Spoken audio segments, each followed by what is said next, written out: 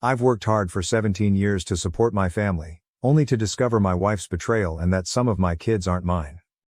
Original post. Hi, I'll try to keep this short. Both in our 30s and have been together 17 years.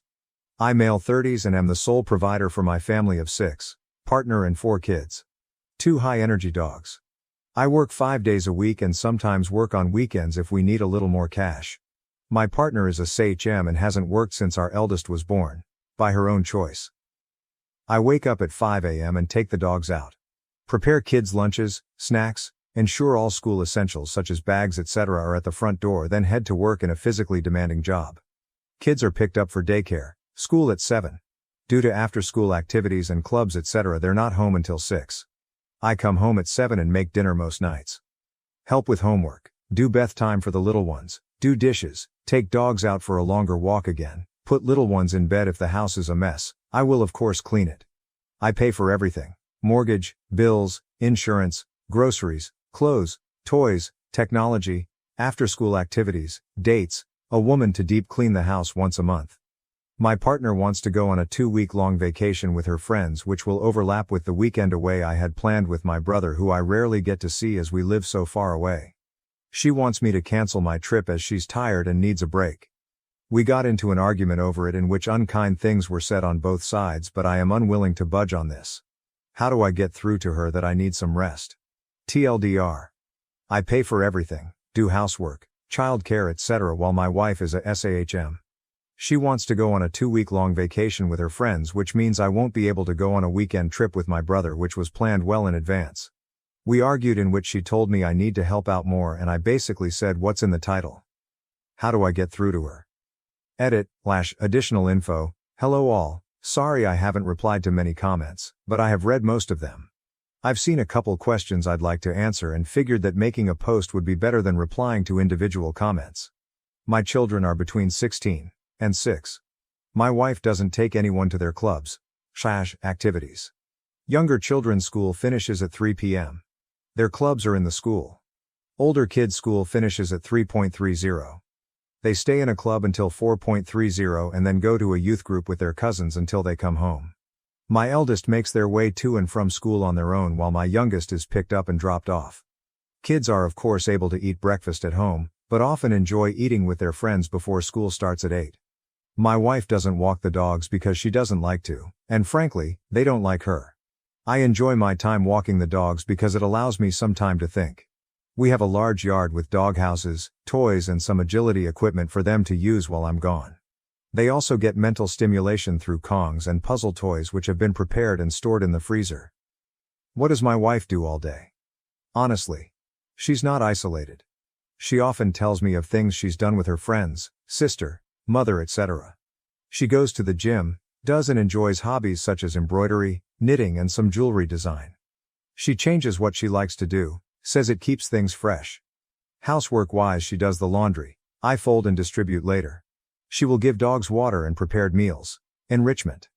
We have those robot vacuums and air purifiers to deal with the dog hair, but my wife will vacuum if heated. I wipe the countertops, put dishes in the dishwasher after meals. Older kids take care of their own rooms, bathrooms for an allowance. Have you ever not truly noticed something until it's right in front of your face? I was so mad because I wanted to go see my brother and she wanted to go on vacation with her friends. Yes, she wants me to pay for it. And things have been like this for so long that I didn't see how unfair and imbalanced things were until I truly started to look at how our duties were distributed. You've all given me a lot to think about. I'll answer some comments later. Update 1. Some of you have suggested that I enable her behavior and I'd like to address it, to explain how things got this way to begin with.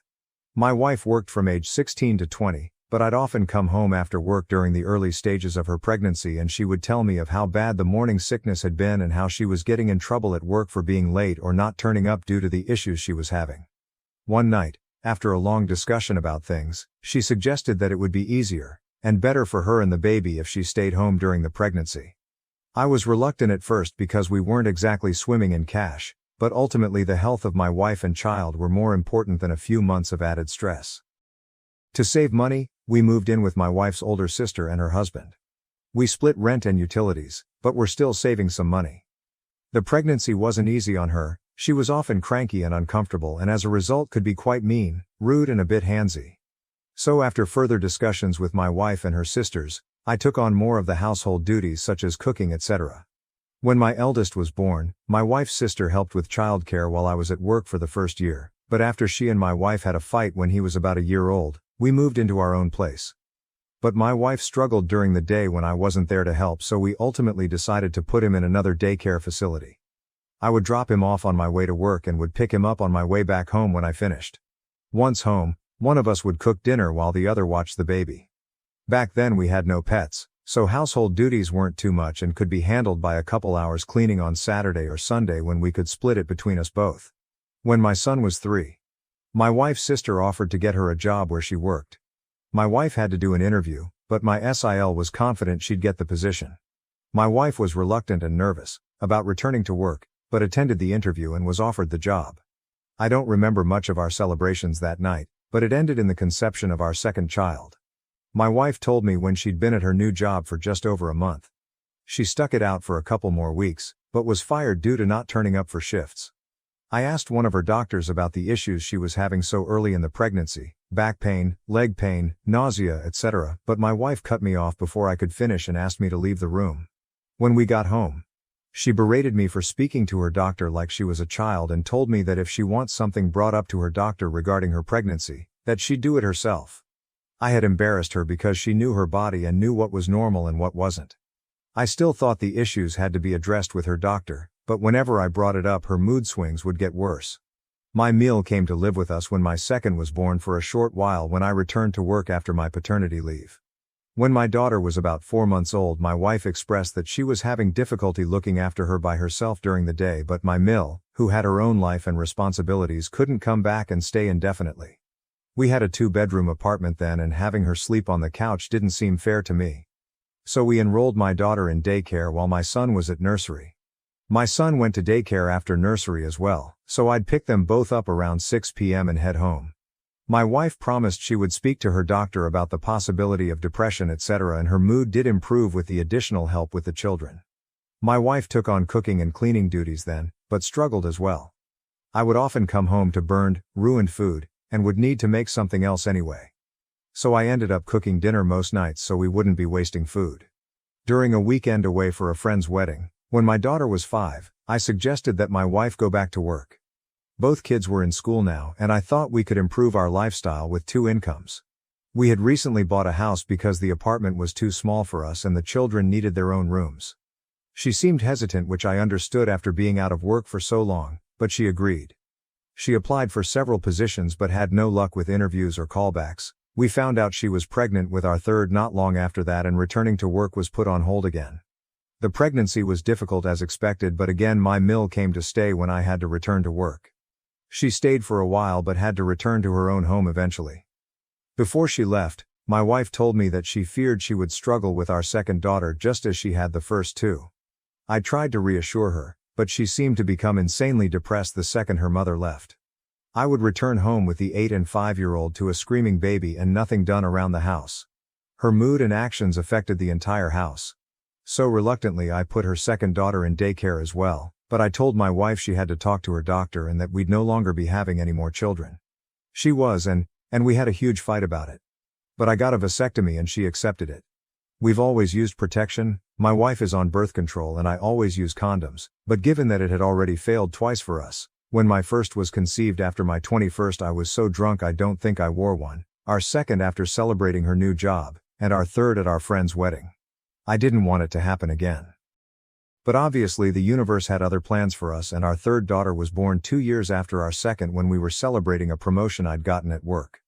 Obviously this is a brief summary of events and there have been several other moments through the years when I've suggested she go back to work, but I thought I'd try to provide further background for those who are curious about how we got to where we are. Someone asked if my wife has had a break recently. She has never taken 2 weeks away before, but she goes away a couple of times every year for weekend trips with family and friends. The longest she has been gone is a week. In regards to the dogs and why they don't like her, she doesn't like them. She thinks the mental stimulation I provide through Kong toys, games, puzzles etc. is unnecessary, but freaks out if their energy levels are too high. One is a German Shepherd which I was gifted for my birthday, and the other is a German Shepherd Malinois mix my wife brought home because she thought our GSD needed a friend. Yes, they have been to training and were originally in doggy daycare for the first couple years. On to the update. Update 2. So, as one of you suggested, I took a day off of work. I genuinely wasn't feeling too good either, but I intended to speak to my wife about the situation while the children were at school. Kids all left for school by 7-ish. My wife came downstairs at 11:45 and seemed very shocked to see me. She asked what I was doing at home, and I explained I took a sick day as I wasn't feeling well. The first words out of her mouth were, "But we need the money, you don't look that bad." I made a face, and she quickly asked what was wrong and asked if she could get me anything. I asked for water and we sat on the couch, but soon her phone rang and she went off into the kitchen to talk. She came back a while later and asked if I wanted to get something to eat, and I said we could make something from the kitchen. She said she wanted to go out and I said we could order takeout, but I wasn't in the mood to go out. The dogs had been sitting by the chest freezer waiting in the pantry for their lunchtime enrichment for 10 minutes now, and I asked if she was going to feed them. She flopped onto the couch and asked me to get it. I said no. She asked again, and I said no, again. She glared at me, but eventually got up and gave it to them. She asked me to take her out again several times, and I kept saying no. I was starting to get a migraine, which I told her, but she kept asking, suggesting we could go shopping, she could get her nails done and we could enjoy the day together. I refused, said we had something to talk about, and she said we would then go upstairs. She came back down 40 minutes later dressed up and said if I wasn't going to take her out, she'd go herself. I tried to get her to sit down so we could talk, but she blew me a kiss at the door and rushed outside without even locking it. While she was out, I took some of your advice and canceled the cleaning lady we have. I apologized to her, as I really did like her, but she was very understanding and I think we parted on good terms. She returned home at 8 p.m. and immediately asked where dinner was. I told her the kids and I had already eaten. She asked where her dinner was and I told her she'd have to make something for herself. She said she'd just order something and I told her no. This gave her pause and she looked at me like I'd just told her she had to starve. She said she couldn't cook and so told her I know she's perfectly capable of making something. We have plenty of food, it's not like she has to be Gordon Ramsay to stick a tin of soup or something on the stove. She left again, and returned 30 minutes later with McDonald's for herself, which set the younger kids off. Yes, they'd already eaten, but she walked in the door finishing her burger and drink with an empty bag and McFlurry tub. Our youngest asked why she didn't bring her any ice cream and my wife said Daddy said I wasn't allowed to. I did not say this, and I swear it took more strength than I'd like to admit not to yell at her in front of our daughter. When the kids were in bed, I asked her to sit and talk about the situation regarding our trips. She asked if I'd rescheduled with my brother and I firmly told her no and that I wouldn't be. I tried to have a conversation. I explained I felt our duties were incredibly uneven and that I'd like for her to take on more responsibilities with the children and the house. She argued that she does enough and I asked her to make a list. She put laundry down, feeding the dogs, making doctor's appointments and grocery shopping. And I brought out my own list with everything I've told you guys so far and added that I created the dogs' meals, she simply has to give it to them, I fold and distribute laundry, take kids to doctor's appointments and that the groceries are ordered through an app on her phone, delivered to the house and I put them away. She got up then. I asked what she was doing and she said she was going upstairs. I didn't argue. I didn't want it to resolve an argument and wake the kids up. She was visibly shaking with anger. A while later I went upstairs as well. She was on the phone to someone and when I entered the room she demanded I leave and go sleep on the couch. I refused and climbed into bed. She hung up the phone and demanded again that I sleep on the couch and again I refused. She grabbed me and physically tried to drag me out. That resulted in a fight and I ended up sleeping on the couch because she was going to wake the kids up again. The following days were much the same. I have stopped folding and putting away her laundry. I do it for myself and the younger kids and my two oldest take their piles and put them away themselves. I still cook for the kids, but have told my wife that she has to make her own meals. Petty, I know. I think my eldest heard us arguing because he asked if he could take the dogs out for a couple walks with his friend during the week. He hazes, and he says he's enjoying it, but I think he and my wife had an argument the other day because he's been very distant with her and things just feel off. He's asked me about 3 times if I love him. Or course I've told him there is nothing he could ever do to make me not. Yes, I've tried to talk to him about it, but he doesn't want to talk yet and I need to respect that. I think pushing him could be a mistake. Thursday night my wife asked if we could have a drink as I had to leave on Friday to see my brother. I had one, but honestly it went right to my head and honestly just wanted to sleep. She kept trying to initiate sex, but I wasn't in the mood. I woke up Friday morning and my wife was gone. So was her suitcase. I've texted and called but there's been no answer other than a text telling me we'd talk about it when she's back. She ignored me and went on her trip regardless, and I am furious. I have left her some cash in the bank account, she has the card too, but have removed everything else into another account. I had to tell my brother why I wouldn't be coming to see him, and he arrived here on Saturday with my nephew and 2 nieces. The house is very full, but honestly it feels more open than it has in a long time. The kids seem relaxed and so do the dogs. I don't know what will happen with my wife, but I am done. I can't afford a lawyer right now, and unfortunately I don't know anyone who could give me a deal or do me a favor, but this marriage is over. It should have been a long time ago. TLDR. Wife and I talked, had an argument, she went on trip regardless, and my brother is here with his family. This sub only allows one update, so if I post anything further it will be on my own profile. Relevant comments. OOP on if his wife might have undiagnosed health problems including PPD. OOP.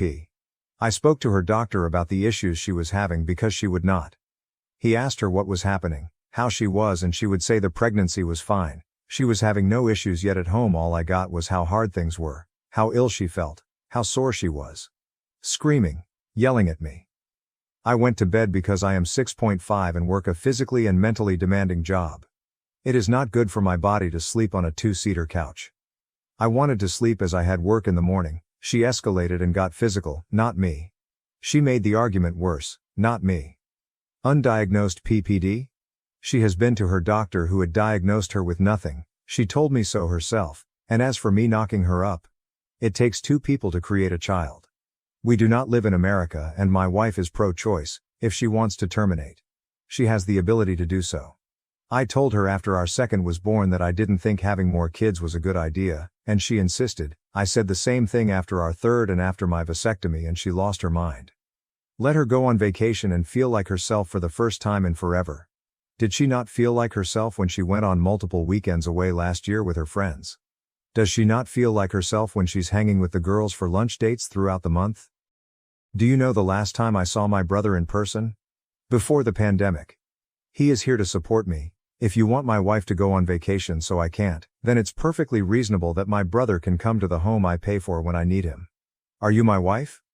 Update 3. I'm not going to add this to the post as it's already long enough. Please excuse any spelling mistakes as I'm so tired. Thank you all, but I'm not in America. I know a lot of you have suggested I message her telling her I'm going to divorce her, etc., but I think I'm going to play it cool, act like I've accepted her decision so she's not on guard. I know she said something to my son, but he won't tell me what it is, and I feel like if I push him to he might not ever, but my nephew and him are hanging out a lot. They're close despite not seeing each other much, so I'm hoping he might confide in him and maybe open up. I'm not just letting this go, we will talk, but I don't want to push him too much. I am not a lightweight, I can drink. But I have been exhausted, and I mean very exhausted for some time now, and I think that maybe that's why I passed out after having 1 drink. But I would be lying to myself and to you if I said I wasn't suspicious. I am suspicious a lot now. I swear, I'm not an idiot, but I really feel like one now. Some of you have suggested that I get the kids' DNA tested, especially my youngest, and while I know that this is likely something I'll have to do, it breaks my heart to think that they're not mine. My girls all look the same, just older versions of each other, so if I have to DNA test the youngest, I have to do them all. I never wanted kids. This is why I've always used condoms. I'm not the biggest fan of them, but I love my own. I love these kids, regardless of the DNA test. They are mine, but I fear if it comes back that they're not, it could damage our relationship. My brother has read my posts and spent the last days telling me everything he hates about my wife, obviously not in front of the kids. He's pretty funny and I feel like I haven't been able to laugh like this in a long time. He says he's going to make a Reddit account, Lord knows what he'll say. Writing this update has opened my eyes further. I see how the timing of wanting her to go back to work leans up with each pregnancy, but when these things are years apart, and you're concentrating on supporting the family and work, your brain sometimes pushes these thoughts away until something triggers them again and boom, you're slapped in the face with the realization that your entire relationship is potentially built on a mountain of lies. She has her phone and iPad with her, so I can't check any of that. But I'm going to be going through her stuff. Is it in envisioning privacy? Likely. Do I care right now? No. I feel like I've wasted the majority of my life, the good years, and that feels horrible to say when I have 4 kids. I promise I don't mean that they're a waste. As I said in the post, this marriage is over. I am done. My kids deserve better, but I won't be alone when I confront her. As I said, she can get handsy, and no, I have never retaliated, and I don't want to be put into a position where I need to. I thank you all for your comments, your insight, your kindness. I know I haven't replied to many comments at all, but don't really have time to do so when there are so many, but I am trying to respond to DMs as that seems like the easier thing to do. I want to ask my Sil what actually happened with my wife and that job. But I don't want her to know I'm suspicious. My Sil is a kind woman, but she is my wife's sister, so her loyalties lay with her, I suppose, and I don't want to alert my soon-to-be ex. Does anyone have any ideas how I can do this? Seems odd to bring up a job my wife had for a very brief time years ago. I wish you all the best. Relevant comments. OOP on the accusations for not respecting his wife's needs and wants. OOP, how do I not respect her needs, wants? I pay for everything and do the majority of the child, pet care and housework. I have not gone on vacation in years because I was providing for my family. I have given her everything she's wanted for the past 17 years, and she couldn't give me a weekend with my brother. Why couldn't we both go on vacation? Because I don't randomly have the money to fund 2 weeks away for her. I can't just up and leave my 16-year-old to look after 3 younger kids and 2 high-energy dogs. I couldn't take them with me because that would mean multiple plane tickets and accommodations, food etc. for them, as well as dog sitting. Boarding for the dogs. New update. Hello all, I'm sorry it's taken so long to update. Things are not good. While this update will be small, I will try to do a longer one when things are a little better. Yes, we are separated and will be getting a divorce. My FIL has graciously offered to help. It's taken me so long to update because, as most of you already knew, some of the children aren't mine. My eldest son is mine, my 3 daughters are not. I found out not long after my first update. And while I thought I could handle the news clearly, my body couldn't and I had a heart attack. Thankfully, my brother was with me and called an ambulance.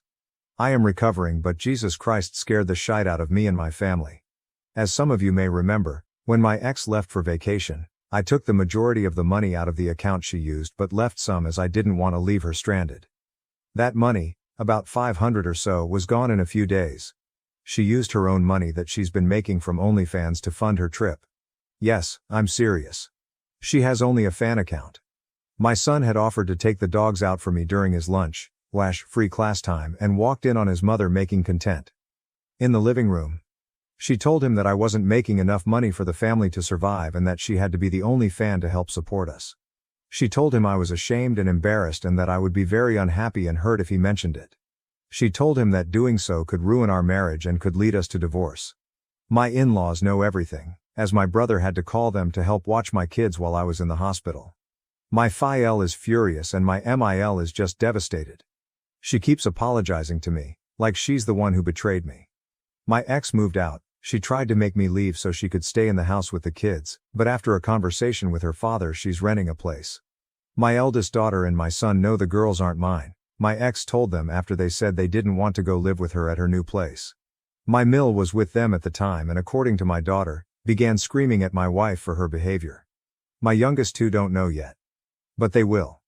This isn't something I can keep from them forever. They already know that something is up.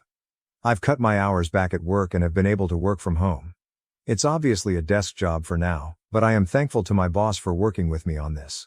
I came home to find out that my mill and one of my sills had cleared out my wife's hobby space and made it an office den for me. I am very grateful for their support during this. I know it can and be easy to take the side of your daughter, sister's ex-partner during a breakup, but I appreciate them. While things aren't great by any stretch of the imagination, I feel strange. Things seem calmer without my ex in the house. There seems to be more laughter around, and even the dogs appear more at ease. But I am so angry, which obviously isn't good for my heart. I've wasted a huge chunk of my life raising kids that aren't mine in a marriage that was messed up from the beginning. Now please, don't take what I said as me saying I regret my girls. I don't at all. They are smart, beautiful, cheeky little weirdos in love with all of my heart. But the betrayal stings. The fact that I've been working my ass off for years and she's been making thousands on OnlyFans and been keeping it to herself stings. I am ashamed, humiliated, embarrassed, angry, relieved. It's a mess of emotions in my head. But I know I'll get through it. Hopefully, I need to for my kids and dogs. If you have any questions, I'll try to answer in the comments. Am I the asshole for divorcing my wife after she thought I was lying about being raped as a child? As context, I was repeatedly raped by my brother's babysitter when I was around 9. She would grope me, force me to remove my pants and then either stick my dick in her mouth or try and give me a handjob whenever my 4-year-old brother slept. Most of the time I was paralyzed and couldn't do anything to stop it. She would always buy me sweets or video games for my DS as a reward. So in a weird way I started growing attached to her and would try and seek the abuse if it meant getting her rewards. I knew whatever she was doing was wrong, but she would always threaten to take my life if I ever told my parents, so I never did while the abuse was actively happening. Everything stopped as soon as she graduated college and moved states. I only realized how fucked up the things she did to me were when I was around 14-15 and understood the concept of consent. When I tried to open up to my parents, strict Catholics, it never ended well. First, they blamed it on porn and claimed it corrupted my mind into imagining these things happening to me. If I claimed I was telling the truth, my dad would beat the shit out of me and my mom would ground me. I tried opening up to my friends, but their reactions weren't any better. My male friends just called me lucky and asked if the BJ was good. My female friends claimed I was just lying to get attention and laughed in my face. I learned to just try and forget the past and vowed to myself that I would never mention this to anyone again. Now on to last week. My wife had heard some good things about this show called Baby Reindeer on Netflix from our friends.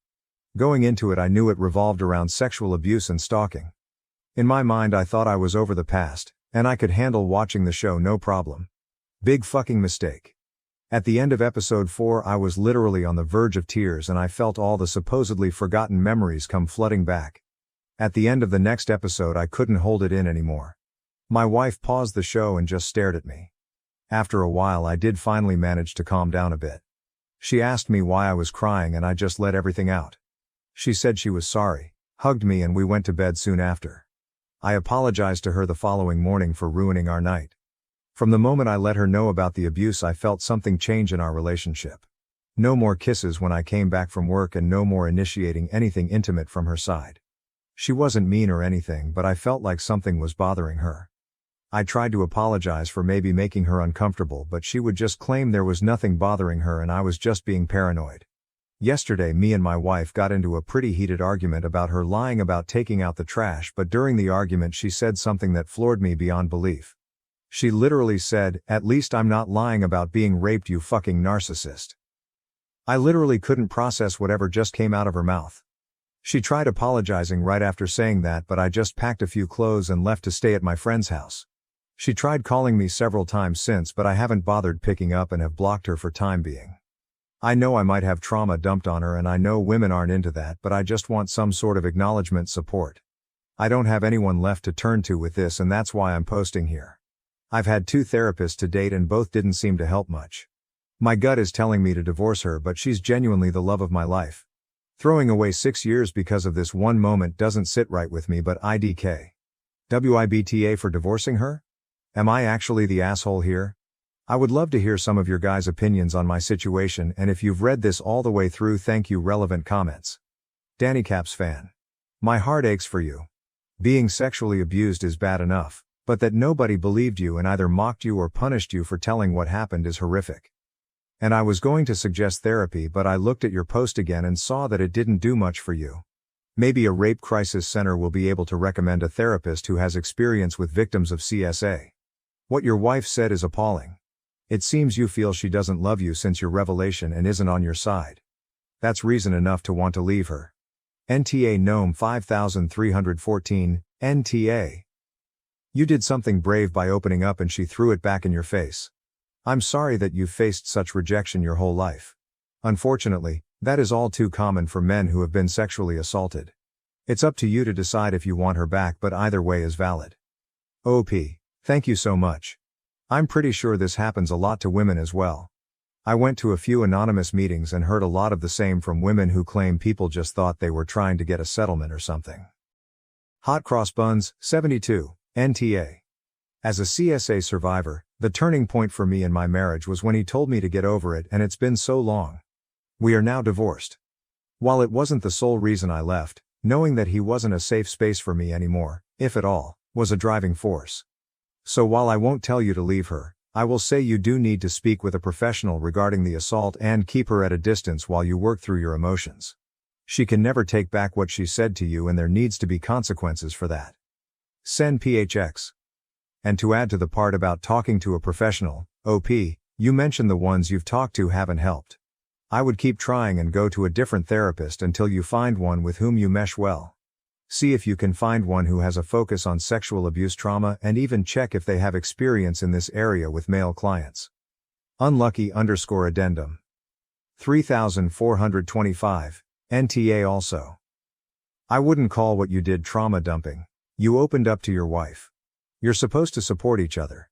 I'm sure she was probably shocked, would explain some of her lack of empathy. But to call you a liar and a narcissist, no. You've spent enough time being invalidated by assholes. Deleted user, not only that. Weaponize the trauma of one of the worst things that could ever happen to someone to make OP feel small, guilty, betrayed, insecure, alone, invalid, then call them a narcissist and a liar. To retaliate for being called out not taking the bins out. It's monstrous. OP is right to consider that an instant relationship ends. Because fuck me, it's so many layers of evil. Imaginary Yak 6487, NTA. Therapy. I'm a CSA survivor.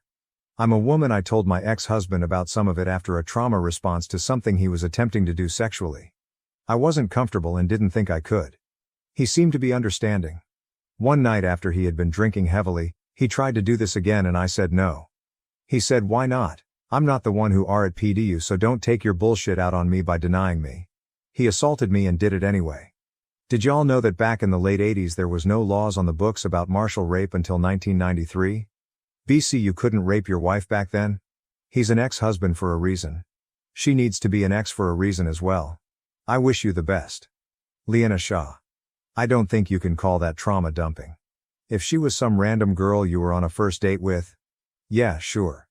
But she's your wife, and that's the sort of established relationship that should be a safe place for you to open up about past traumas. The fact that it ended up *not* being safe isn't your fault, and I'm so sorry that she responded to you the way she did. I understand feeling conflicted about divorce, because it is such a hard thing to go through, but you absolutely would not be wrong to do so. I wish you the best, whatever you decide to do. AITA does not have a consensus bot, but OOP was voted NTA in most comments. Most of the comments were supportive, giving advice and telling their stories. Some downvoted commenters advised OOP to never cry or open up in front of women. Update. First of all, I just want to thank everyone for all the amazing love and support. For the first time in my life I felt heard and didn't just feel like a burden to people. I don't know what I did to deserve any of this, but I just want to let you all know that I'm beyond grateful. As for the update. Shortly after posting, I decided to go back home. I had work the next day and didn't want to burden my friend with my marital issues any longer. Upon coming home I was met with her screaming at me for just leaving the apartment and ghosting her without having an adult conversation with her. I just let her know how hurt I was by the things she said to me and that I needed some time to myself to gather my thoughts. She tried arguing back with how there is nothing to think about and that I was being an immature crybaby. From that point onwards we have barely been on speaking terms. I know a lot of people are going to be mad hearing this, but the longer I thought about my marriage and my wife, the more I wanted to give her another chance. She wasn't perfect by any means, but neither was I. A lot of my past relationships ended as a result of my past catching up with me, but I really want to change it this time. She isn't the first partner friend to have this type of reaction to what I went through. I know it's tough, but I feel like I just needed to bite the bullet if it meant keeping my sanity. I didn't want to start over again. After we somewhat started talking to each other again, I sat her down for a serious conversation and let her know again how hurt I was by everything she said. I let her know about all the ridicule I suffered as a result of me opening up and her having the same reaction, just reopened unhealed wounds. She just kept quiet until I mentioned couples therapy. She then started crying, but not for the reason I thought. I tried holding her, but she just pushed me away and screamed that I seriously thought about ending our marriage over some silly argument we had and that I was just trying to make up some sob story after watching Baby Reindeer for attention and sympathy. According to her, All of this was just too convenient to be believable. If it was real, why didn't I mention any of this throughout the 6 years we have been together? At this point I even started tearing up. I apologized for keeping this from her for so long and then tried reassuring her that I in fact wasn't making this up, but she just slapped me and stormed off to bed. That was a week ago and I have been sleeping on the couch ever since. Whenever I try to speak to my wife, she just makes snarky comments towards me and just storms off. I just cry myself to sleep most nights and just wish I never fucking watched that show. None of this shit would have happened. I currently don't have the money for therapy and just feel lost. I don't want a divorce. I want to try and make this work, but this whole mess is just so draining. I'm not in contact with my family, so I don't have anyone I can turn to with this. How would you guys move forward in this situation? Relevant comments. Just Anthony. There is no saving this relationship. From the looks of it, you're going to end up miserable and ultimately stop telling her things to avoid arguments and/or belittling from her end. Be honest with yourself. What exactly are you looking for in marriage counseling? She'll need her own individual therapy before she can take on marriage counseling. It won't get anywhere if only one person acknowledges there's a problem. OP, I understand you've been with her for 6 years and she's by far the best you've had, but she isn't the best for you, let alone the one. Why compromise the rest of your life to her when you can get out and move on? You're only 27. You have so much time to get out there and find someone who loves and respects you. All of you. You still have so much time to find someone who'll take you and your trauma seriously, who will work with you every step of the way no matter what it is. Who will own up to their own faults in a so-called adult conversation. You deserve better. You know you do. Don't settle for less. You wouldn't treat yourself the same way your wife does. Get therapy, when you have the money, and work on yourself if you believe that you have flaws of your own that contribute to a relationship's failure. It's a cliché saying, but it's better to have no company than bad company. OP, everyone here supports and believes in you. The only person left is you. You can do it. Within 10 years, you will look back at this and thank yourself for leaving this situation. It's hard work, but you can do it. Fits design. At the end of the day, staying with her is increasing your trauma. Please leave her for your own sake. Ratty handwriting. Sir, I have been married for 18 years. I have known my husband for 22 years. After 9 years together, he disclosed that he was attacked and raped at the age of 14, after knowing throughout our relationship that I was also a survivor of child sexual abuse. I tell you this because I want you to know what my response was. I held him while he cried. I asked if he wanted to report it to the police. I supported him when he didn't. I encouraged him to seek counseling. When he was ready, I talked to him about my own experiences.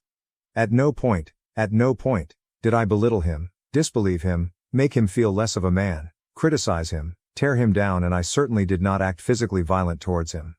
Your wife's behavior is so far on the other fucking side of normal, I wonder, frankly, if she's human. You deserve better. This is cruel and vicious behavior on the part of your wife. She's a horrible, horrible person and she will never improve, but you have the rest of your life to live happily. Please, please, please, walk away. Odd_task, 8211. What you are going through isn't normal and this is not a healthy relationship. Your wife is abusive. She belittles your experience as an abuse survivor. Then she hit you. That's 3 strikes in my book. You can do much better than this abusive woman. For your own mental health, you would be better off without her. OOP. I understand, but I'm afraid I won't find another GF wife after her. I have issues being intimate, sexually, and rightfully a lot of women aren't into that. My wife was waiting till marriage, so it worked out perfectly for the both of us. Sons of Sparta 1984. Dude. I was also raped as a boy, by a man. There's plenty of women who don't judge for that kind of thing. The fear of being alone shouldn't keep you in an abusive relationship. Up until where she slapped you, it could have been explained away by a bad reaction to uncomfortable information, but it's never okay to hit someone you're in a relationship with, regardless of who has what in their pants. OP. Yeah, she wasn't the first partner I've had that slapped me. I just added it to my update thinking it wasn't that big of a deal, but people here have made me realize it isn't normal. First_alfalfa 2805. People start over in their 70s, and you are going to stay with this unsympathetic woman. A woman who doesn't care enough to believe you and then belittle you. Are you seriously willing to stay in this relationship? Sir, you were sexually abused. Your wife doesn't care and isn't supportive and is mentally abusive towards you. Well, if you don't want to start over, okay. OP, thank you, but please understand that I've spent 6 years with her, 7 in August. She's the first one that was willing to accept some of the flaws I have. Edit. I've realized that I'm just beating a dead horse by using this as justification to stay with her. I'm contacting a divorce lawyer. iReddit. 74. You're talking about what's called a sunk cost fallacy. It's the belief that because you've invested so much time and money into something that you can't give it up. This marriage has run its course. Burdened, Mind 79. Accept you? She ridiculed you, and then when you apologized, which you did not need to do, quite frankly, she physically assaulted you. She called you a liar and struck you. This woman does not accept you. She's even turned down the option of couples therapy, so clearly has no interest in making this work. What she wants is for you to be wrong and her to be right, and she's not going to change until you bend your reality to fit her desires. You can't do that, because it will destroy you. If you think wasting 6 years is bad, just imagine how you'll feel when you've wasted 40 years on someone who belittles your trauma and hits you when she can't handle the reality of a situation. Think about that for a while.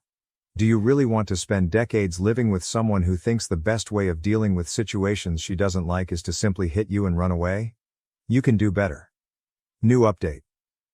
Again, I just want to thank everyone for the amazing love and support you guys have shown me on my last 2 posts. Even though the response on my last post wasn't what I expected, it was a reality check for me. I'm beyond grateful for all the DMs, and I promise I'll get to responding to all of them someday, but I'm going through a lot at the moment, so please bear with me. I have over 200 unread DMs.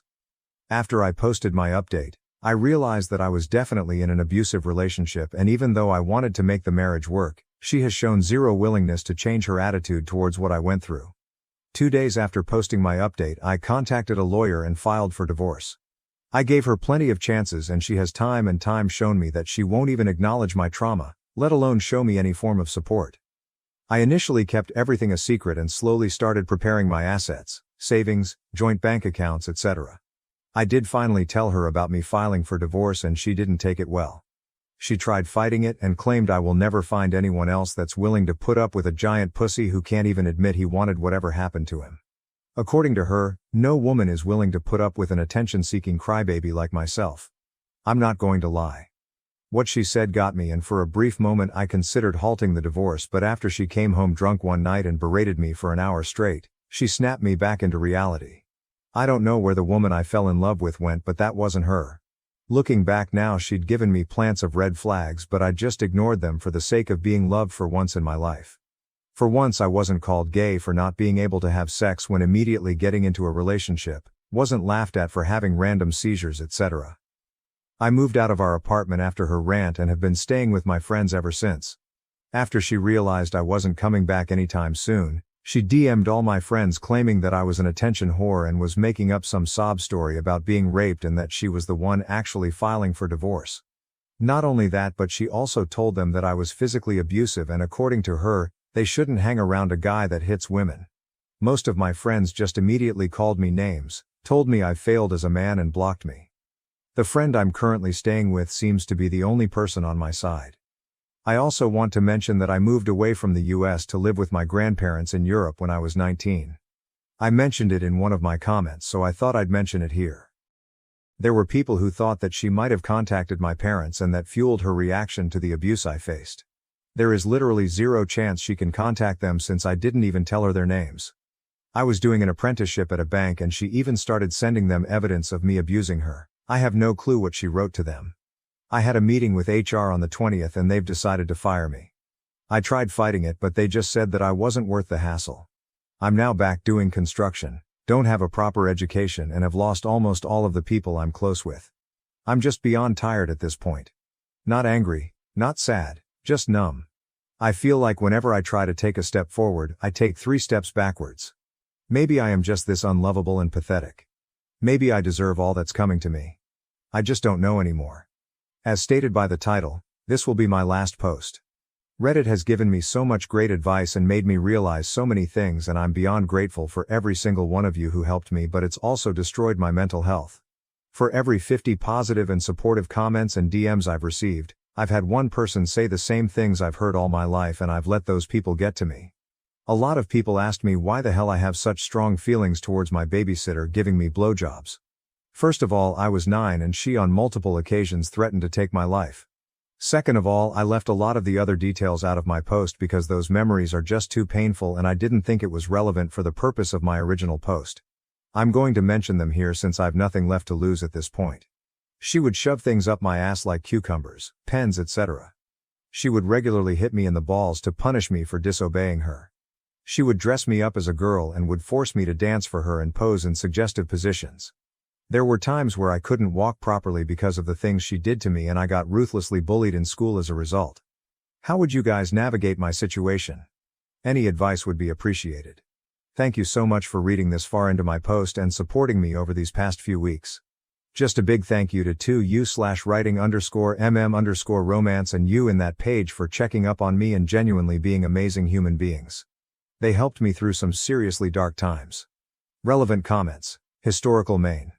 8196. I'm so sorry, you didn't deserve this, not at all. Please change your number and any other contact information you have.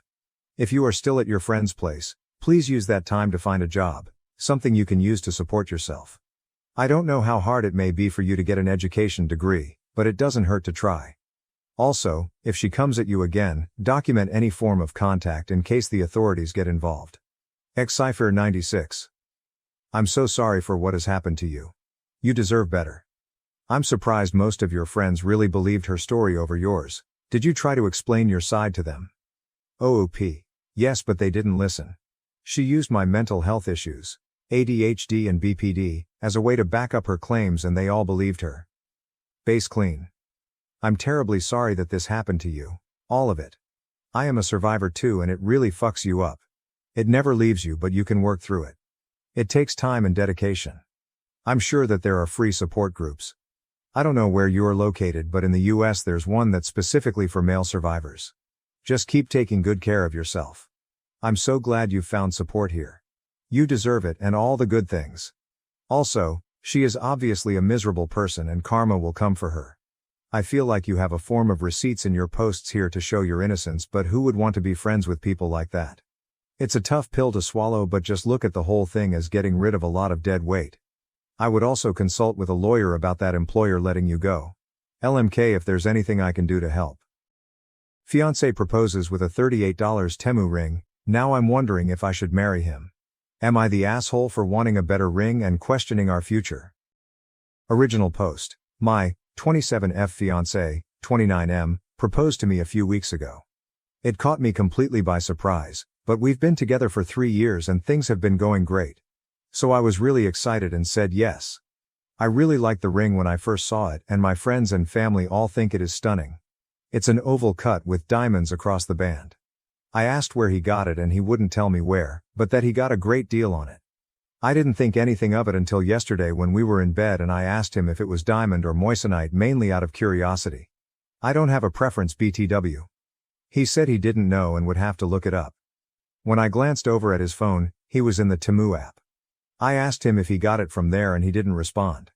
So I asked again and he responded with something like, "Does it matter?" and left the room and ended up sleeping on the couch. I spent all night so confused. Today I decided to download the app and look up my ring and I found one that looks identical. I found the exact ring and it listed at $38. I am mad. He makes good money, 200K/YR, and I feel like he could have shelled out some money for a ring better than one on Temu. AITA for telling him I don't want it? OOP's comments. OOP's thoughts. Okay, I'm not mad that the diamonds are not real. But I worry about the quality of the ring because I imagine my engagement ring to at least be sturdy. It's fine for now, but I have a hard time believing it'll last longer than a year if it's $38 on Temu. Commenter. NTABC that thing might turn your finger green. He's lucky you don't have a sensitivity to fake metals like some do. He makes good money but bought a $38 ring. Is he cheap with other things where this discount shopping isn't a new thing for him and he's just an all-around penny pincher? My first thought was, did he not spend the money because he doesn't want to expect this to last? OOP. Yeah, let me provide some more context. Really, he's never been overly frugal. I'm probably more frugal than he is. Neither of us are huge spenders, but we each make enough to not have to strictly budget or anything. We have our own accounts and split rent equally. I know he has at least $100K across his savings investment accounts. We go out for drinks a few times a week and we'll go to concerts together and whatnot frequently. We travel a few times a year and stay in basic accommodations. Like our DoorDash the other night was $40. My ring costs less than DoorDashing dinner. Commenter. You are NTA, but what we all really want to know is whether or not you would still marry him if he replaces the ring. OOP. The responses to this have made me even more confused.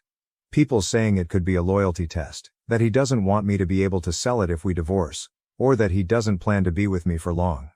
I have a pit in my stomach. I haven't considered breaking things off, but that was before I wrote this here. I was thinking maybe he was just not thinking or rushed getting the ring, or maybe he genuinely thought he was getting a great deal on a high-quality ring. I'm not sure at this point. I plan to confront him when he gets back from work in a couple hours. The ring itself. The response to this is just absolutely insane. Sorry, I'm having a hard time keeping up with responses. A few of y'all want to see the ring, so here it is if you want to look it up. I'm still waiting for him to get home.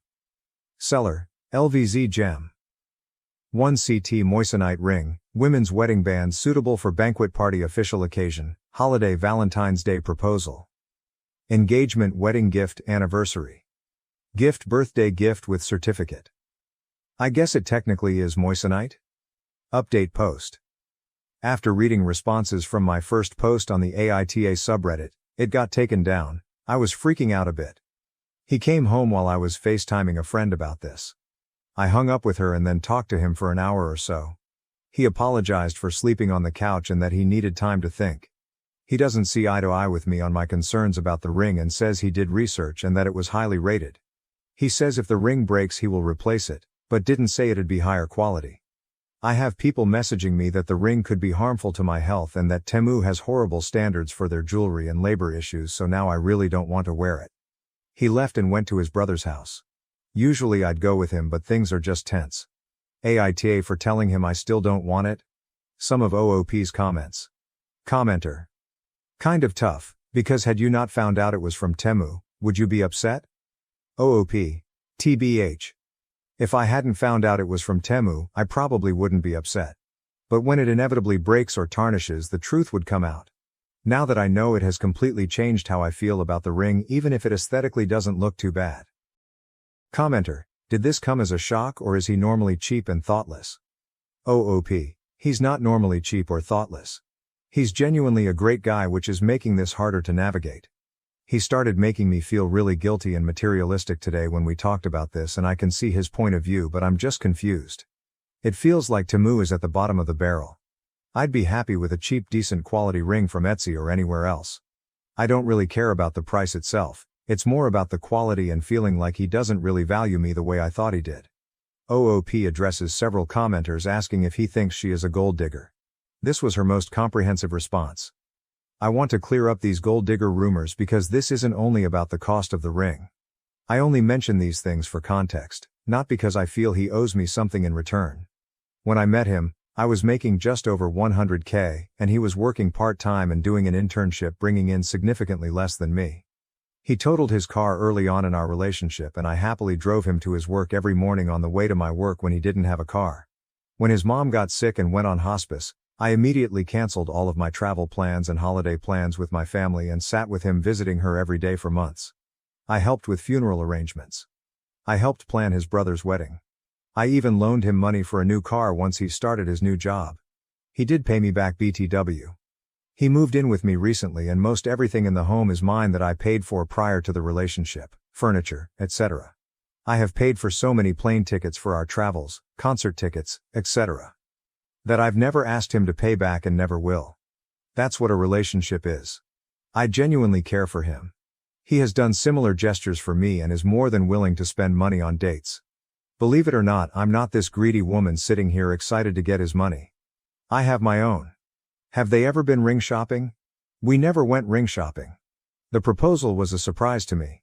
We'd casually discussed getting married in the future for the past year or so, but he never asked about my taste in rings, so I was kinda thinking that it happened before the engagement. I actually like the style of the ring, but now that I know it's from Temu, I can't look at it the same way. Mini update. I'm literally just sitting here refreshing your comments trying to figure out what to do next. He texted to let me know the plans of staying at his brother's for the weekend and is taking Friday off. It's not crazy abnormal since he's been watching football over there, but I feel like he's avoiding me now. I'm trying not to be pushy about the situation and I'll give him some space, but now I'm just in my head about all of it and regretting my initial reaction. It's just a dumb ring and maybe I've read into it too much. The only other time we've had an argument like this, it was resolved within a couple hours, so I'm not used to this behavior from him. Update 2. Update. He came home this morning while I was in a WFH meeting. These comments made my head spin all night. I got like 3 hours of sleep, so I admit I may be in the wrong for bringing up his finances, but I did. The gold digger rumors. When we met I was making more than him and often paying for his things. His high-paying job is a recent development. I have my own money and don't need it. I asked him what was going on, if there was anything he needed to tell me, if he was testing me by doing this. Well, that really set him off. What kind of person do you think I am? You think I'm a cheapskate, a liar? You obviously think really poorly of me. But still he never gave me a reason. So I asked why he was deflecting every question to victimize himself and to avoid my questions. He tried to leave again. So I tried de-escalating and told him I see where he's coming from, but I need to know if he still loves me. He was immediately apologetic and still wants to get married. He said I can just pick my ring out and buy it with my own money. He said he's sick of talking about this and it's water under the bridge now. He's acting like his normal self again since this convo. I hear him out there skipping around and humming to himself all happily and it's actually pissing me off. Maybe I'm being dramatic, but I don't think I can handle a marriage with someone like this. Fiancé took our dog for a walk while I was getting ready for dinner and it led to a heated argument. Am I the asshole? Original post. It feels ridiculous to ask about this, but I'm starting to think I'm missing some key bit of information here. I guess I'm asking that if I am, why? Because it wasn't my intention, and I certainly would like to prevent it from happening again. This Friday my wife and I had reservations at her favorite restaurant, because her birthday is right around the corner. We had a party planned, but this was supposed to be our night together alone. The way the reservation was set up, I would come home from work, change and immediately drive there as it's around an hour and a half by car. Yes, we live in hick country, yes I am a hick, and no we aren't moving that I've been made aware of, lol. The day had gone great so far, and from what I knew everything was going according to plan. I got home, and she's behind schedule getting ready. This is not something that happens for her ever, and I was surprised, but the reason wasn't her fault, and it was barely a 20-minute deviation. However, I was just waiting by the door during that time and the dog decided he needed out, so I took him for a walk around our yard. It took maybe 5 minutes, and I cleaned everything up and had him put up before my wife was ready. We made it to the dinner reservation by the skin of our teeth, and that was that. We had a great date and I would have never known she was upset with me until the next morning, when she said that she had never known me to be so impatient. Which confused me, and she rolled her eyes and said she noticed that I took the dog for a walk before we left to make her hurry, and that she just didn't want to let my bad mood ruin the night. I had been in a great mood, and told her so, but she refused to believe it, and got pretty angry, which I haven't been able to calm her down from to even talk about all this again. I really don't understand what I've done wrong here, and I don't know what to do. AITA? OP's comments. Commenter, NTA, it sounds like she may really be annoyed about something else.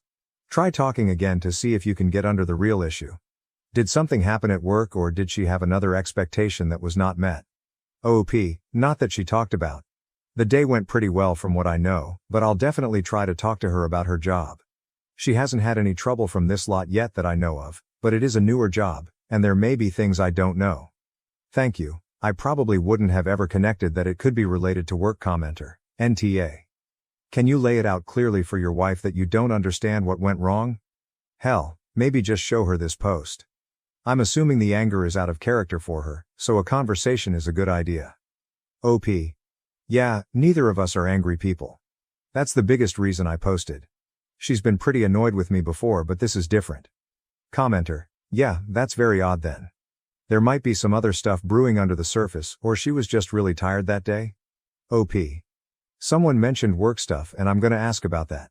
She did start a new job not too long ago, and even though she hasn't said anything to me yet, it's new enough that I wouldn't know yet. Commenter. I am not seeing anything that you did wrong here. Do you know why she was 20 minutes late getting dressed? Maybe the reason she was late getting ready is tied to what made her get upset. Taking the dog out was not wrong. It isn't like you walked around the block. You stayed in your own yard. OP. Yeah, she had gotten ready at our neighbor and her friend's house up a small hill, and walked back over, but took a tumble on the way. She wasn't hurt at all, but she had to change her dress and fix her hair.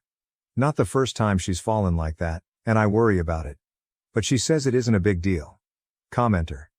My dad used to do this action every time we went out. This is his silent way of telling us, hurry up, don't make me wait. Maybe someone did this to your wife in the past, so she got irritated when you did it. Oh oop. Huh, yeah. She's never said anything about that, but I can see how that would have ticked her off in that case. Thank you so much for the advice. And I should edit that thanks into the post. Less than 20 comments and almost every one of them have brought up something I didn't think of. Commenter. NTA. Maybe she has an undiagnosed UTI or she's unaware that she's pregnant and hormonal. If this is not normal, then those are the first two medical options. After that she has built up resentment over something or this is a trigger from her childhood. OOP. UTI? Those are pretty dangerous. I think that's what put my mom in the hospital last time. Do you think that's really a possibility? Update post. Hello. I feel weird updating, but I have good news and want to share somewhere. And here seems as good a place as any right now. And actually, I wanted to thank everyone for commenting, and the people who reached out privately with advice. You really helped me calm down, and figure out how to approach talking about this while seeing where my wife could have been coming from.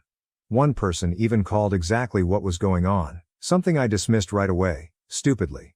So I came home the next day and brought home pizza from her favorite spot in town, which we never get because of crowds, because I figured even if I wasn't outright wrong, there was no reason not to make the conversation nice.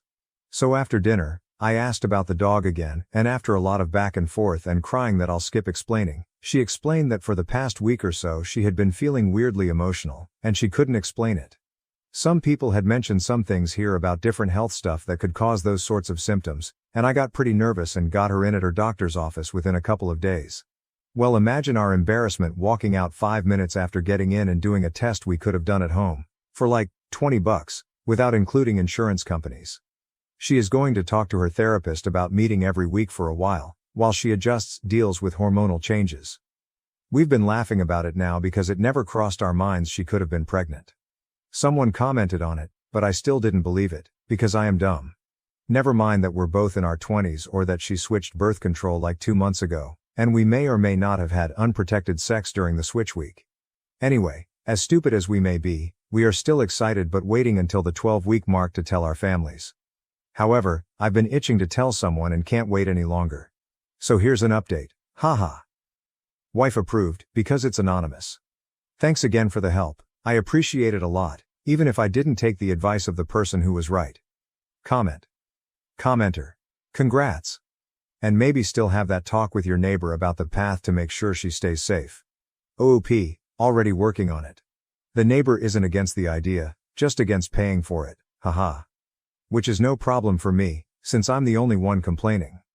$10K and boyfriend wanted a car, but after a big fight, I spent it all. Now he's angrier than ever, and I don't know how to confess. Original post. He's a full-time student who works part-time in the summer.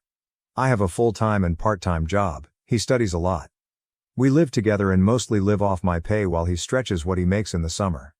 Neither of us have ever owned a car because it isn't necessary where we live. We both walk or take the public everywhere to save money. In the morning we stop at a corner shop shortly before splitting up for the day. He buys cigarettes and coffee. I buy fruit for my lunch and, on the weekends, lotto tickets. He always makes fun of me for paying the stupid tax. But I figure my indulgence is cheaper and doesn't come with lung cancer. Sometimes I jokingly tell him not to expect a penny when I win. The day I won he answered me with fine, keep it all. It's not like I'm crying over a penny of nothing over here. I showed him I'd won. He stared for a bit and then dismissively told me I'd probably spent more than that on tickets. In response I asked what I should blow his half on for myself. I was honestly joking at the time, but he suddenly became angrier than I've ever seen him, and I didn't want to admit I'd been kidding because he was so pissed off it pissed me off. He wants a car, and I don't. He keeps trying to steamroller me, so I'm refusing to share the money. In honesty, I'm willing to spend or save the money for us, but I don't want a car. I won't use a car and it will keep costing us money in parking and maintenance. After weeks of him sulking and lecturing me about his entitlement to the money, he took me to a car lot and tried to embarrass me into going along with him in front of a salesman. I threw a tantrum after we left without buying anything, and I went to my mom's and paid our rent up to the end of the year and donated the rest to charity. He doesn't know. I fucked up and don't know how to come clean. TL Doctor, I haven't told my boyfriend I spent the money I won because I was upset he was being a dick. He's already angry at me. What should I do? Top comments. Comment 1. I fucked up and don't know how to come clean. I don't think you fucked up at all. Comment 2. Me neither. You spent your money buying the tickets, it's technically your winning money. It's not like you're married, that'd be a little different. He's just mad that he didn't support your buying the tickets in the first place, so now he looks entitled. I think you spent the money very wisely. Plus now he doesn't have to worry about rent. He better not complain. Comment 3. Agree. The only way this would be a fuck up is if OP has a tax bill coming due to the winning with no funds, anymore, to pay it. OP. No. I rounded down to $10,000 because I was counting after tax and a celebratory dinner. Comment 4. All in all, OP, you sound like a very level-headed person.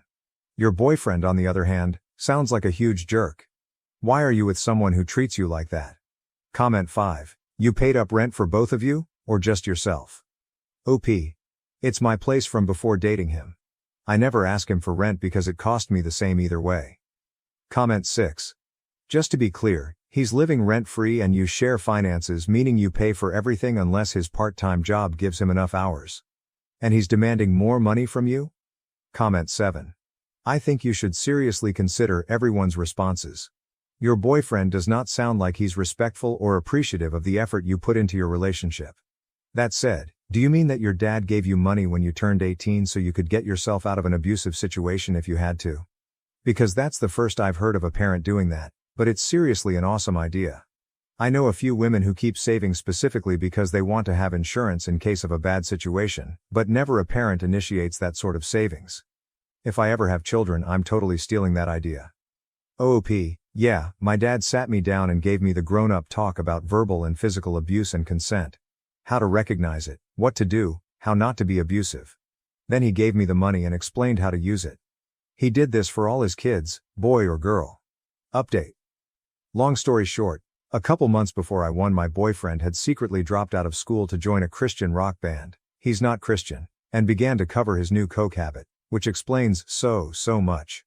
He took me winning as a sign they were about to make it and should go on tour. That's why he wanted the car so damn much. Obviously we had a huge fight. I sacrificed a lot because he told me he'd never be happy without that degree, and he threw it away to play rockstar while I ground myself down at dead-end jobs. I told him I agreed to support him through one dream, and if he was done with it I was going after my dreams now. He made all kinds of promises to me about how he'll take care of me when he gets famous, but I told him the only promises I cared about were the ones he made when I agreed to help him through school. He broke up with me until I came to your senses. As far as I'm concerned, that's already happened, so I had his brother pick up his stuff. He tried to cause problems with me illegally evicting him, but I reminded him I had some text conversations where he said, "Your apartment is your problem, and I don't live there anymore, so deal with it." I have no idea if that's legally enforceable, but neither does he. My lease is up in 3 months and I won't have to worry about it after that. It's been really rough accepting he's not the guy I fell in love with anymore, but the way he's been acting has made it a lot easier. I'm mostly angry I sunk so much of my time and money and compromised my future for him. But I guess it's better I found out now instead of later. I got tested in case he cheated or was doing other drugs, and so far so good. I'm also 9,000% sure my ex staged the 3 break-ins we had in our apartment after one of his friends told me around that time my then BF was trying to sell my prescriptions and his laptop, that I ended up replacing FFS, that were supposedly stolen. I told the cops and his friend agreed to make a statement, but IDK what's happening with that yet. Other than that, I'm happy to report I'm only working one job now that's actually something I want to do and pays way more. My apartment is much nicer without his junk, and now the toilet is never unflushed and the seat is always down, so I've got that going for me too. With all my free time I've rescued a kitty and I'm learning to knit. I was planning on becoming an old cat lady, but I also went on my second first date ever. It was with another woman, which was kind of a surprise but also somehow not. We've got a second date planned and I'm incredibly giddy with anticipation, which is really nice. Oh, and I told my dad how much you liked his dump him fun consent conversation, and he said his grandma gave him one when he decided to get married at 18, not my mom, so he can't take credit for the idea. Edit. Thanks for all the well wishes, everyone. TL.dr, boyfriend dumped me, can't complain. Top comments. Comment 1. Sorry he turned out to be such a heel. Getting dumped is never fun, but a bullet was definitely dodged here.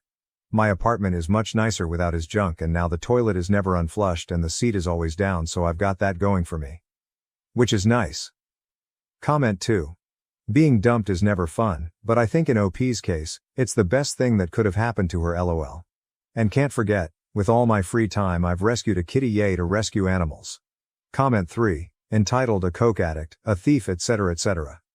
What a complete pile of human garbage. Congratulations on getting rid of him. Enjoy doing you, OP. Comment 4, LOL, and wanted to be in a Christian rock band, hilarious when you consider all of those factors together.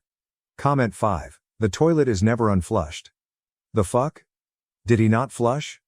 OP, not usually, which made it so much more lovelier that time I forgot to check the seat and fell in. Comment 6. Yay kitty cat.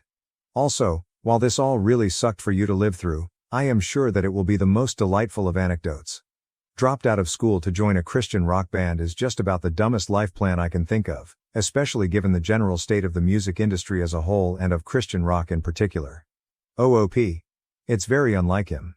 I thought he was messing with me until he showed me the videos. Not good.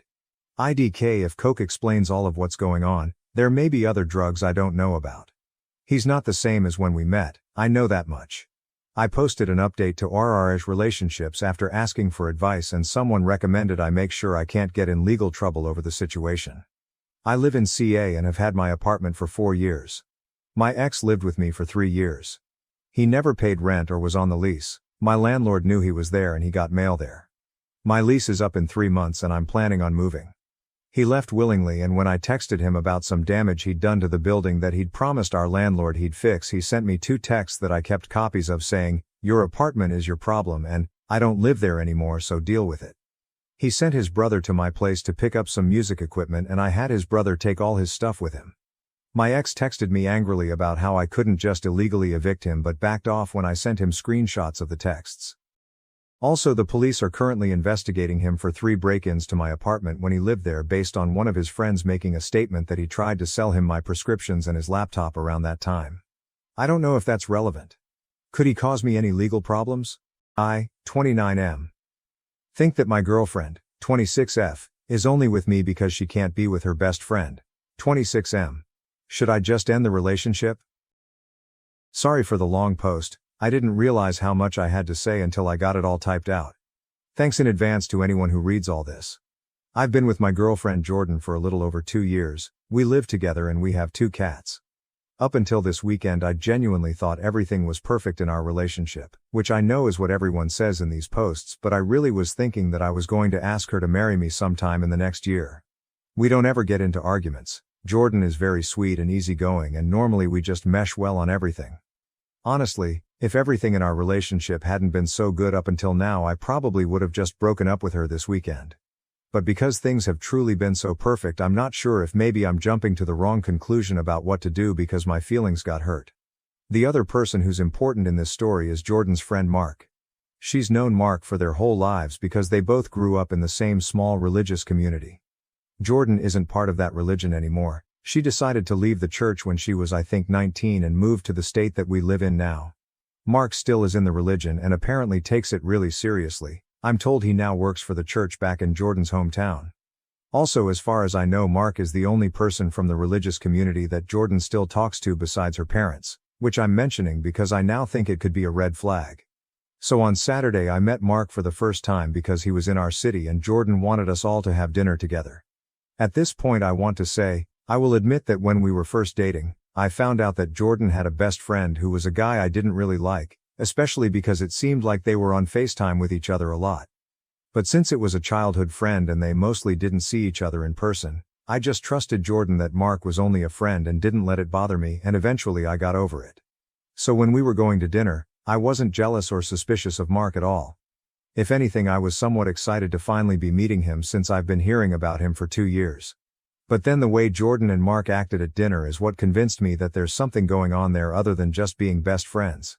I honestly don't even know how to describe it except to say that I've never seen two people act more obviously like they were in love with each other. They literally would not stop touching each other. They were constantly touching each other's arms and shoulders, and at some points they were actually even holding hands. They completely left me out of the conversation and were laughing about inside jokes, and every time they'd laugh they'd do this thing where they put their foreheads together, or that was when they'd be holding hands. And then also they were just looking at each other in a way that I didn't feel comfortable with at all. It was honestly even worse than the touching. It just wasn't how anyone would look at somebody they're supposedly just friends with. I'm 100% sure that every stranger looking at our table thought that Jordan and Mark were the couple and that I was her brother or something.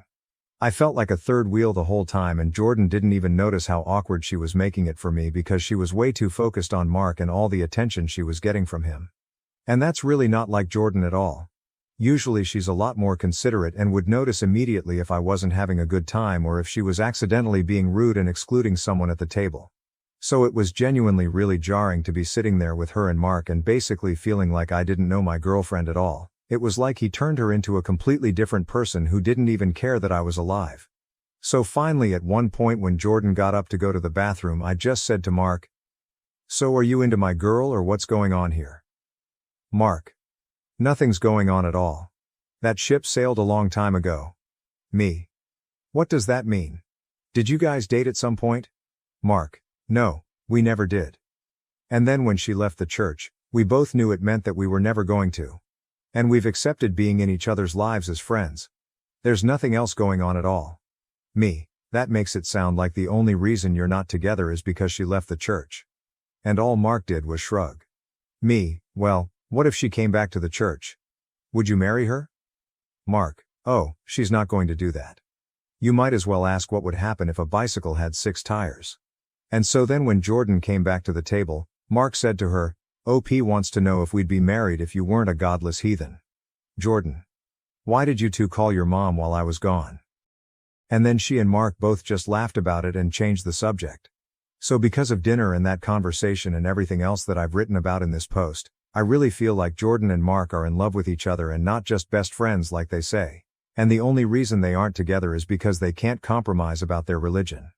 I think Jordan thinks that because she's okay with that decision, she expects me to be okay with being her second choice, and in the meantime she's actually secretly wanting to be with Mark. So that makes me think that I should probably obviously just have self-respect and break up with her, because I shouldn't be in a relationship with someone who would rather be with somebody else. But then the problem for me is that our relationship has been so perfect and Jordan has always treated me so well except for this one night. The only time she's ever acted like this was on the one occasion that Mark was around in person. Normally, even when she's talking to him all the time, she's never made me feel this way. So on the one hand, I'm wondering if maybe it doesn't matter what Jordan's feelings are for Mark, as long as he isn't going to be around, it doesn't actually seem to affect our relationship. So maybe I just need to cool off and go back to trusting her that they are indeed only friends, even if it seems to be true that they have complicated feelings for each other. Or should I just end things? Relevant comments. Or Michalski: "What did Jordan say about all this when you two got home and had a private discussion? We didn't talk about it again. I've just been trying to weigh things out on my own for the last few days. I wasn't sure how I should try to talk to her about it or if that was the best idea." In reply: "Cap does it. I mean, the only way forward at this point is to talk to your girlfriend. You need to sit down with her and have a frank discussion about the events of the night and what made you uncomfortable. How she responds to your concerns will tell you almost everything you need to know. The main thing I would be concerned about when starting the conversation is that your girlfriend seems like she might be quick to brush off any of your concerns without hearing them out. If she does that, you need to push back. Make it clear that you need to be heard on this issue and that she needs to take you seriously here. Then really, you just need to first of all tell her that you found a lot of her actions with Jordan to be not only inappropriate but hurtful to you. Establish boundaries as well. Be explicit, the hand-holding, pressing their foreheads up against one another, etc. All goes far beyond what best friends do with each other. I think your best bet is to mostly frame the conversation around that. What you do from there really depends on how your girlfriend reacts to that. I can see it going one of two ways. This would be the ideal situation. But maybe she genuinely did not realize what she was doing in that environment. She was in a weird church cult for what seems like a decent chunk of her life. It's possible that she sees that behavior as normal and not at all concerning. That doesn't excuse the behavior, but it could go a long way to alleviate your concerns. She goes on the defensive and claims you are exaggerating what happened. You're just being jealous. That's just how their relationship is. I'd say that if she immediately responds with being defensive, then that tells you more or less all you need to know. Either way though, you need to talk to her and she needs to understand that her actions were inappropriate. It might be tempting to sweep it under the rug if she tries to laugh it off. After all, how often are you really going to be interacting with this Mark * person anyway? But if you're really considering a long-term thing with this girl, you need to think in the long term. Say you do get married to this girl, you really want to fully commit yourself to someone who you believe would drop you for someone else in a heartbeat. Thanks for this comment. This gives me a lot of good stuff to think about. A couple of people have mentioned that her behavior around Mark might have a different context than I thought because of how they grew up. Not that that means I should let it go and not tell her that it bothered me, but that maybe she didn't realize that it doesn't seem normal and maybe it's not as much as a sign of something as I thought. So I might start by just bringing up to her, I think that could be a good idea. There are comments on how inappropriate GF's behavior was. Ali_cat 222. I may get some hate for this, but I am a F whose best friend is a guy and I don't even do more than give him a quick hug before we part after hanging out. That may just be me, but I couldn't imagine holding hands and touching foreheads together, especially if my SO was there if I had one. How does growing up with someone equate to needing to hold hands, touching forearms, etc.? To me that comes off as disrespectful. Now having said that though, I do believe the best thing to do is talk to her. Ignoring it won't get you anywhere. And I will admit that the way I may view things doesn't mean that's the way she viewed it, nor necessarily was trying to be flirtatious either. The only way to work through things in a relationship is letting your partner know how you feel in situations. If you don't discuss things that you may be feeling uncomfortable with, you won't have a good continual foundation for your relationship otherwise. I wish you all the best and hope you can work things out. Rezua R. Touching foreheads and holding hands? I mean, the rest of it is over the line but maybe excusable in some way. But this? I don't know how you didn't say something when it happened. It just seems so bizarre to me for friends to do that. There has to be something more. It just doesn't make any sense otherwise, no matter how you try and view it. Maybe they think of each other as the one that got away. Maybe some kind of tragedy. Romeo and Juliet. Right person, wrong circumstances kind of thing. What I really think is that at the least, this will happen every time Mark makes an appearance in your lives. And at worst you'll always be second to him, whether he's there or not. Aliando Elise. My jaw dropped when I read that, for real. Nora Ray J. Same, I could not imagine being OP at that moment. It would make me cry if my partner did that to me.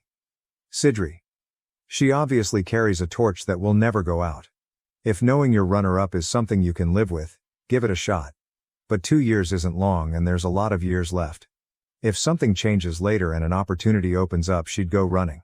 If something changes later and an opportunity opens up, she'd go running.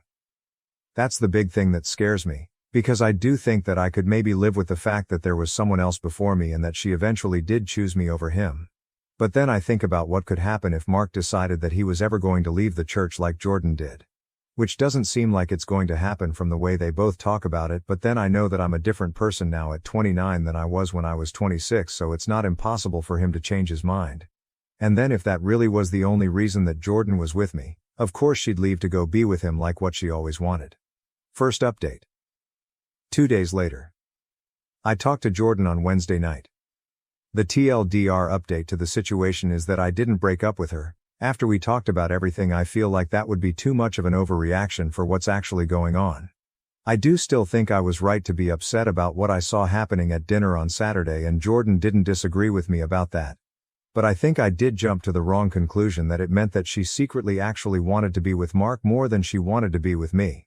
Now that we've talked it out, I don't think there's a reason to end what's otherwise the best relationship I've ever had, and I'm glad that I didn't just immediately trust my instincts, because there was more going on with the situation that I didn't really understand that Jordan has since told me, and now I do feel like she can be given some grace in this situation, assuming nothing like this ever happens again.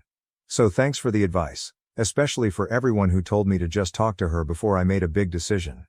So when we talked, I decided to take the main piece of advice that I got from everyone and start by telling Jordan that my feelings were hurt by the way she treated me at dinner with Mark, and then see how the conversation went from there.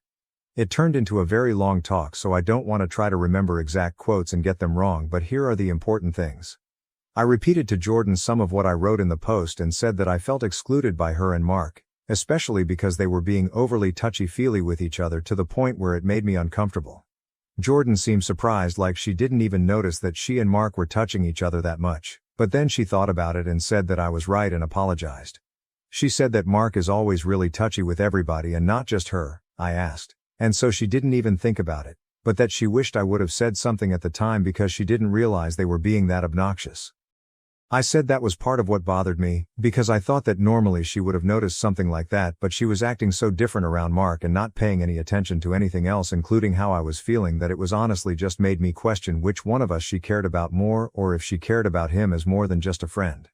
Jordan apologized more and said that she could understand why it would look that way to me, but that she loves me and cares more about me than anyone else in the world, and that she didn't mean to act like that or make me feel that way. She said that she was trying to not make Mark feel like a third wheel because of being a single guy out with a couple, but obviously it backfired and just made me feel like the third wheel instead, which wasn't what she wanted to do either. After that, Jordan explained a lot to me about her history with Mark, and basically as she explained it, she said that she fully admits she cares about him as more than just a normal friend, but she says that it's not in a romantic way. She said that's why she always specifically refers to him as her best friend, and not just as her friend, and said that she would use the phrase "he's like my brother" if it weren't for the fact that she once had an actual brother, RIP, so she won't use that phrasing for anyone else. According to Jordan, the main thing that happened to make her and Mark so close was that when she was 17 she tried to kill herself. And that was actually when everyone else in the community stopped talking to her and Mark was the only person who didn't.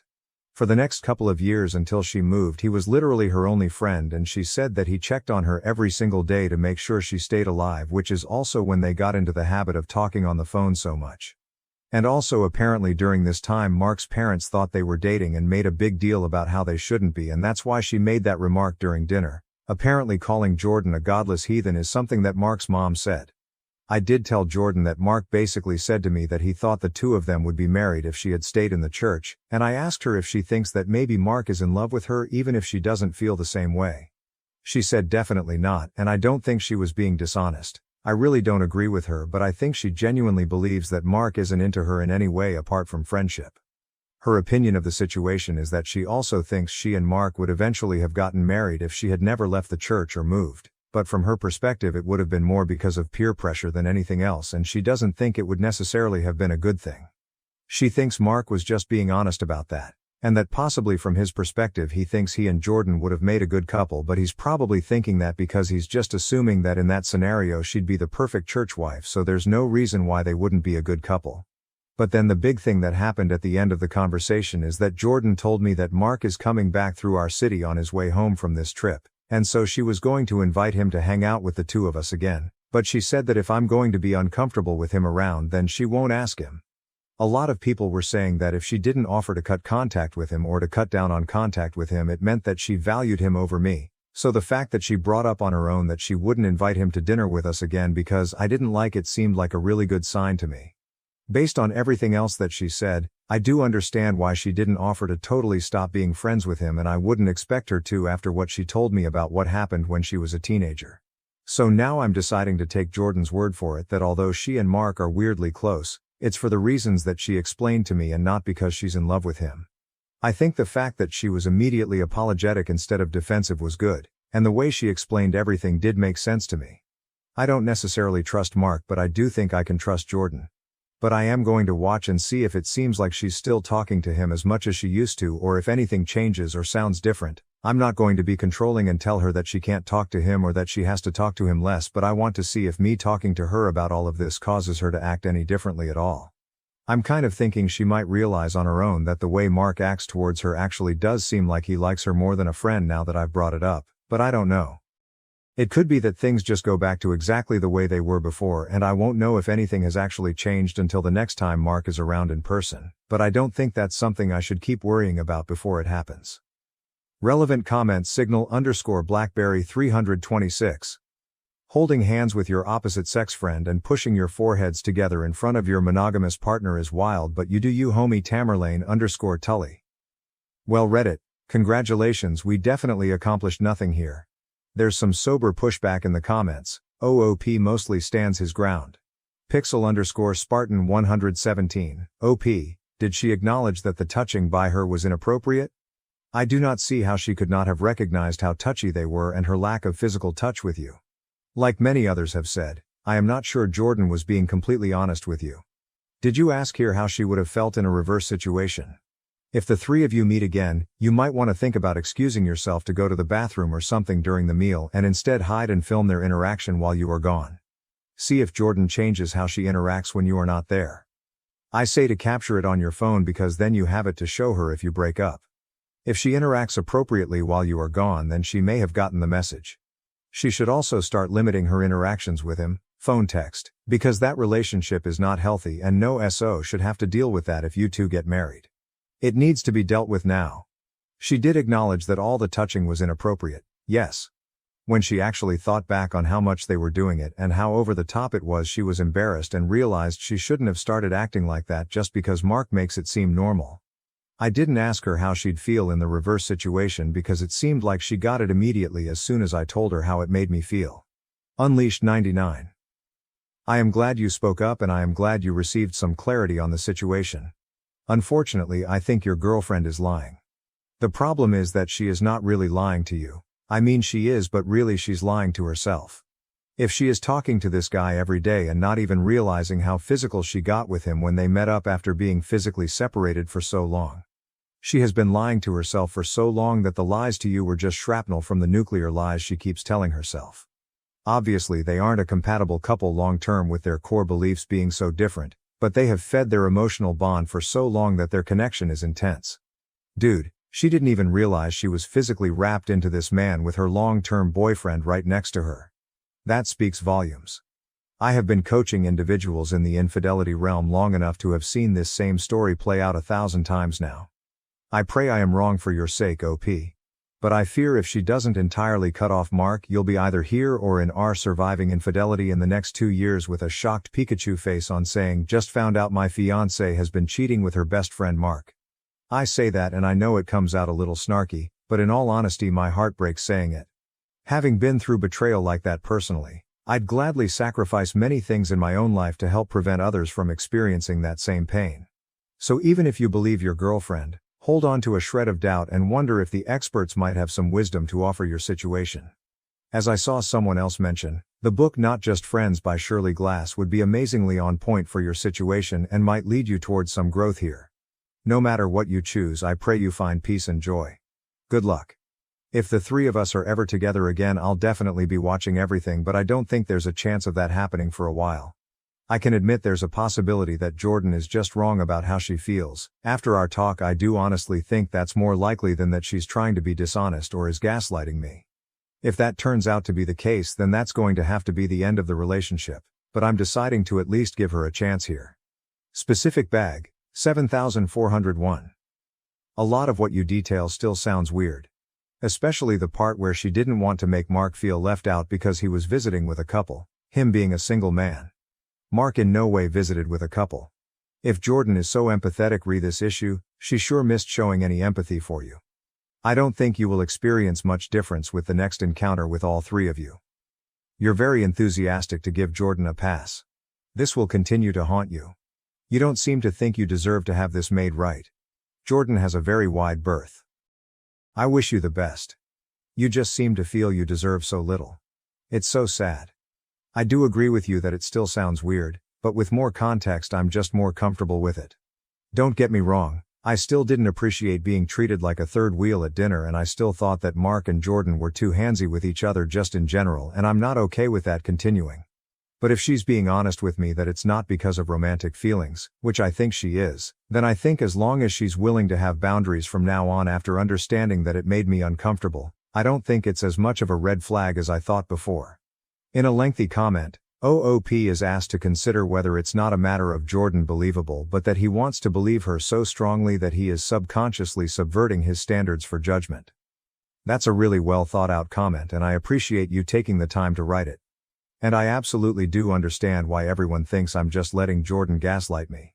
Honestly, I'd probably think the same thing if someone else was telling me this story, so I can't really blame everyone. But I truly don't think I'm just being steered by wanting to believe her. It's hard to convey everything that happened when we talked into one post, but I'm just very sure that she was being genuine, and it was that convinced me that I could believe that she was saying. It wasn't that I just stopped being objective because that was the easier thing to do. Honestly, I think it would have been easier to keep assuming that what I thought in the first place was true, because honestly it's easier for me to understand. I do think that Jordan's attachment to Mark is weird and probably unhealthy, and even if she doesn't think so, I think there's more than just friendship going on from his side of things. But I think Jordan is being honest that she's not in love with him and that she wants to be with me and not him, and that was the thing that was making me question the relationship. The other stuff that I do still take issue with I think can be worked out as long as Jordan takes seriously that she can't be acting in a way with Mark that disrespects me and our relationship, even if in her head it's not in a romantic way, and from the way our talk went I think I can trust her to do so. Second update, 2.5 months later. I apologize if this isn't right. I've never tried to post to my profile on here before, but a lot of people wanted an update and I don't think I'm allowed to post to the original subreddit. The situation seems pretty resolved now, after Mike and Jordan had an argument over everything and are no longer friends. What happened was that after Jordan told Mark we weren't available to hang out when he came back through our city, he blamed me, saying that he could tell Jordan was only saying no to hanging out because I had a problem with him. Jordan admitted that this was part of the reason and told Mark that she wanted a bit of space from him because she was trying to be respectful of our relationship. Mark got really offended and kept asking Jordan to explain why him being around was disrespectful to our relationship, and kept pretending not to understand her answers. And then eventually during the conversation he started trying to guilt Jordan into making time for him and told her that she's become a worse person over the years, because the Jordan he knew would never blow him off. That upset Jordan a lot because she took it as Mark saying that she was a bad person since she left the church, and she started crying and she ended up hanging up on him. Jordan and I talked a lot afterwards. I told her that I thought Mark was toxic because anyone else would have been understanding of what she said. Jordan said that a lot of what he said during the conversation reminded her of being in the church. She said that she couldn't explain it except that it was his attitude when he tried to argue with her, but that it made her not really want to talk to him even outside of anything to do with our relationship. Mark texted Jordan the day after asking if she really wasn't going to come see him and if she was going to pick some boyfriend over her only friend after he's been there for her through everything. Jordan texted Mark back explaining her point again and saying that their friendship couldn't be the same anymore as it used to be now that she was with someone, and that he should understand that. Mark texted Jordan that he couldn't believe she'd treat her best friend like that. Jordan tried to text Mark saying that a friend wouldn't be guilty of tripping her, but it turned out that he had blocked her number. After that, Jordan was feeling like she'd done something wrong and was too mean to Mark, but she and I talked about it again and she realized that she was right to not want to be friends with Mark if he's going to treat her like she owes him loyalty. Jordan then blocked him back, including on all her socials, so that if later he changes his mind and tries to apologize she can ignore him. A couple of weeks went by, and while I'll admit I was pretty happy about not hearing from Mark, Jordan was really bummed about how everything ended. She said that although she saw now that Mark isn't a good person to have in her life because of his reaction to her trying to set a boundary, she still felt sad and abandoned, and it was bringing back a lot of the same feelings as when she was a teenager and her other church friends all turned their backs on her. So at this point I asked her if she's ever thought about going to therapy for religious trauma, and she said she'd gone for a few months when she first left the church, but the therapist wasn't really helpful. I suggested that maybe it would be a good idea to try again with a better therapist because it sounds like all this stuff still bothers her a lot, and Jordan agreed with me and decided to make an appointment. She's had a couple of therapy sessions that she says so far are good, but I don't really ask her for any details on what they talk about, so I can't really update on that part of the situation. Relevant comments. Asiktak. Mark sounds toxic at this point.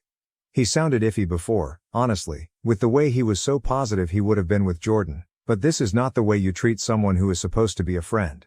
He wants to be her number one friend, then he should try actually being a friend and listening. I assume he isn't, because in his religion the man is supposed to speak and the woman is supposed to listen.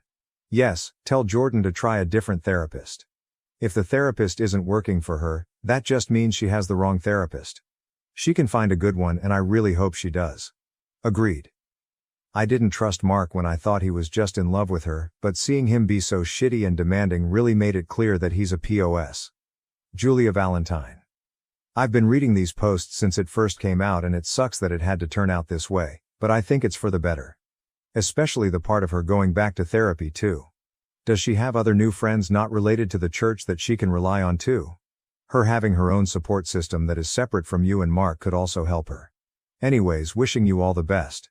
Jordan seems like a very lovely girl and I'm glad you both are going strong outside of the trauma. Does she have other new friends not related to the church that she can rely on too? She does. We have a few couples that we're pretty close friends with and she also has a bunch of friends from her work who I know she talks to about problems and all that stuff. Family and fiancé pressured me to reconcile with my dad, who left for his new family, but I refuse. Now I'm left feeling isolated. When I was 13, my father had an affair, left my mother and moved in with his affair partner, whom we will call Janet.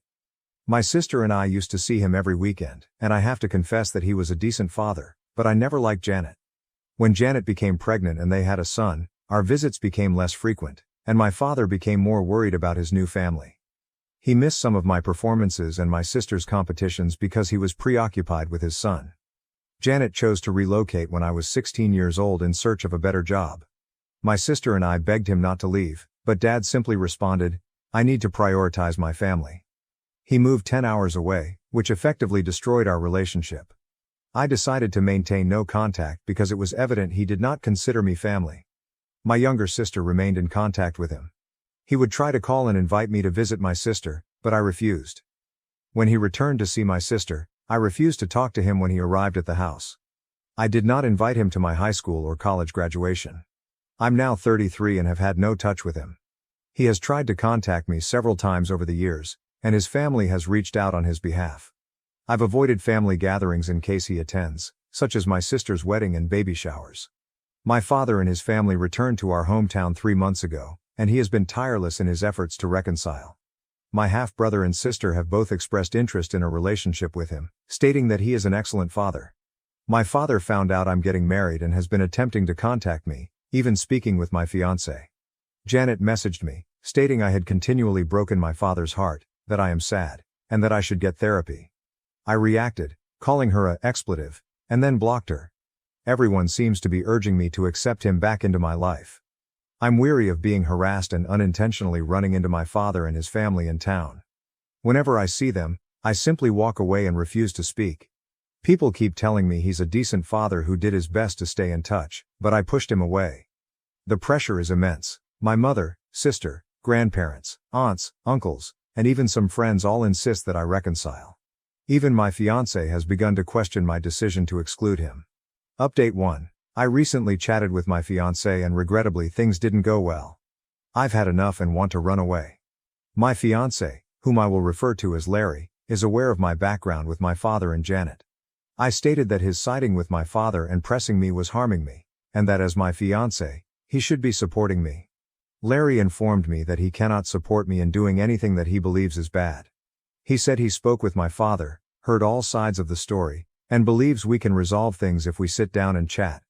I told Larry I didn't want to communicate with my father and asked why he was talking to him. Larry revealed that his father, who is acquainted with my father, pushed him to contact him. He then informed me that my father adores me and has always wanted to be a part of my life. He even has images of me, which I believe he obtained from family because my social media is private. Larry stated that my father is heartbroken over our estrangement and that I was unfair in asking him to move away when I was young. He also claimed that I started off on the wrong foot with Janet and that I was not to blame for the relationship's failure. Finally, he informed me that everyone can see the truth except me, and that I should look in the mirror since I am the problem. Needless to say, I burst out crying and asked him why he was doing this to me and not supporting me. Larry claims to love me, but he won't stand by and let me be a cruel expletive. After he said this, I stood up, told him that he shouldn't marry a cruel expletive, and left. I am currently sitting in my car and my phone is blowing up with Larry attempting to call me, but I do not want to speak with him. I feel as if I'm losing everything and everyone, and I have no idea what's happening. Update 2. I know many of you are encouraging me to break off all contact with my family and leave town, but it is not an option for me financially. I wouldn't be able to start my business somewhere because I've invested all of my money in it and have only recently generated a consistent revenue. Relocating is not viable. I adore my friends and family and don't want to cut them off. I grew up in this town, and I'm not ready to leave. I did not intend to write another report so quickly, but a lot has transpired today. First, I agreed to meet with my father to discuss and persuade him to back off and leave me alone. I requested my mother to arrange it for him and no one else. I wasn't sure he'd agree, but within 15 minutes of her calling, he was at the door. I requested my mother to stay and mediate. To paraphrase the talk, my father is in therapy and invites me to join him for family sessions. He wants me to spend one-on-one time with him, to stop being harsh and mean to his children, and to believe in them. He also demanded that I stop trash-talking Janet and invite him and his family to my wedding, including asking him to walk me down the aisle. I, on the other hand, want him to quit talking to my friends and asking others to speak for him. I want him to keep Janet away from me totally, and I agreed to be courteous at events and around town as long as he does not try to hug or chat to me. My mother reminded him that he was being unrealistic about some of his desires, particularly those involving Janet and his other children. For the time being, we've agreed that I'll attend 3 therapy sessions with him as he schedules them.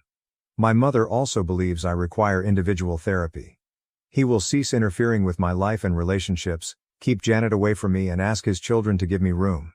I will be courteous with him in public as long as he respects my personal space and does not approach or press me. I still haven't spoken to my fiancé. He arrived at my mother's house, but she refused to let him inside. He keeps blowing up my phone, as do his family and friends, and telling me to listen to him. During my meeting with my father, I discovered that he had paid for the majority of the vendors and services for my impending wedding, and they have been on speaking terms for far longer than I had anticipated. Larry had told me that his family paid for these items and I believed him. I feel betrayed by him, and I no longer trust him. I know I'll have to talk to him someday, but I don't feel ready yet. Update 3. First and foremost, the contract with my father is off the table.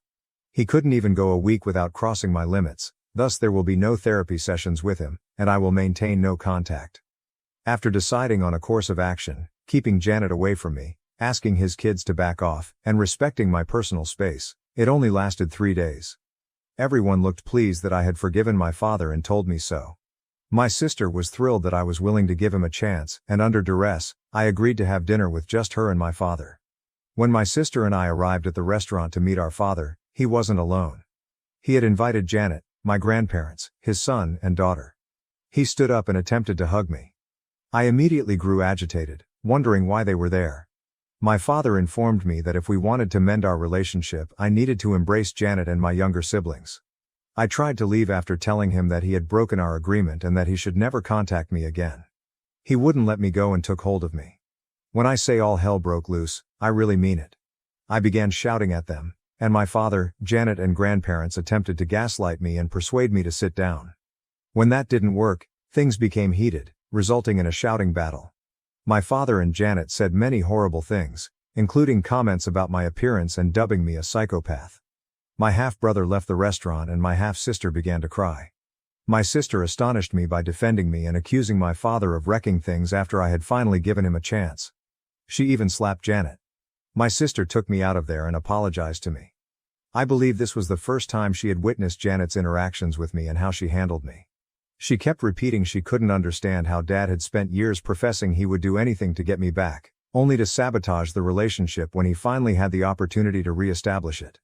My father has tried to contact me, but I have blocked him and refused to speak to him. I also refuse to speak with my grandparents. My father has tried to get my mother and sister to talk with me, but I believe he has burned his bridges with them. The conflict in the restaurant has spread and some people appear to be backing off. As I already stated, what my father and Janet said to me was inexcusable, and because we live in a tiny town, it spread quickly. Hopefully, individuals will back down, and those that continue to support them will be forced out of my life. My sister is very unhappy with my father and Janet and she refuses to speak to them. She blames them for my continued lack of communication. She is not allowing them to see her children either. I'm not sure if my sister will reconcile, but she is furious right now. My mother is also furious, and she appears to have had a few choice words with my father and Janet. She has agreed not to force me again to communicate with him. I'm going to start individual treatment since I believe I really need it. I feel awful for my half-siblings because they have done nothing wrong.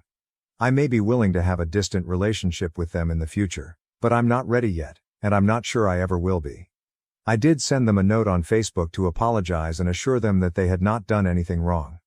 Finally, to inform you all on my fiancé. I chatted with him yesterday about everything. I'd been radio silent since walking out on him. Essentially, he was pressured by his father to speak with my father and was offered a sob story about a misunderstood parent who really wanted to be involved in his daughter's life. Larry was unhappy with me for refusing to attend his family functions and for leaving his mother's birthday party when I realized my father and Janet were present. He was under pressure from his family to not disrupt their activities, and all he wanted was for everyone to be happy and get along, clearly at my price. Larry said that my father had paid for some of the wedding suppliers, but he didn't realize it until after the event was over. His father had informed Larry that he and his mother had paid for everything. My father had informed Larry that it was his way of giving. Larry also revealed that my father had instructed him to speak to me on his behalf. I informed Larry that he had abused my confidence and I couldn't imagine marrying someone who didn't support me. He came down in tears and apologized to me, promising never to do it again. Larry was upset and asked for another opportunity. To all of you who expected me to end our relationship, I apologize for disappointing you, but we will try to work things out. Aside from this incident, he has been the ideal partner, and I sincerely believe he was duped by his family and my father. Larry has sworn to stand up to his family and have no contact with my father. I'm still living with my mother because I need space, which I won't have if I move back home. We will contact our wedding vendors next week to discuss our alternatives. Larry begs for a postponement rather than canceling the wedding completely. We may still break up because actions speak louder than words, and I want to see if he can rebuild what we had and demonstrate that I can trust and rely on him. My father has been attempting to reach me, but I've blocked him. Larry has sworn to stand up to his family and have no contact with my father. There's no point in changing my phone number because I've done it before and my father always gets to acquire it again. Larry is open to the possibility of ending their relationship. I'm giving him an opportunity to show me that he means what he says. I always felt I had a good relationship with Larry's family, but I was definitely mistaken. I'm not asking him to have no contact with them, that is up to him, but I will absolutely separate myself from them. Any additional occurrences will result in no contact. If we are still together and have children, I will not trust his family with them. Update 4. I've cancelled the wedding. I was able to receive some returns, but I lost some money. Larry begged me not to cancel the wedding, but I couldn't marry him after what he'd done. I was determined to give him another chance, and he promised me he would maintain low contact and stand up to his parents, issuing an ultimatum that we would not allow any communication with my father and Janet. He agreed that we would not attend any gathering or party to which they were invited, and that we would not allow any attempts to force contact with my father. Larry met with his family to explain the situation, but when he returned from the discussion, he was agitated and appeared to have changed his mind. He tried to persuade me that his family only meant good and that he couldn't avoid touch with them because he loves them. He also stated that he couldn't control their friendships and tried to reassure me that it wouldn't be an issue in the future. He claimed his father would speak with my father and ensure he acted appropriately in my presence. As soon as I heard this, I started thinking about the remarks I'd read. The primary one is that if we had children, Larry might take them to his family, which includes my father and Janet, and I would have no control over it. At that point, I understood I couldn't trust Larry and would never be able to. I broke up with him. Larry isn't taking it well and constantly begging me to accept him back, swearing he won't contact his family. His family and friends are pleading with me not to stop the relationship, but he has made his decision and demonstrated to me that he lacks courage. I do not need him in my life. In reference to my father, I am considering obtaining a restraining order. Given what transpired at the restaurant, I may be able to, but I'm not sure yet. My acquaintance is assisting me in investigating the matter. My father has kept a low profile since last week, with the exception of a few attempts to apologize, and I haven't heard anything from him. My sister still refuses to speak with my father or Janet. Unlike me, my sister is very confrontational and has attacked them on social media about what happened at the restaurant and other earlier events that I was unaware of. When my sister and Janet ran into each other in town, they had a very public yelling match, with Janet demanding that my sister remove her posts. It concluded with Janet assaulting my sister. My father reportedly sided with Janet in this, and now my sister despises Janet and refuses to speak with our father, who is also attempting to reach her. My father's and Janet's reputation appears to have suffered as a result of the restaurant event, my sister's battle with Janet, and several Facebook posts about them. Individuals are gossiping, which has worked well for me since some individuals have backed down, which I am pleased about. Unfortunately, a few people continue to support him, including my ex's parents.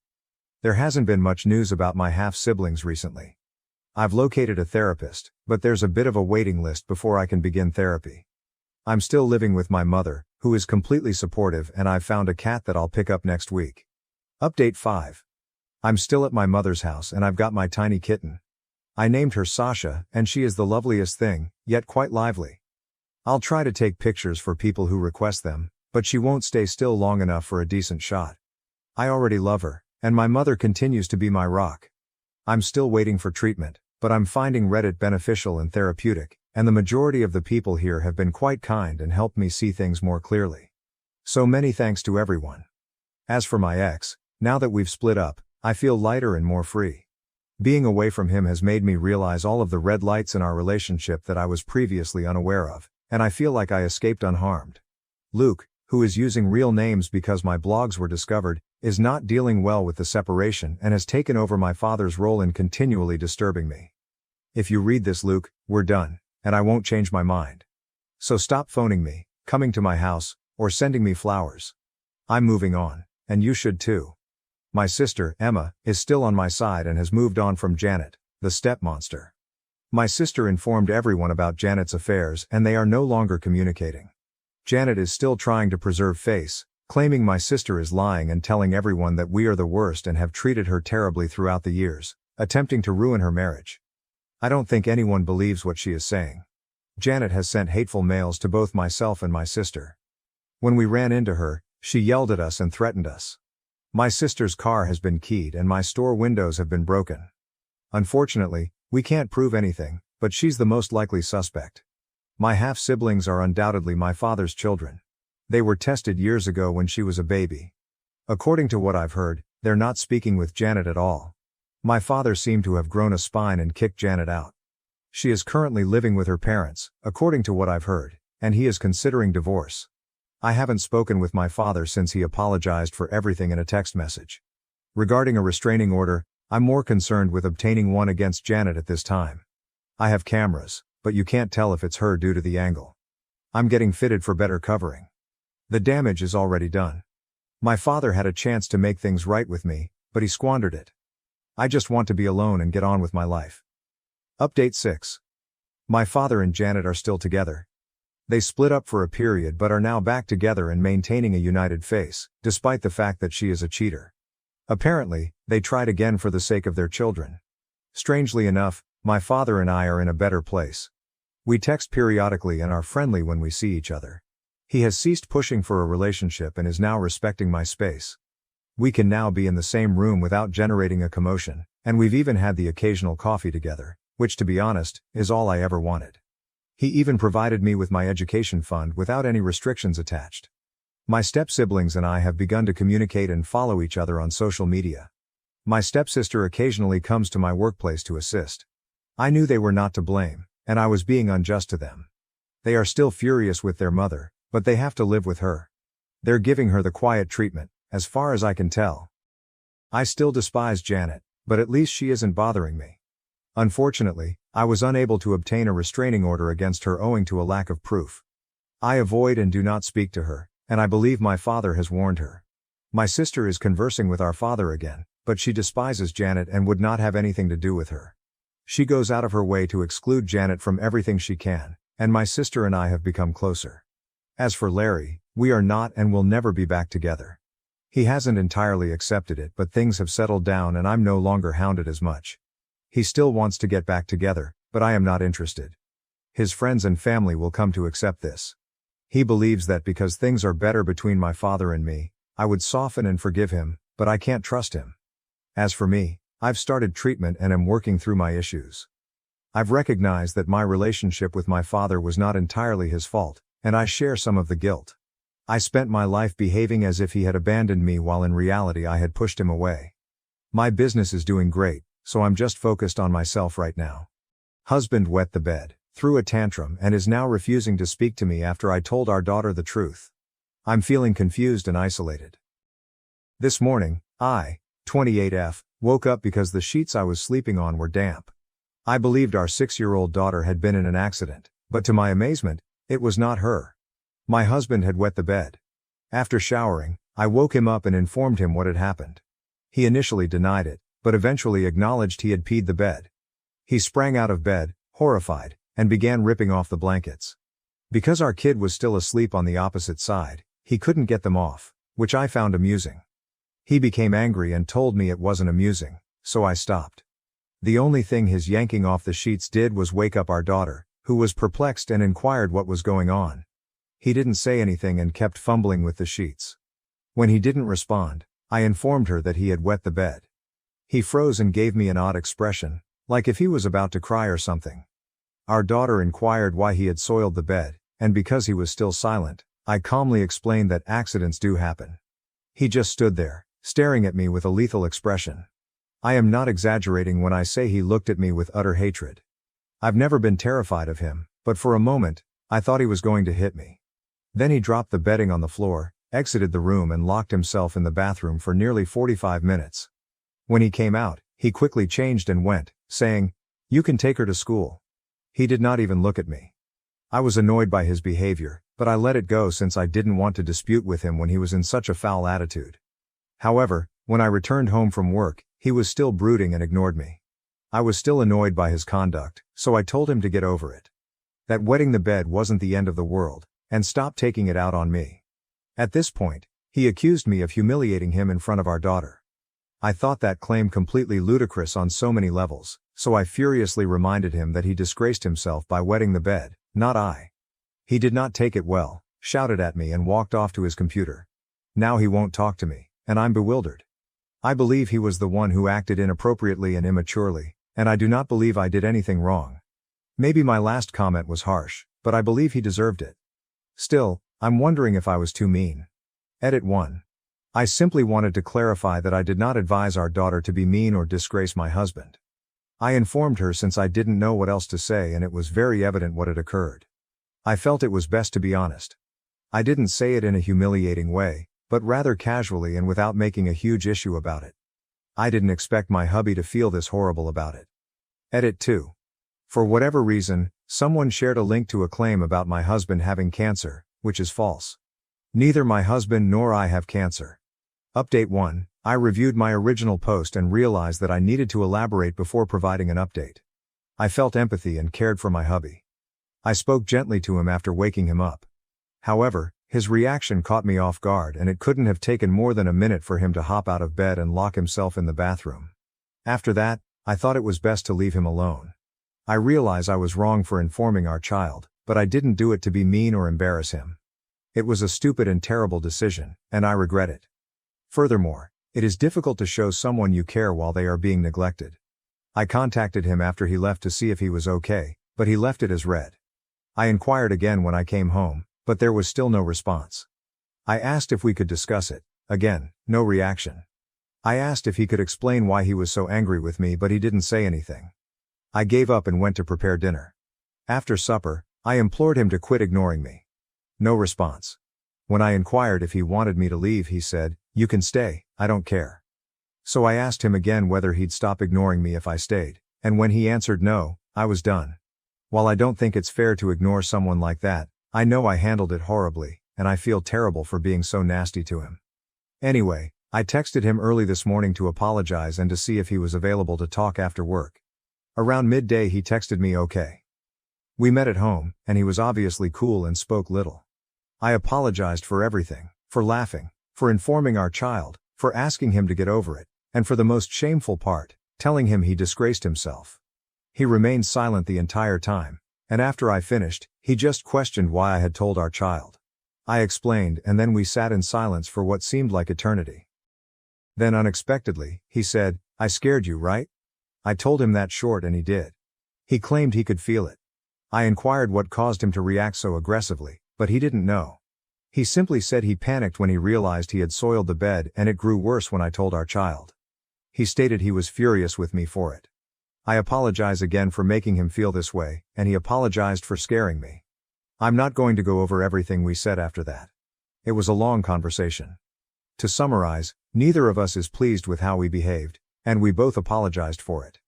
He wasn't as outraged as I had assumed about my laughter, but we agreed I shouldn't have informed our child. However, he is no longer upset about it and does not consider it to be a significant concern anymore. We both agreed that he shouldn't have neglected me in that manner, and I handled it horribly and harshly.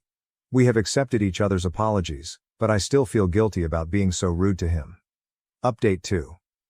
To begin with, because there were questions regarding why my husband peed the bed while sober, I attempted to persuade him to see a doctor after so many of you suggested it. But he flatly refused, stating it was meaningless because they would do nothing regardless. He's wet the bed once before, and both times he was weary and stressed out. So that could have been the cause. I'm not sure. This is becoming long, so if you simply want to read about my spouse divorcing me, you can stop right now. My second post was composed shortly after I had apologized. Based on the initial replies to my first post, I assumed that I must be a bad person and felt sorry for him. But to be honest, I never thought my original actions were particularly awful, and I still don't. That is not to say that I did not deserve some of the hate I received. I certainly did, but some of it was simply filthy, and some of the things I was reviled for never occurred, save in the minds of commenters. I felt terrible since the effect of my actions was so dreadful, despite the fact that I had no intention of hurting him. So the apology was genuine, and by the time of the second post, I was relieved we were on speaking terms and hoped we could put this behind us. It turned out that I couldn't. Shortly after, I realized I was still concerned by his actions. I also began to receive more remarks from people who noticed problems with his behavior, which I appreciate because it confirmed to me that it was most likely serious. What I purposefully left out of my first post in order to get unbiased feedback was the fact that my hubby can be unstable at times. He can be immature and sensitive, struggles to regulate his emotions, particularly rage, and is sometimes difficult to understand. It's probably due to mental health concerns, which isn't fair to him, and I feel terrible about it. But sometimes I just find him annoying and exhausting. I guess I was called out for it in my first post. He'd been in contact with a mental health team for years, but if they hadn't prescribed his prescriptions, he would have stopped seeing them long ago. Anyway, I was getting weary of constantly catering to his mood swings and failing to confront his concerns.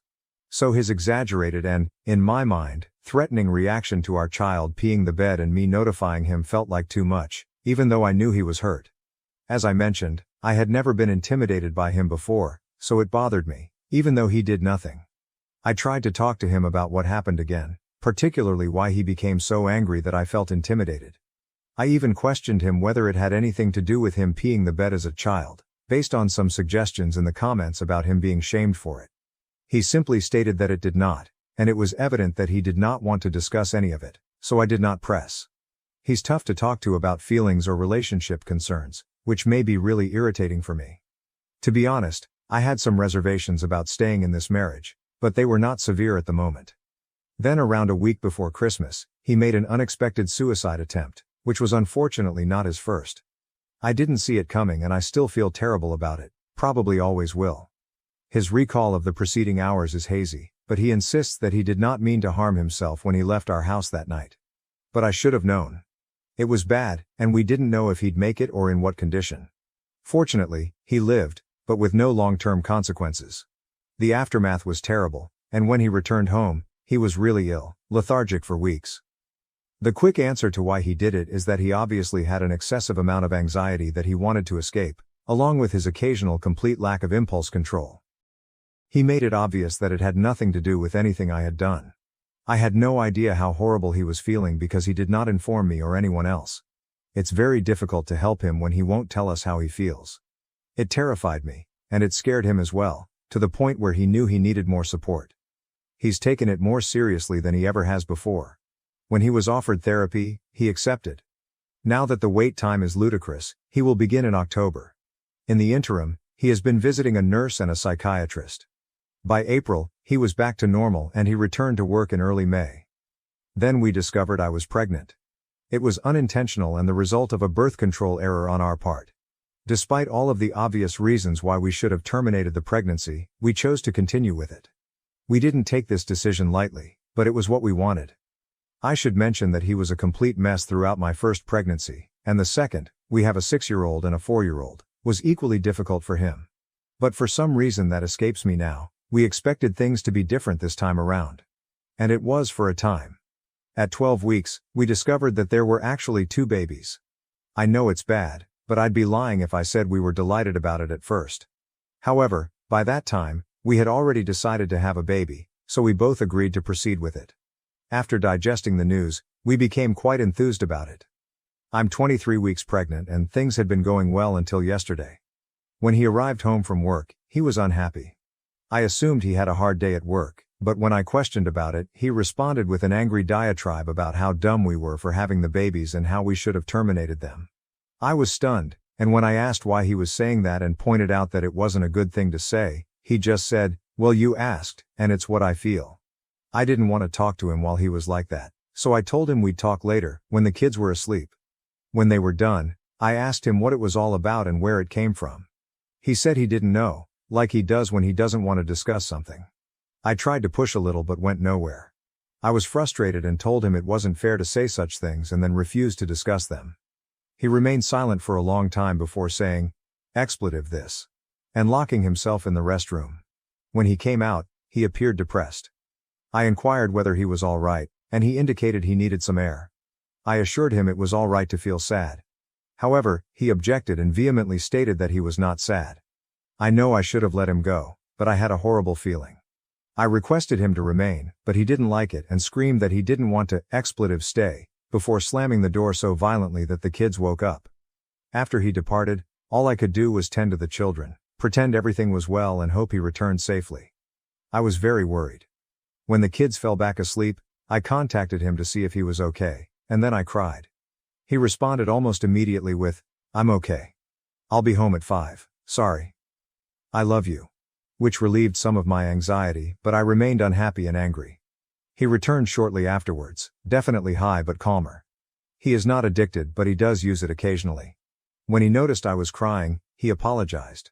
I told him I wasn't good with him treating me that way, and we had the same talk we'd had before. Him apologizing and me explaining how hurt I was. At that point, I realized I wasn't even angry anymore, though I probably should have been. I simply asked him not to run away like that again. He said he wouldn't, but deep down I know he will. We went to bed after that, but I was unable to sleep. To be honest, I haven't felt fantastic today. I'm terrified, disappointed and feel extremely dumb. When my husband arrived home today, he was in a better mood. He was such a sweetheart. He even spoke to me. He apologized for yesterday and expressed disappointment in himself for his actions. He stated he's been working so hard to act like a normal person, his words, and is weary of failing all the time. I know he's trying and doesn't always fail, so I advised him not to be too hard on himself. I asked how he was feeling, and he replied that he wasn't feeling well, but he couldn't clarify. When I inquired how horrible not well was, he stated it wasn't too bad and I shouldn't worry. He promised to let me know if things grew worse, but I'm not sure I can trust him. I'm terrified he'll crash again, and I'm not sure I have the energy for it right now. I am quite sure he doesn't either. I really hope that treatment will benefit him, but I'm not sure what we can realistically anticipate from it. What if it doesn't make any difference? What should we do then? I know my posts have primarily focused on the negative, so it may not appear that way, but I adore my hubby. I don't want to live without him, but I also don't want to live this way. I'm not sure, maybe I'm just excessively sensitive right now, being pregnant and all. Boss reprimanded me for not answering an email in 4 minutes. Now I'm wondering if I should quit due to her unreasonable demands. I've been at my new job for just over a month and have very grave doubts about whether it's going to work out. I'm finding it impossible to make my supervisor, Martha, happy. Her criticism is frequent, harsh and in my opinion, often very unreasonable. The incident that has me writing to you happened today, when she reprimanded me in writing for failing to answer an email in 4 minutes. To set the scene. Earlier this week, Martha and my other boss, I support 2 teams but it's an uneven split. Unfortunately my primary boss is the awful one, had a meeting with me in which Martha told me all the things I was doing wrong and what needed to change. I'm trying to understand where she's coming from, but I'm just not used to a work situation like this. She proudly describes herself as a micromanager. She doesn't appear to know the word has a negative connotation. And is looking for constant immediate responsiveness, over-communication, her words, and accountability. I understand she's the boss and it's her call, but it's a hard adjustment. I'm not used to being watched so closely. Every job I've had, the boss has been concerned with results, not with knowing exactly where I am every minute, hearing back from me instantly, etc. All week, I've worked so hard to keep her happy and show her that I took the conversation to heart. Then today, I received an email, in which Martha was CC'd, from a senior partner asking for contact info for one of our clients. I saw the email come in while I was working on a project for the other boss. I made the apparently grave error of not stopping instantly, but instead finished up the line in the Excel sheet I was working on, then opened the email and began gathering the requested info. Before I had finished, Martha replied to both of us, sending the partner the requested information, the wrong information for the record, but I'll get to that later. I saw her email, which arrived in my inbox a whopping 4 minutes after the email from the partner, stopped working on my response since it was no longer necessary, and went back to the project I'd been working on. Then I get an email from Martha. Jane, this would have been a great opportunity to build a relationship with the partner. Why didn't you dive in and assist? 4 minutes, Allison. 4 minutes. A bathroom break can take 4 minutes. I just feel like she's determined to hate me.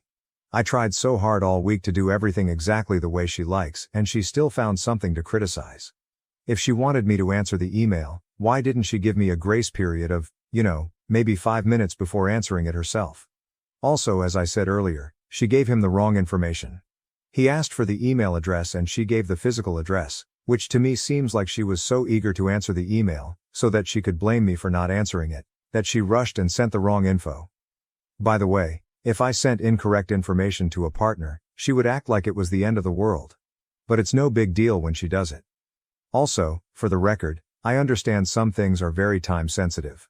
I still think 4 minutes is kind of a stretch, for almost any situation, but I also want to make it clear. This was not an urgent request. It could have waited 5, maybe even, 10 minutes. I'm not asking whether my boss is being reasonable here. I'm very confident that she isn't. My question to you is, do you think I should start looking for a new job? I just feel like this is such an unreasonable criticism that there's no way I'm ever going to make this person happy. She either has no idea how to manage people or has developed an instantaneous hatred for me and will continue to find things to criticize no matter how hard I try. I've been so stressed out since I started this job, worrying about messing up, which not surprisingly, is probably leading me to mess up more. Is this salvageable or should I start looking for an escape plan? Update. Your response was really helpful. Martha had already fucked with my head so much that she really had me doubting myself. So much so that I honestly thought you might take her side and ask me, but why did it take you 4 whole minutes to answer the email? So for you and the commenters to reassure me that yes, she was being unreasonable was really helpful. As for an update. Reader, she fired me.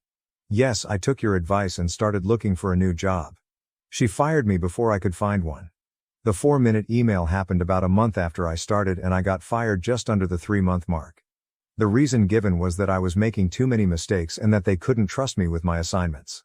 I'm curious how it's going with my replacement, if things like accidentally saving a draft to the wrong folder, in your first month at a new job, qualify as fireable offenses. I mess up sometimes, more than I normally do. But I think it's because of how Martha treated me. She was so volatile that I didn't feel comfortable asking questions, and she also would just disappear fairly often. She can disappear for 3 hours. I'm in trouble for missing a phone call because I was using the restroom. So a lot of times I had to make my best guess, and yes, amazingly, my best guess was always wrong. She was always coming after me with artificially compressed deadlines, so I usually had to send her work without having the amount of time I'd prefer to proofread, double-check, etc. Sometimes I thought she was moving the goalposts. Often she would say, "I told you to do X not Y," and I'd think, though I'd never say it out loud lest I face her wrath. "I don't think you did actually." And sometimes it was 100% clear that she was just inventing reasons to berate me. See, for example, 4-minute email. When I got the email that I wrote to you about, I knew deep down that she was just never going to let up. Clearly, she would find something to criticize whether I did something wrong or not, and in the end probably fire me, or bully me until I quit. That played out many times in the weeks before my firing. If I made a minor mistake, she lost her mind. If I didn't make a mistake, she would invent one. For example, she would email me to say things like, "The meeting has been over for 30 minutes. By this point you should have emailed me to ask what our next steps are." Maybe, but see above hesitancy to initiate contact with a volatile boss who finds fault with everything I say or do. I absolutely couldn't win and it was just a horrible, stressful, demoralizing experience. The good news is that I did find another job that I'm much happier with, though the first few weeks were very tough as I tried to put the experience with Martha behind me. I was afraid to ask questions, thought I was about to be fired every time I made a mistake, etc. But as time went by and it became clear to me that I was now working with reasonable people, it got much better. While I didn't get out in time, I'm grateful for you and the commenters because, as I said, it helped me to keep some perspective in the face of a person doing her best to destroy my faith in my basic competency. I really wish this hadn't happened to me, and while I'm happy in my new job, and it's a bump in both title and salary, I actually now have Martha's job title. Seriously, suck it, Martha. I would never say it happened for a reason. Or that I'm grateful for it in any way. The fact that someone could bully me like this, be 100% in the wrong, fire me, and get away with all of it is really hard to accept. But all I can do is look forward.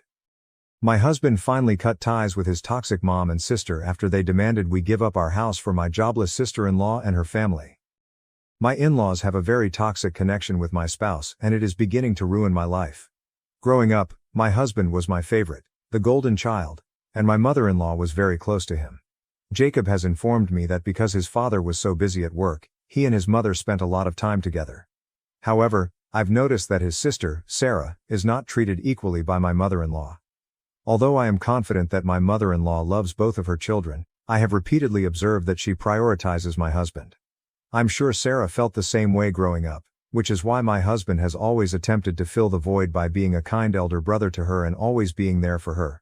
But the truth is that Sarah and my mother-in-law would sometimes behave in such a ridiculous manner that it crossed the line. For example, when we initially started dating, Jacob, a recent college graduate, and my in-laws, including Sarah, shared a house. My in-laws had offered my husband a totally own level so that he could have his own privacy and welcome whomever he pleased. This is why he would occasionally invite me to his home to spend the night with him. However, several times in the morning, Sarah would storm into our room while we were asleep without knocking. As you may guess, we were not always properly dressed, but she would act as if everything was normal and begin talking to Jacob about utterly random topics. This was very strange for me because I was uncomfortable with her seeing me in my lingerie. Before anyone points out, I absolutely understand that Jacob was living with his family at the time, so I should have expected this, but is knocking on the door before entering really that much to ask? I suppose siblings can be quite close, but she and I didn't know each other very well when Jacob and I first started dating, so I thought it was really rude. Naturally, I spoke with Jacob about it and informed him that I would not be going over unless he installed a lock on his door. He agreed. But as you can guess, Sarah, who attempted to storm into the room the next morning but was unsuccessful, began ranting at us about why the door was locked. She began jiggling and hammering on the door, begging her brother to let her in. Jacob eventually let her in, and she stormed into the room, asking why he had set the lock in the first place. When she recognized me, she pointed to me and began ranting at him, asking if it was because of this skank. I was astonished by how harsh and insulting she sounded. Jacob told Sarah that he wanted to install the door lock, but Sarah was not convinced. She angrily informed him that they were siblings and should not keep any secrets between them. Jacob told her that he had no secrets, and that he had put the lock so she wouldn't barge in when we were asleep, which was quite disturbing. Sarah violently flipped her head towards me and exclaimed that it was all my fault, saying that I was interfering with her and her brother. This was too much for me, as I am generally non-confrontational, so I excused myself to visit the restroom. I could hear her yelling, with Jacob attempting to calm her. When she eventually left, Jacob came in to comfort me. He apologized for her actions and informed me that he would speak with her again so she could apologize to me as well. When I arrived the following weekend, Sarah apologized and offered me a pitiful excuse, claiming that she needed to speak with Jacob urgently and so believed it would be good for me to come in.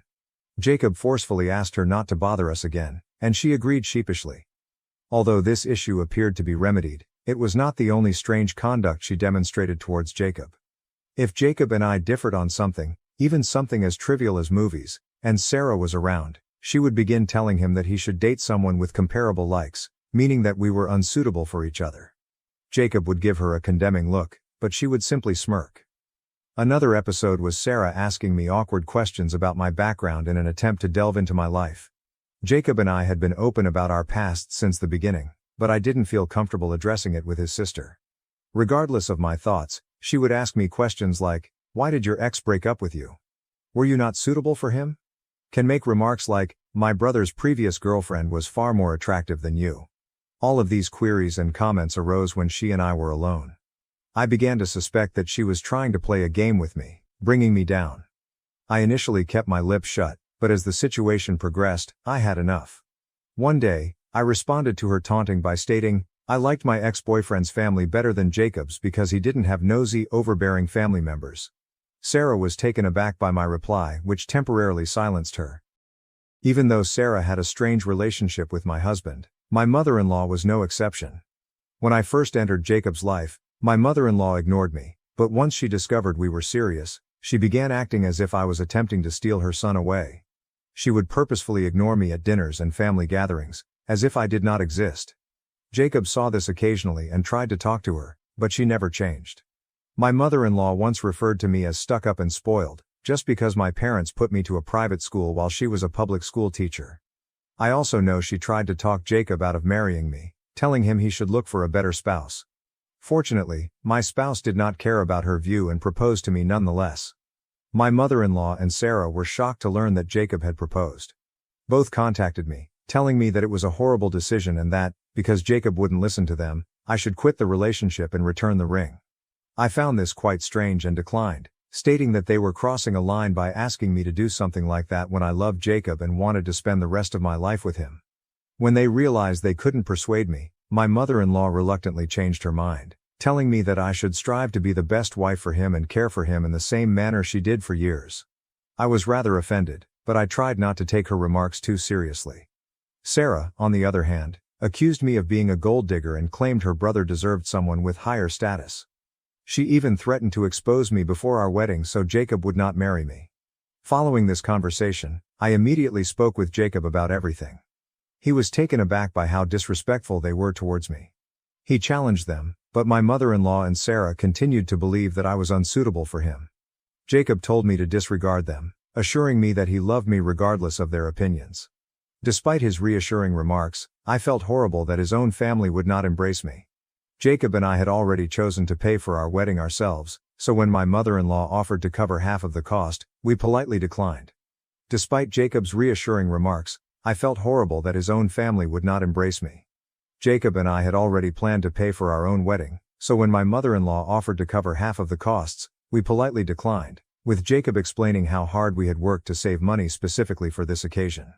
Instead of being happy for us, she became even more angry, and she began telling Jacob how sad she was that he no longer needed her. However, Jacob's father appeared to be quite pleased with us. Unlike his sister and mother, his father was very calm and never had any issues with our connection.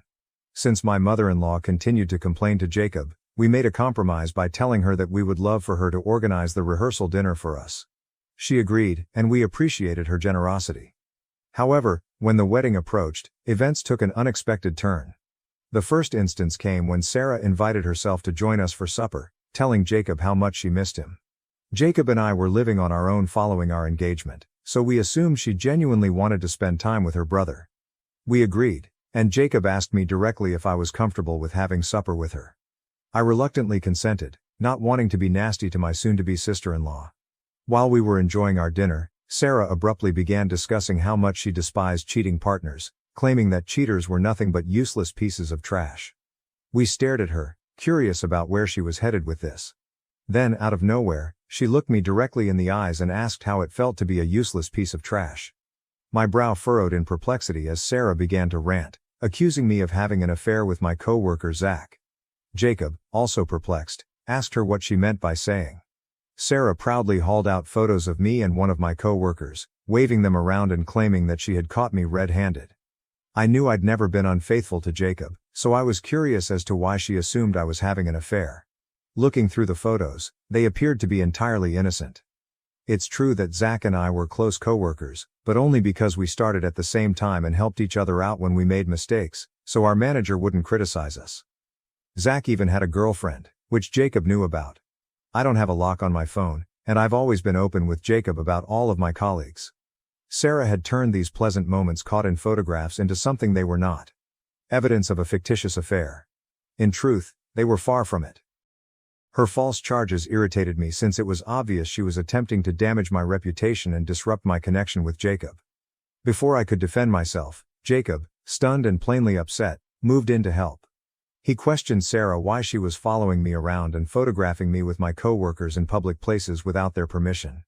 When Sarah heard this, she began rationalizing her behavior, claiming she simply wanted to investigate me because I was not of their status, and she was scared I was marrying Jacob to steal his money. Jacob told her unequivocally that her charges were false and that she was creating extra drama out of nothing. He tried to reason with her, telling her to stop spreading lies and attempting to destroy our relationship, but Sarah insisted that Jacob open his eyes to the obvious affair that was going on. I also tried to clarify that we were only co-workers, but Sarah insisted on her charges. As her charges grew more serious, the environment became strained. I had had enough and informed her that I was going to make a police report against her for illegally photographing and stalking me. Her look grew terrified as she inquired whether I was serious. I informed her I had all of the evidence. She had purposely tracked me and took these images without my permission, attempting to slander me with ludicrous lies. Sarah stared at Jacob and then back at me, arguing that she did everything to protect her brother and that it wasn't a big deal. She began imploring Jacob to speak with me, worried that if I filed a complaint it would jeopardize her profession and future. I strongly told her that she could only save herself at this time. Sarah inquired what I wanted. I assured her I wouldn't pursue the complaint if she kept away from my life. Sarah had no other option for escaping the situation at that point. She looked to her brother for support, but Jacob defended me, telling her that she should be grateful I was willing to let it go because what she had done was clearly wrong. Sarah reluctantly agreed to stay away from me, and we have not spoken since that day. Jacob still has a relationship with her, but she has never spoken to me again. The second incident occurred shortly before our wedding, at the rehearsal dinner. My mother-in-law, who had insisted on planning the meal, rebuffed our offer of assistance in any manner. She told us that she would take care of everything. However, when we arrived, it was evident that the preparations were far from what we had anticipated. The rehearsal dinner had plastic tablecloths on picnic tables and chilly Mexican food. My mother-in-law was upset throughout dinner, which marred the festive atmosphere. She drank excessively and began behaving inappropriately with the guests, repeatedly stating how she couldn't wait for the wedding to end and how stressful it had been, despite the fact that she had not contributed monetarily or assisted with the planning. Eventually, my father-in-law became irate and escorted her away. Sarah attempted to excuse her mother's actions, but my father-in-law refused to listen. As you might guess, the entire affair was a fiasco, and I began to worry that both my mother-in-law and Sarah would wreck the wedding the next day. That night, Jacob and I had our first disagreement. I informed him strongly that he needed to uninvite Sarah and his mother because, based on their actions, they would surely try to overshadow us at the wedding. My husband angrily protested, promising me that his father would be present and would not allow them to get away with it. Frustrated, I promised that if he didn't uninvite them, there would be no wedding the following day. Jacob was plainly taken aback by my demand, and even knowing how extreme I sounded, I was concerned about what they might do. I did not want to be embarrassed again in front of my family and friends on our wedding day. Jacob definitely lacked firm boundaries, but I hoped that this ultimatum would make him realize how much his family was interfering with our relationship. Thankfully, Jacob understood and made the proper decision. He called his father early in the morning to inform him that his mother and sister were uninvited. Phil didn't appear startled and promised Jacob that he'd make sure my mother-in-law and Sarah didn't show up there unexpectedly.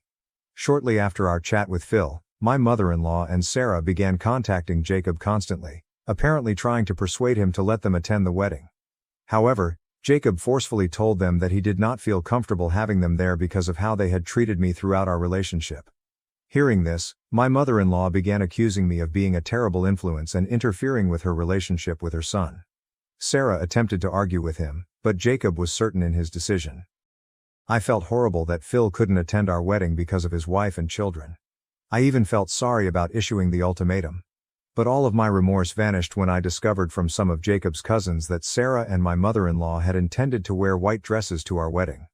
The cousins informed me that in their family WhatsApp group, which only had female members, Sarah had encouraged the others to wear white as well, stating there was no reason for the bride to be the only one.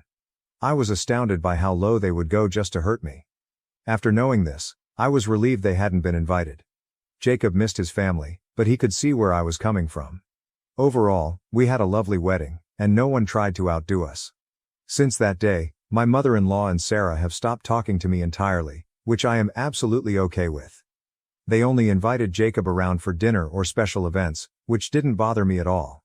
Phil, on the other hand, was always kind to me, and we stayed in touch over the years. Jacob and I painstakingly saved money and finally purchased a new home this year.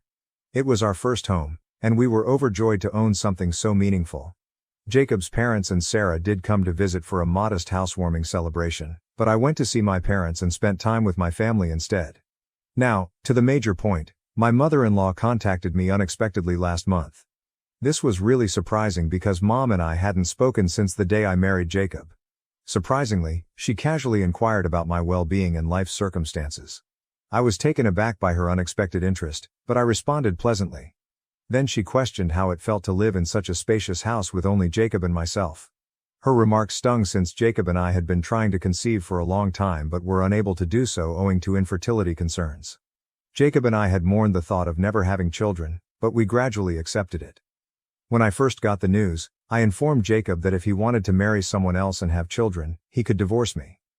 But Jacob had always stayed by me, assuring me that it was fine to be childless as long as we had each other. Our families were aware of this, so my mother-in-law's comment was very painful. She then told me Sarah was pregnant again. I was astonished because this would be her 6th child. Jacob had told me how her husband was unemployed and did not believe in using contraception, which resulted in these accidental pregnancies. Sarah's boyfriend was the embodiment of laziness, doing nothing around the house to aid her or the kids. I've heard from Jacob that he treats Sarah like a personal maid. He never pays any bills in the house. Sarah works many part-time jobs, while he spends the entire day gaming. Regardless of how much everyone has talked to her, Sarah never breaks up with him. My mother-in-law then went on to add that because Sarah could no longer afford to work during her pregnancy, she thought Jacob and I should give up our apartment because it was too big for a childless couple like us. I was caught aback by her demand and struggled to find words. I inquired whether she was joking, but my mother-in-law responded that she was serious, that Sarah and her husband deserved to live in a larger house. However, because she did not have enough space in her own home to accommodate them, she invited them to come in with us. The weight of her news weighed in the air as I fought to keep my composure in the midst of the emotional storm. I emphasized to her that this was our house, which we were still paying for, and the idea of someone else moving in without our permission was intrusive and ludicrous. However, my mother-in-law said that she had already spoken with Jacob, who had allegedly consented to this. This was strange because Jacob and I were always open with each other, and I knew he would have told me if he had agreed to let his sister and her family stay with us. I firmly told my mother-in-law that because the house belonged to both me and Jacob, he couldn't grant permission without my agreement. No one was allowed to reside here unless both of us agreed. To reach a solution, I told her that I would be pleased to accommodate Sarah and her husband for a few days if they wished, but that they could not stay permanently. My mother-in-law, on the other hand, began yelling, arguing that as a responsible daughter-in-law, I was required to make room for Sarah and her husband.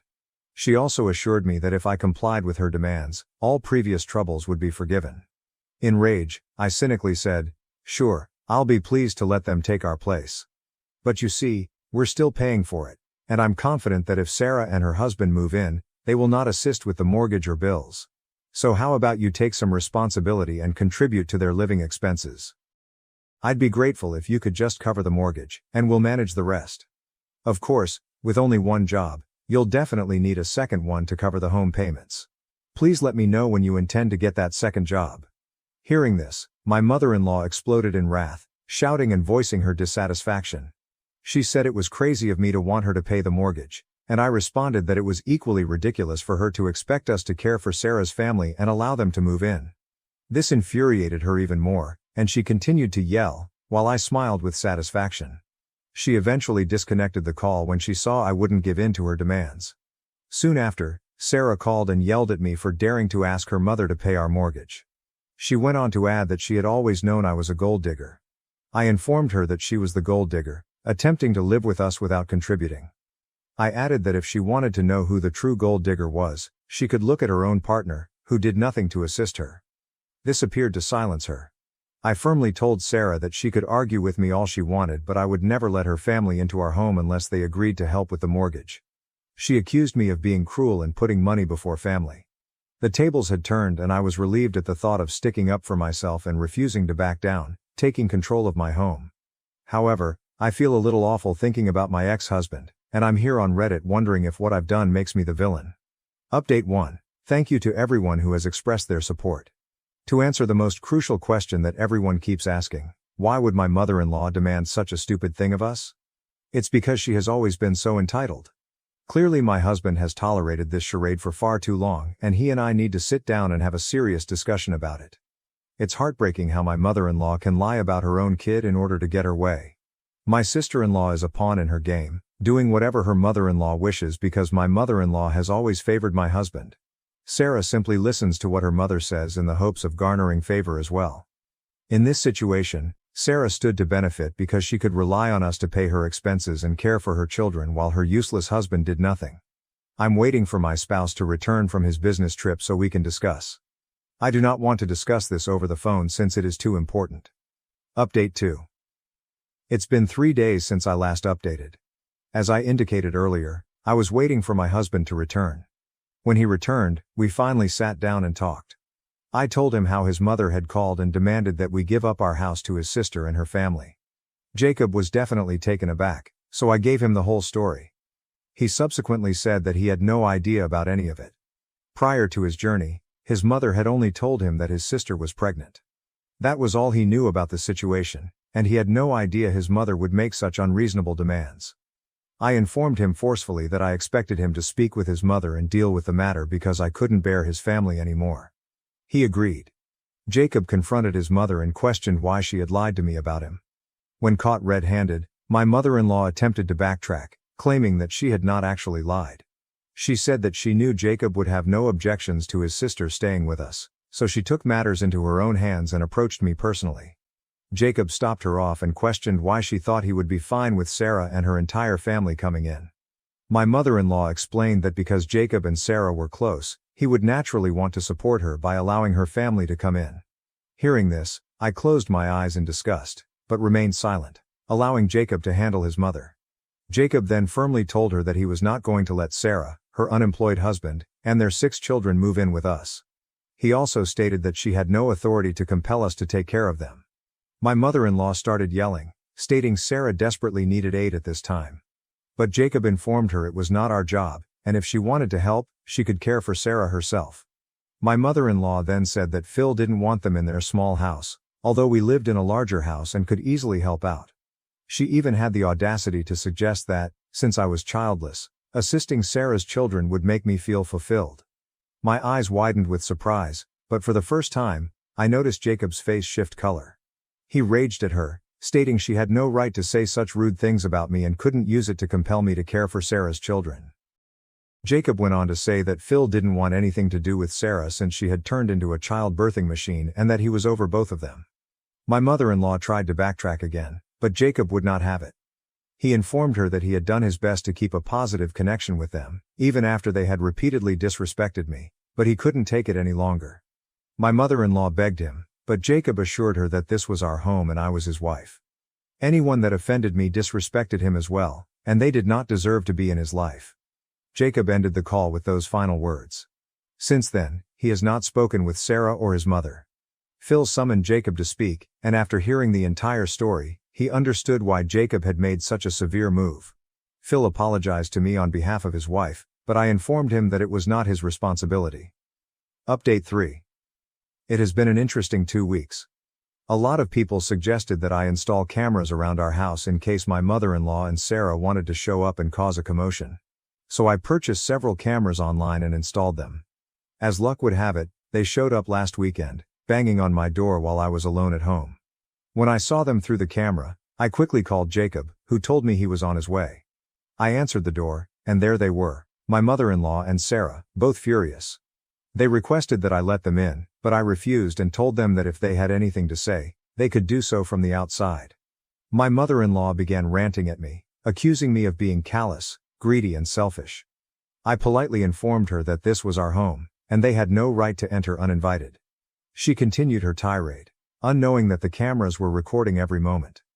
I reminded her of our prior chat, emphasizing that I would not give up our house for Sarah and her family, and that if she had anything else to say, she could wait for Jacob's return. Sarah then began yelling, accusing me of breaking up the family for no reason, being a gold digger and attempting to take her brother away from them. I informed them that everything they said was being recorded and that I would use the footage to obtain a restraining order if necessary. Their eyes widened in surprise as my mother-in-law exclaimed that I wouldn't dare to do that. I smirked and informed her that if they did not leave the property immediately, they would receive a legal notice very soon. This worried them, and Sarah tried to convince me that I was overreacting, saying that it wasn't a big problem. Fortunately, Jacob came at that exact moment. He approached them casually, asking what they were doing. My mother-in-law raced to hug him, but he resisted and forcefully demanded why they had come. Sarah stated that I was attempting to control his life by separating him from them and that they had come to face me. Jacob reiterated that it was his decision to avoid touch, and he did not want anything to do with either of them. My mother-in-law begged for forgiveness, but Jacob merely told them to leave the property or he would call the cops.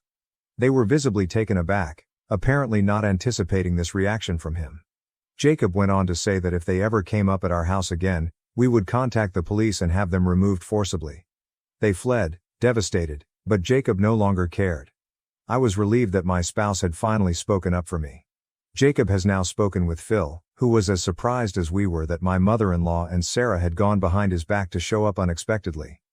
Phil informed us that we were correct not to let them in and expressed disgust with their behavior. With Jacob being so stern about kicking them out, I doubt they'll dare to return to our property. If they do, I will contact a lawyer right away. I am relieved that my husband has finally learned how toxic his family is, and I hope this is my final update. I'm ready to move on from this circumstance and continue our lives peacefully. My fiancé asked for an open relationship just weeks before our wedding. Am I the asshole for canceling the wedding? We were less than 2 weeks away from getting married when she asked me to accompany her to therapy. She was already seeing a therapist on her own and asked me to join her for a conversation before the wedding so we could be entirely honest with each other. That sounded unusual to me. I assumed we were already entirely honest with one another. After all, we were getting married in 2 weeks, right? She was also quite protective of her therapy sessions and did not discuss them openly. I'd never met her therapist, so being welcomed there felt out of place. The day came, and I attended the session. To protect myself, I kept my phone open and recorded audio. My fiancé had already arrived and I had to wait 20 minutes before being let inside. The therapist greeted me, shook my hand and we exchanged light talk. She informed me I wasn't as my fiancé had portrayed me. I assumed she was attempting to congratulate me. The therapist then turned to my fiancé and told her, "This may be more difficult than we anticipated." That freaked me out. But I remained calm, smiled politely, and did not respond. The therapist gave a brief speech that I do not like to repeat. As the therapist began emphasizing that we live in a modern world, my fiancé grasped my hand and expressed her desire for us to have a non-traditional marriage in the future. I grinned, not quite knowing what that meant. I assumed she was referring to seeking an equal partnership in which she would not be expected to give up her job or independence, a current girl power message. But it was something else entirely. She was talking about wanting to be able to sleep with other men once we married. I was stunned. It's 2018, I reminded myself, but seriously. She went on to say that she deeply loved me and would not be happy with me having the same freedom since the thought of me being with other women would break her heart. She couldn't take the idea of someone else stealing me from her. I allowed them to finish chatting. They both appeared to gain confidence, most likely as a result of my silence. It felt like they had practiced this. After they were finished, I asked the therapist if she was licensed. Her reply indicated that she had not expected that to be my first question. She agreed, so I instructed her to explain to my fiancé why we would not be marrying and would no longer be a couple, effective immediately. I wished them both luck and exited the office. I'm considering reporting to the therapist. I'm not sure whether I should report her to the clinic or a licensing board, but I believe there was some professional misconduct and I want her to be held accountable. That session did not go well for me at all. To be clear, that conversation would never end well. Even if my fiancé had wanted an open marriage in which I could sleep with other women, I would still have called off the wedding. That is not a marriage. It is a fake. It's also occurred to me that she might have already cheated on me. Looking back, certain things do not add up, and now that I have clarity, I feel foolish. I listened to the recording again, and I still can't believe what they said. Anyway, I called the wedding off. I'm normally a laid-back guy. I avoid arguments and conflicts because I follow principles and utilize common sense. Perhaps that gave my ex the impression that I was a pushover, but she was completely mistaken. After listening to the recording a few times, I'm convinced the therapist understood I wasn't how my fiancé described me in their sessions. Hence the comment, "This may be harder than we thought."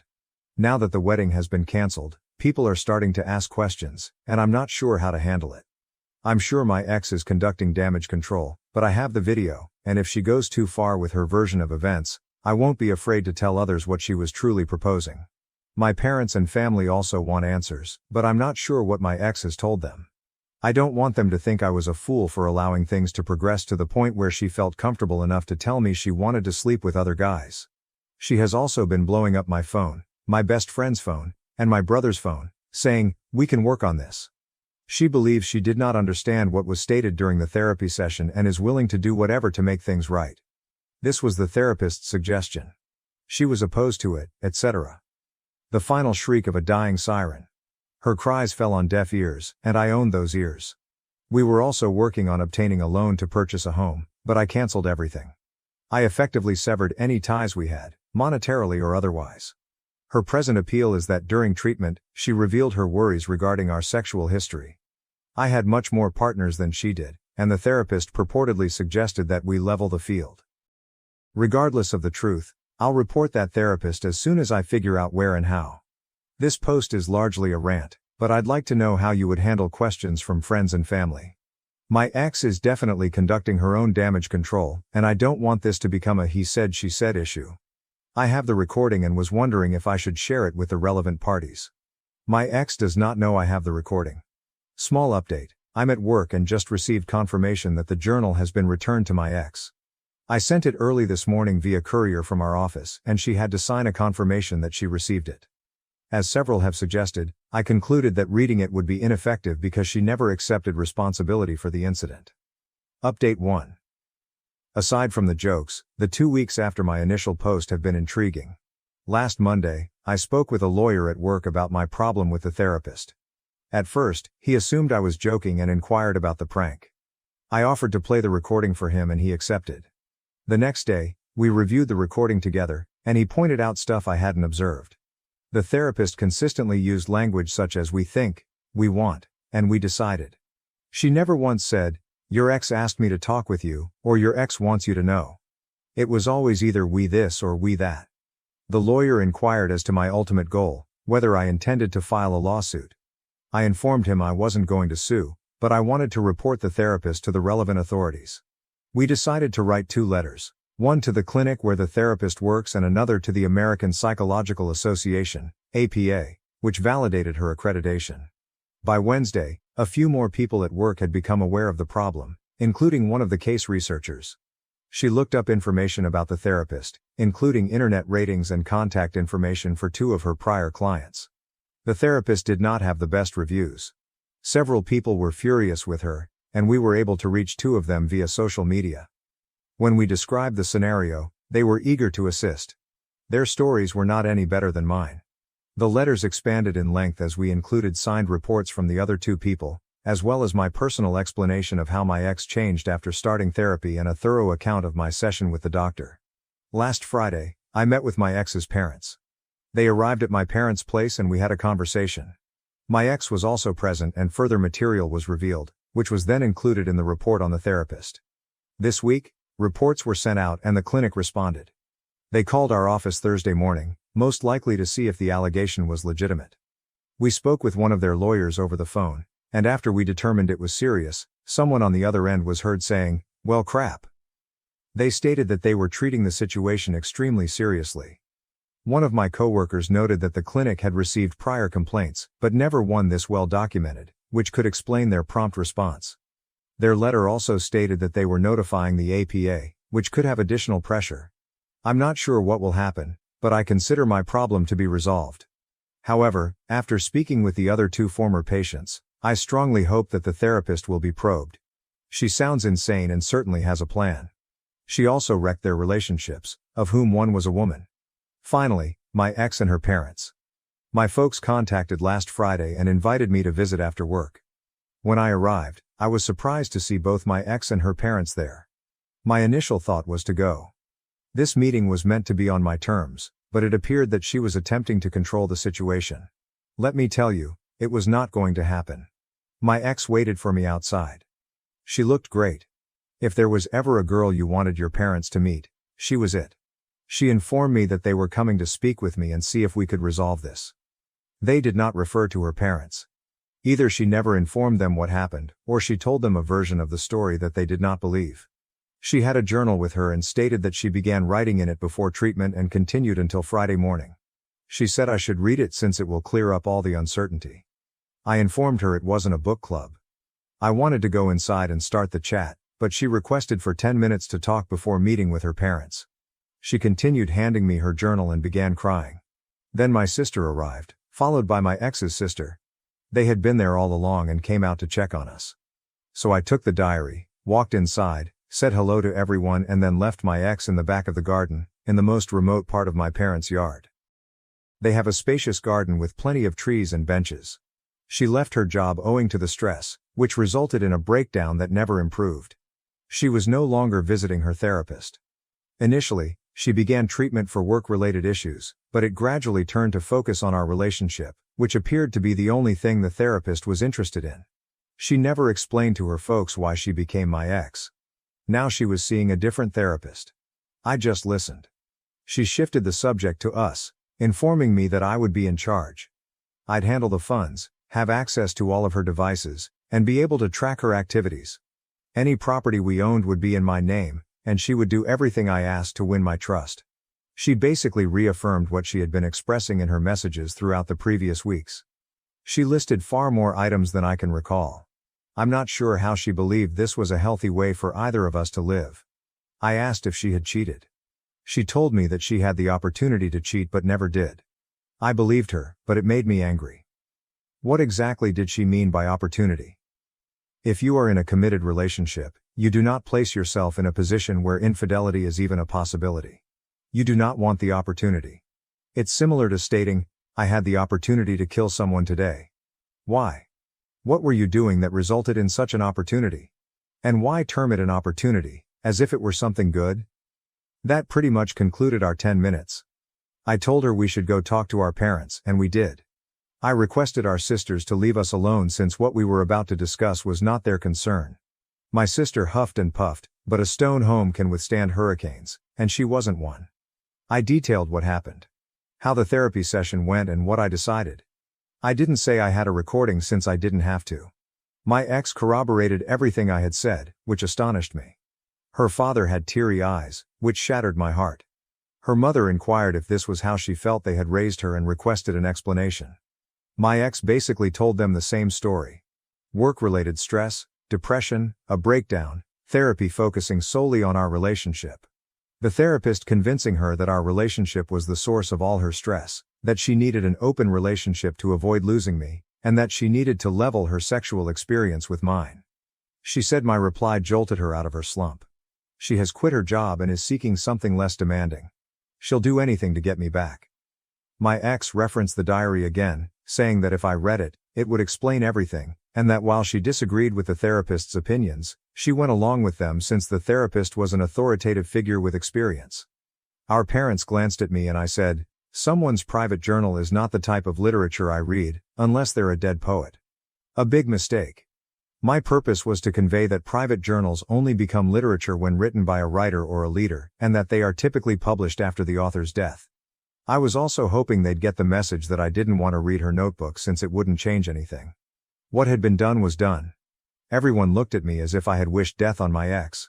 You could sense the animosity in the air, so I gave in and muttered, fine, promising to read the journal. You win some, you lose some, and then you use the incorrect words, resulting in even more losses. My ex is currently seeing a new therapist. She showed her parents the confirmation emails for her appointments. He's an older man with a white beard, much like Freud. I searched him up online. He is married, attends conferences and has written a couple books that are accessible on Amazon. Seems like a solid character. Then her parents said, can't you kids work this out? That was the second thing that made me angry that day. As if this were child's play, and we should just listen to the adults since we were too young to control our emotions or judge what constitutes an irreversible betrayal. We were just kids who needed to work things out. So I reclaimed some ground after my earlier remark about the Dead Poets Society, and that was how the day concluded. We've known each other for 9 years and been in a relationship for 5. Even if there are real causes for her behavior, how can you return to normalcy? This was not even a reset. My perspective on my ex has shifted dramatically. She has become a stranger to me.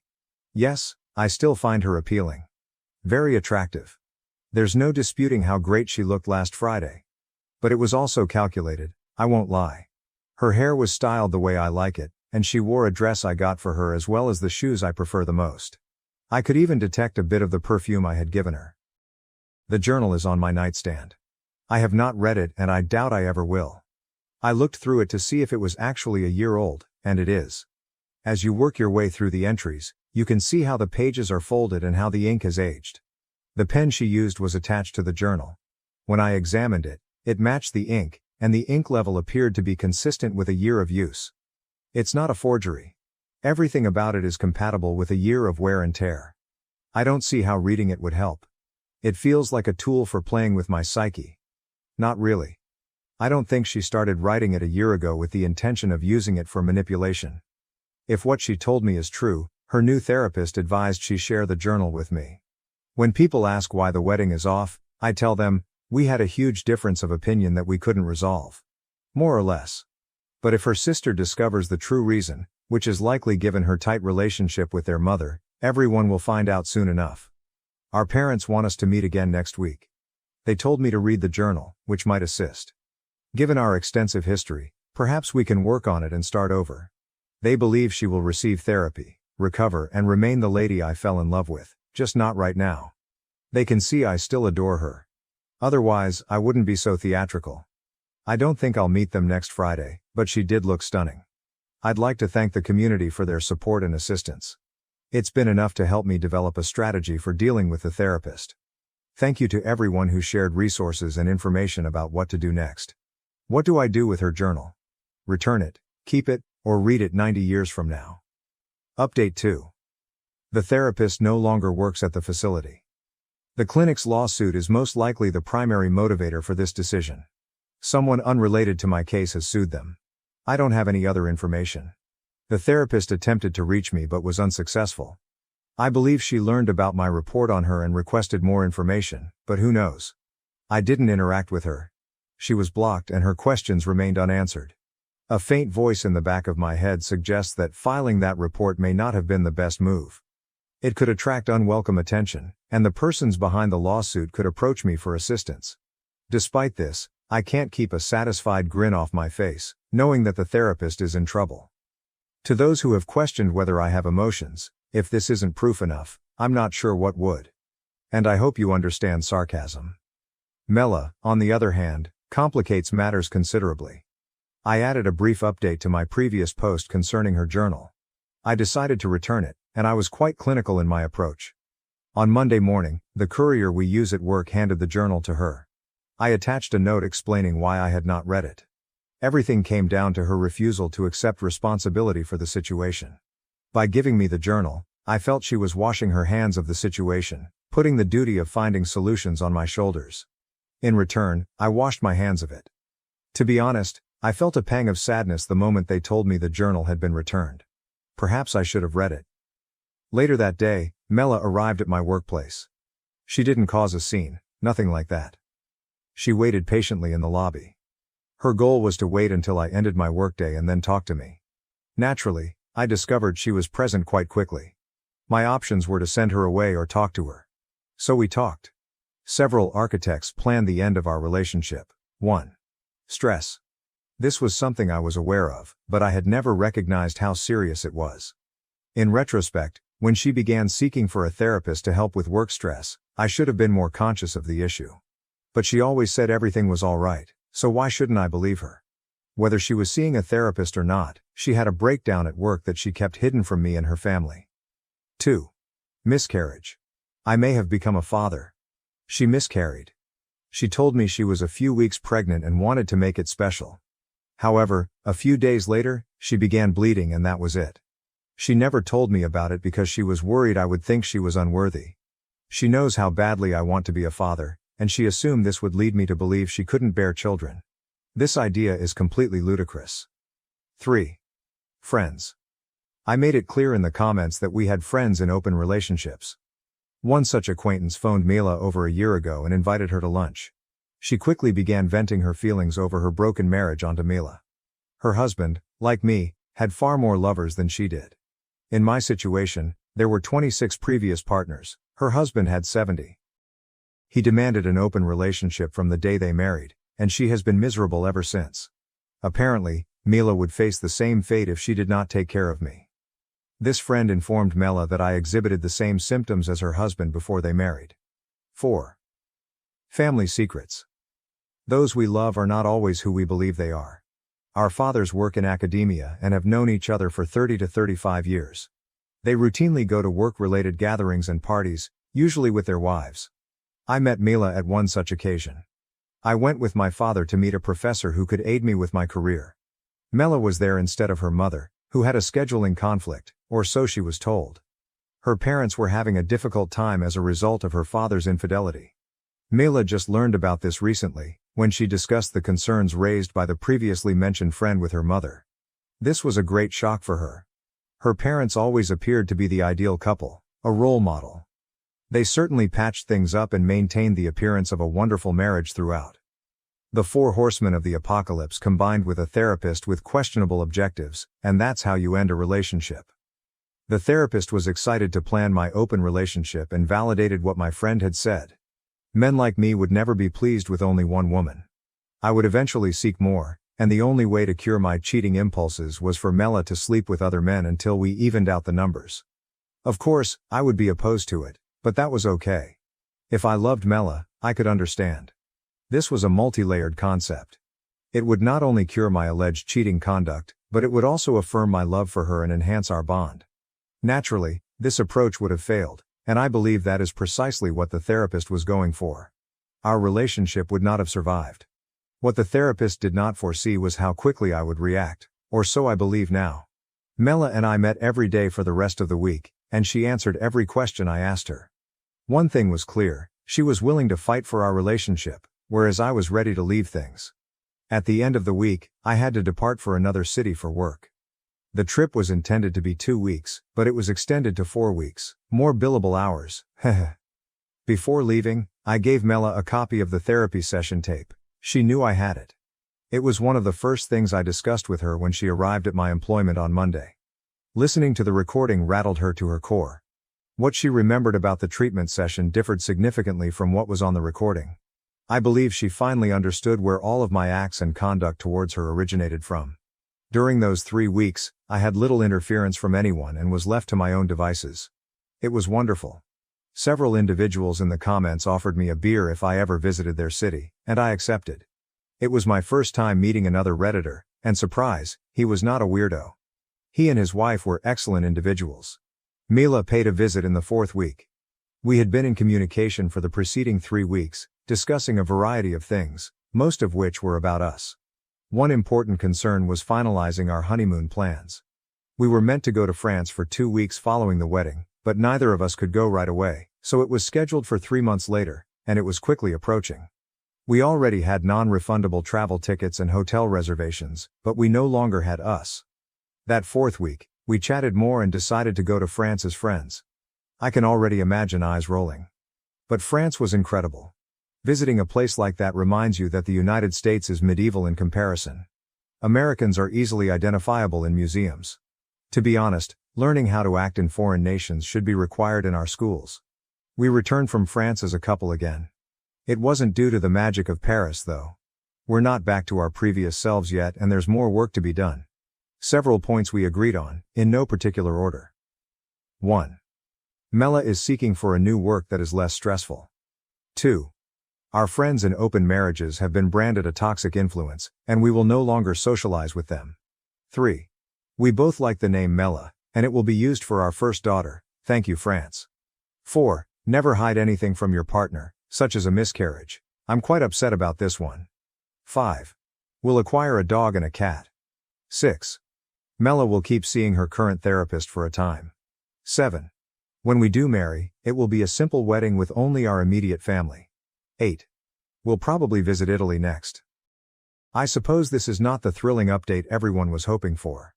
Many of you requested an update, and if you were hoping for rage, hatred, or revenge, I'm sure there is a version of this story in which those things are feasible. But as I've stated from the start, I didn't detest Mela. My actions were based on self-preservation at the moment. Her behaviors indicated that she wanted something other than what I believed we both agreed on. There is no reason to be concerned about her mental state. When her therapist's impact faded, she returned to her previous self, more or less. These events have unavoidably altered her, but she is now in a better state. You'll recall that she promised me control over her finances, tracking her location, and full access to all of her devices. Aside from my disinterest in such a lifestyle, those were simply attempts to continue the conversation. We agree to be open with our devices, but we have always been, so nothing has changed there. We will continue to share our finances, as we have always done. Thank you to everyone who left comments and sent me private messages. Some of the advice I received was invaluable, and I'm eternally thankful. Writing these pieces and interacting with you all has been quite therapeutic, a great way to relieve stress. I reluctantly agreed to an open marriage with my wife. When I fell in love with a coworker, my ex lost control and tried to ruin everything. I, 47, have been married to Lisa, 42, for 17 years, however we only lived together for roughly 7 years. A decade ago, I discovered Lisa cheating on me, and she admitted that she had fallen out of love and desired an open marriage. We have 2 children. The older was a toddler and the younger was still a baby when this occurred. It was heartbreaking to me. She stated that having back-to-back pregnancies had a negative impact on her physical and emotional health, and she wished to freshen up. Unfortunately, her method of relaxation was to bring various men into bed. Divorce was complicated at that stage, with 2 small children and a meager income. I decided to let her live her life as I relocated upstairs in our duplex home. We became co-parents for our children. It wasn't as hunky-dory as it seems. We split up with a lot of hatred and name-calling, largely from me since she cheated. But soon, we got caught up in work and life and I moved on and became more relaxed. A few months ago, I met Kathy, 35F at work. She's my junior, and we hit it off immediately. Bonding with her felt more natural than anything I'd experienced in a long time. It wasn't a romantic connection at first. We connected as understanding co-workers and spent time together outside of work, still simply as friends. We made out last month and I had a unique feeling for her. She has been crashing at my apartment on a regular basis since then, which technically affects my wife. Lisa is still my wife and we are still married. Lisa has been acting strangely these days. Kathy hangs out with me and attempts to command authority like a wife. I had to remind her that we are separated, and I can live my life as she has for years. It is difficult to express what she has been doing, but I will try. Kathy and I were eating dinner one evening in my kitchen. Lisa arrived and asked, "Can I join you guys?" It became an extremely awkward time for both of us. Kathy and I gazed at each other, surprised. Lisa sat down with her dish without waiting for a response. We ate supper like strangers, smiling politely despite Lisa's forced chat. Our supper was ruined, but I gave Lisa the benefit of the doubt, believing she was simply trying to fit in. Then there was another incident in which she was bossy, attempting to impose her rights as a wife. Kathy and I were upstairs watching a movie when Lisa barged in and requested me to join her. When I questioned what was wrong, she answered, "Your children need you. The younger one needs your assistance with a scientific project." I was surprised since we had divided the schoolwork. I help the older child, and she takes care of the smaller. I informed her that I had already done my part for our eldest kid and that this was now her responsibility. She became enraged and exclaimed, "Is this kid not yours? Instead of assisting him, you're here lurking." This resulted in a full-blown confrontation between Lisa and me. Kathy, feeling embarrassed, excused herself and left. Kathy told me after that episode that she would no longer hang out at my apartment, though we continued to meet at hers. But why should I sacrifice my life when I've never touched hers? She's been living her life her way, bringing whatever male she wants into the house. And I've always looked the other way. Lisa is purposely attempting to break the link I've formed with someone. I addressed Lisa the other day, and she replied she wasn't worried by my close relationship with Kathy. She refused to accept her actions, claiming I was overthinking. I informed her that if she continued to intervene in my life, I would consider getting divorced. She had tears in her eyes and apologized for disturbing us. She was only worried about our son's unfinished assignment and was preoccupied with her work, so she asked me for assistance. I claimed it wasn't a call for help, it was nothing short of gaslighting. She then contacted Kathy, apologized and invited her to come over. Kathy accepted the apologies but set boundaries, explaining that she preferred to meet me at her home. I am currently in a difficult situation. I want to get rid of Lisa, but I'm worried she'll destroy my growing connection with Kathy. I'm thinking of obtaining a divorce. The only reason I didn't file for divorce back then was that I didn't want my children to have to pick between their mother and father. Now I'm contemplating if I should go forward with it and prioritize myself over everyone else, including my children. Should I wait a few years for my children to grow up before making a move? I'm not sure Kathy will wait for me till then. Oh, I'm still upset with Lisa over her decision to open the marriage. I'm also upset with myself for agreeing with her and not pushing back enough. Edit. Apologies for all of the jargon and missing facts, particularly on Lisa's adultery and our separation dynamics. People say it's tough to give counsel without clarity, so here it is. It'll be long, so skip it if you don't want to learn about the past. This was roughly 10 years ago, so I may have missed a few specifics. Lisa began acting up 4 months after our younger kid was born. She wouldn't let me get close and said she wasn't ready for sex. Pregnancy and breastfeeding had made her wary of closeness. I supported her decision, but we were slipping apart emotionally. I recommended we go to couples therapy, but she dismissed it, saying it was simply her postpartum phase and she'd recover shortly. It took almost a year before I lost patience and addressed her, stating that we needed to address the elephant in the room. She either attended therapy with me or gave me the truth about what was wrong. She gaslighted me, accusing me of being insensitive and other nonsense, but I refused to let it go this time and probed for the truth. I snooped through her phone but found nothing definite because she had deleted the majority of the chats and emails. I'm not sure how I got the clue, but one day she mentioned she was going shopping with her pals. I followed her automobile and discovered her infidelity. She was sleeping with a young college student. I knocked rather than barged into his residence.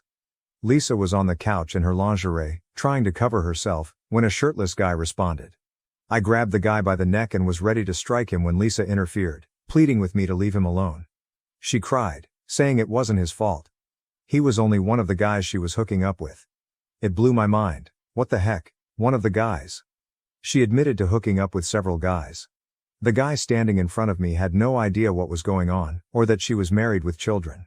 We returned home, and I did everything any man in my position would do.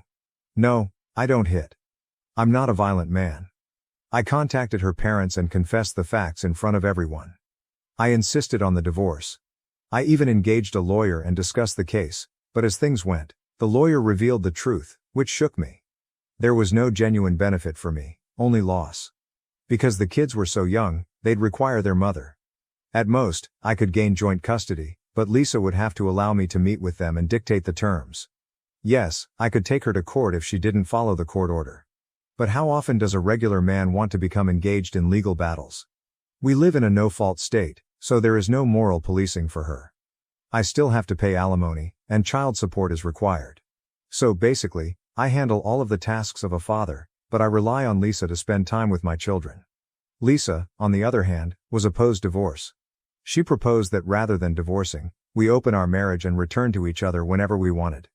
I knew I never wanted her back, but divorce was too expensive at the time. The only practical choice was to separate and live as housemates and co-parents with our children. So, we did it. Though she calls it an open marriage or whatever she wants, I consider it a failed strategy, and we have parted. Lisa has been with several partners over the last 10 years. Though she claims she had no significant relationships with any of them, I believe she had at least 3 sexual partners. They visited our house, and she went trekking and on vacation with them. It was difficult for me to see her bringing different guys into our home, first her adultery, then her multiple partners in our bedroom. We own a duplex house. I moved the guest bedroom upstairs. The stairs leading to it are accessible through the back door. We bought the property from an Asian couple who built it so their grown-up son could live upstairs in peace. Unfortunately, the son moved out, and the couple sold it to us since it was too big for them. The main entry to the house leads into a living room with a large closed kitchen, a dining area, a master bedroom, and a pantry that we converted into our children's room. Upstairs, there is a guest room the same size as the master bedroom, and the rest of the space is dedicated to a huge library area for reading and hosting parties. That space leads to the roof of the home, which has a little patio. Since I was moved upstairs, I could see much of what was going on downstairs. I hoped I could close my eyes, but for my children's sake, I remained attentive. I initially joined the dating scene, but after a few months, it felt hollow and useless. I discontinued it and concentrated on other important matters. I joined a badminton club to improve my athletic body. I had been a sports fan in college, so I returned to playing field games on weekends. I also joined a hiking club that plans solo hikes every 2 months. You cannot bring a friend, spouse, or someone you know. You hike alone, and there are others who do as well. It was tremendous fun. I did that for 2 years straight and now only do it twice a year. I've had a few hookups over the last 10 years, but no emotional affairs or long-term relationships. I didn't feel connected to anyone else. Kathy's situation is different. I feel good around her. She's the woman I believe I can give love another chance with. But now, Lisa, the devil of my life, has returned to hunt me down. The scenario remains the same. Kathy refuses to come to my apartment. I'm concerned she'll withdraw herself from me, and I don't want to lose her. The scenario forces me to choose between Kathy and my children, and I'm having difficulty making a decision. Update 1. Hello everyone. Thank you for all your suggestions and remarks. I appreciate everything, good and terrible. I sought therapy, which greatly aided me in determining my focus point and what I want out of life at this time. As several of you mentioned, the children are nearing their teen years, so it will only be a matter of a few years before they leave to lead their own lives. It makes no sense to pass up my chance to be happy with Kathy. I had an open discussion with Kathy. I told her about my feelings. I told her I wanted to be with her, and if she felt the same way we could work things out. She claims she feels the same way but is hesitant due to my family dynamics. She simply does not feel comfortable around my legal wife. She is fine with the youngsters surrounding me, however. I said I could figure this out. I'm going to move out and the kids can choose where they want to live. They are mature enough to make that choice, and they can alternate between mom and dad's. Kathy agreed with the plan.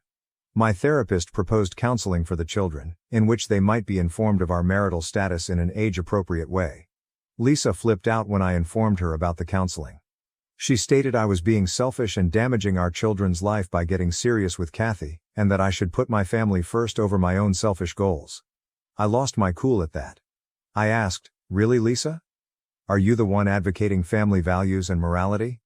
What happened to your ethics while you were getting knocked up by various men when your children were still breastfeeding and rolling in their cribs?" I asked her to back off and brought the children to the counselor. It was useful. The children responded well and appreciated that we had banded together for their cause. They also agreed that I deserved to be happy for the rest of my life. I informed Lisa that I would be filing for divorce. She pretended to be surprised and began sobbing. She stated, "I thought we decided never to divorce and to be together throughout. Now that you have found this woman, you are leaving your family to be with her. I've also met a lot of men who wanted to marry me, but I never gave up my married life for them." I responded, "Stop trying to guilt trip me. This is not helping. Cut the bullshit and sign the paperwork. I'll be paying for the children's education until college and you can retain the house and the car. This will be your alimony. I will be moving out. I am prioritizing my pleasure over money because I can now afford it. Back then I couldn't." She cried and tried everything she could to convince me out of get divorced. She stated I could move out and live with Kathy while still married to her. I said, "I adore Kathy and do not want her to be dubbed my mistress. I know no one calls her that, but you would. You can go to any length to humiliate others. The paperwork should arrive any day soon. I'm moving in with Kathy next month. I am waiting for my children's annual tests to be completed. I'll be taking them on a trip and then moving out. I'll feel relieved when everything is settled." Update 2. I'm telling you, this woman is a true piece of work. As I said in my previous report, I was on holiday with the children. This woman seized the opportunity to carry out her nasty scheme. Lisa wept her way to Kathy, telling her to back off. She informed her that she was breaking up our family and that our children would suffer as a result. Lisa attempted to guilt Kathy, but when Kathy refused, Lisa said that I wasn't serious about her and that she was simply a fling for me. Lisa is a cunning, ruthless woman. She knows precisely how to play her cards. She knew I was in a low network zone with the kids, so she promised not to call me, and she didn't. If Kathy had been any other woman, she would have freaked out at the fling phrase. But she remained calm and waited for my return. She had my hotel number but did not bother me. That's what I admire about her. She's a confident woman despite my complicated situation. When I arrived home and learned of Lisa's spiteful move, I marched up to her door and yelled at her. I should have done this sooner to get the garbage out of her mind. Her entitled behavior has gone too far, and no one will tolerate it any longer. I have moved out of my house. My children have also decided to stay with me, but we do not have a spare room, therefore I'm looking for a larger property to accommodate them. Until then, kids are remaining with their mother. When I was moving out, Lisa performed a variety of tantrums, ranging from guilt-tripping to ranting, gaslighting to sobbing and pleading for another opportunity. She asked me to give our relationship one more chance. I told her that our relationship had ended 10 years ago. We were only housemates and co-parents. The truth is, I've moved on from loving her. She is nothing to me. I love Kathy and want to spend the rest of my life with her. When Lisa received the divorce papers, she tore them up. My lawyer had to issue her a letter threatening to sue her for destroying a legal document. Only then did she calm down and consent to sign them. The divorce proceedings are ongoing. I haven't followed up on my soon-to-be ex-wife since then. I went to pick up my children twice but did not enter the home. Yes, several of you inquired about my children's ages. They are now 11 and 13, mature enough to understand the divorce and separation. Update 3. I am pleased to inform you that my soon-to-be ex-wife, STBX, is now officially my ex-wife. The main point of this update is that the divorce is finalized and my children have moved in with me. They will visit their mother every 2 weeks or whenever they wish. The last month has been hectic, renting a house and relocating belongings. We didn't tell Lisa about the kids moving in with me until I rented a new house. We all knew she'd be upset, so we decided to wait as long as possible before telling her. The kids advised packing their bags and sneaking off with me when Lisa wasn't looking, but I chose to handle things legally. I did not want to get into another argument with that woman. According to our divorce agreement, we must give each other 3 days' notice if we intend to take the children for more than 2 days. So I returned home and informed Lisa that the children wanted to live with me and that I would pick them up in 3 days. As expected, she freaked out. Fortunately for us, she did not become violent, breaking things and all, which would have made things easier for us. Instead, she took the emotional way. She held the children, cried, apologized for everything, and begged them not to leave her. She did her best to emotionally manipulate them into staying with her. She was even successful with the younger child, who stated that he wanted to stay with Mama.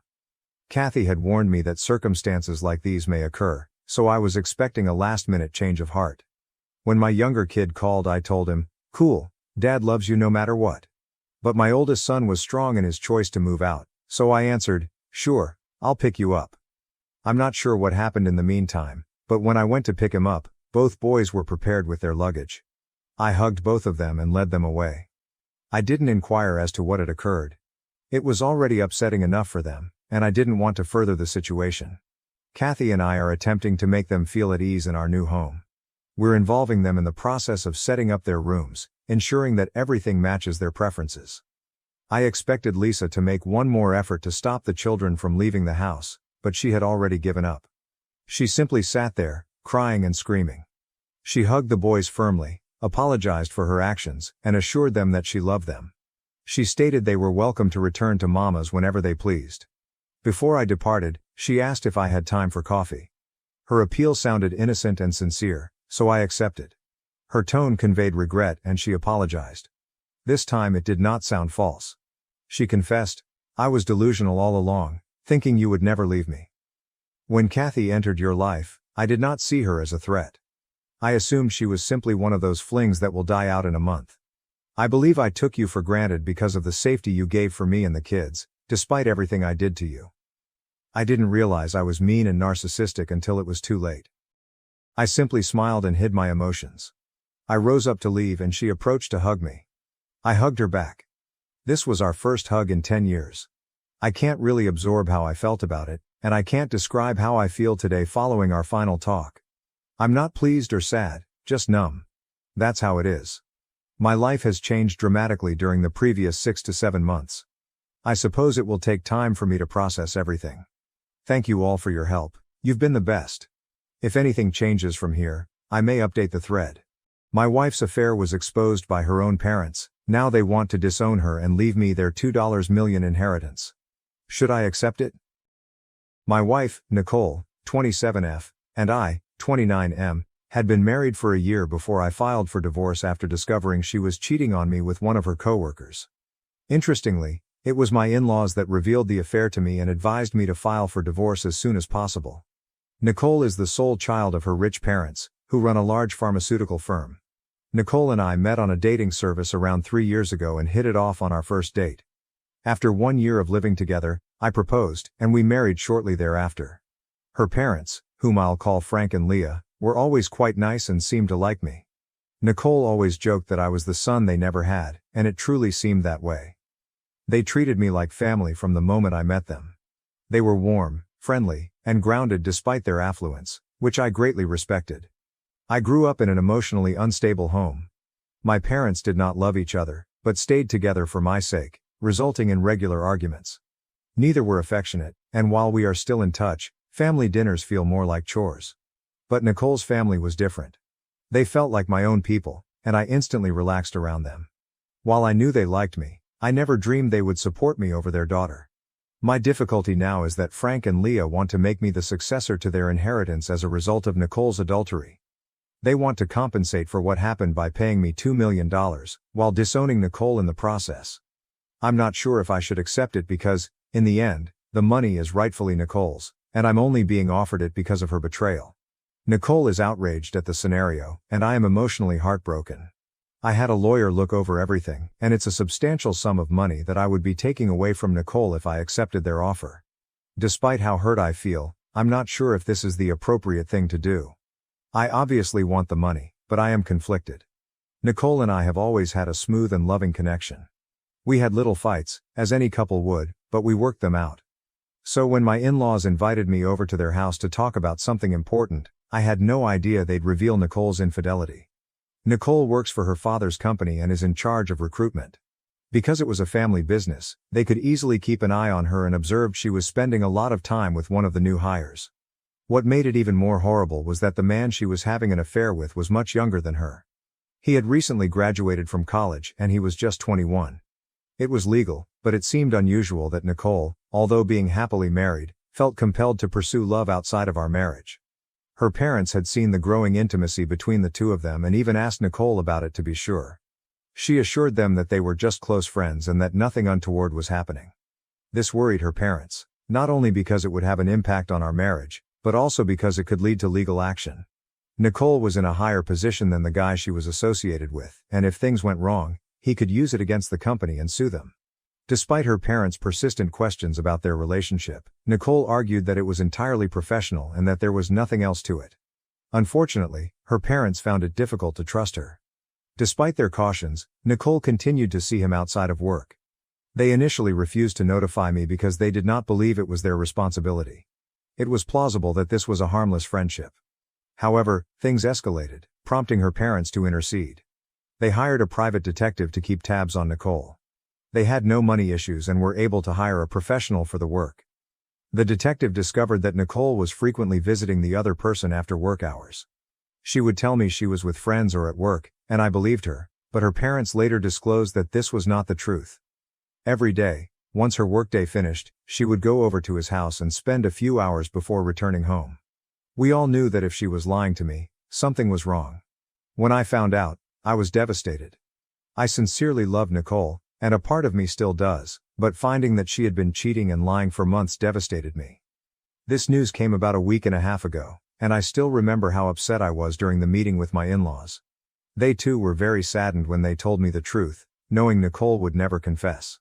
They believed it was best for them to come forward. Nicole had no notion her parents knew the truth. I was the first one they informed. I cried down in front of them, but they consoled me as if I were their own kid. They reassured me that it was not my fault and that they had seen how effectively I handled Nicole. This was completely her doing. She didn't appreciate the love she received from her parents and me and tossed it all away for someone she'd only known for a year. I stayed at their house that night because I couldn't bring myself to go home and confront Nicole. They kindly let me spend the night, and I cried the whole time. I was rattled up and unsure of what to do next. Logically, I understood the next step was to file for divorce, but my heart wasn't ready to give up on her just yet. The following morning, I decided to return home before Nicole went to work.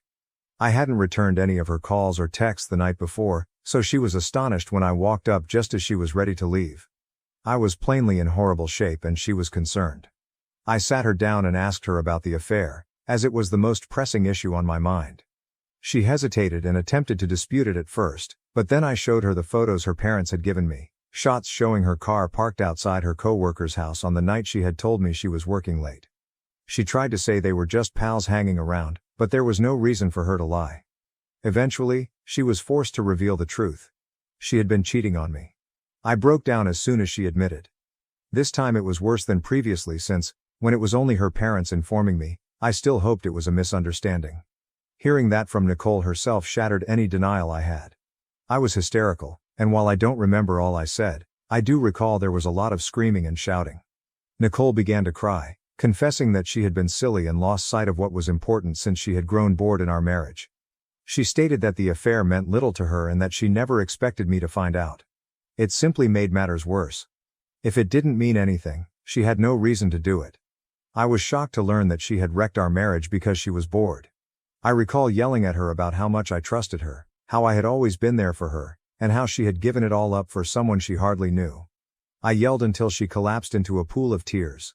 At one point, things became so severe that she collapsed on the floor, wailing with her head in her hands, while I screamed. It was a disaster, and just thinking about it makes me uneasy. Nothing about it seemed normal. When the ordeal ended, I informed her I was done and asked her to leave the house. She begged with me, claiming she would cease things with the other guy immediately and wanted another chance at our marriage. I informed her that as long as she was around, all I could think about was her affair. I needed time to comprehend things, which meant she needed to leave.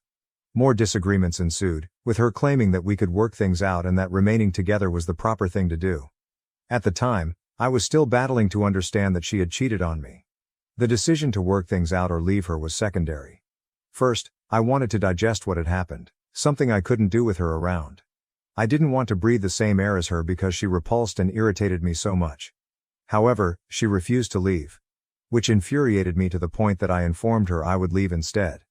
I couldn't take being near her anymore. She was still unhappy and told me I couldn't go because she wanted to work things out and stay married.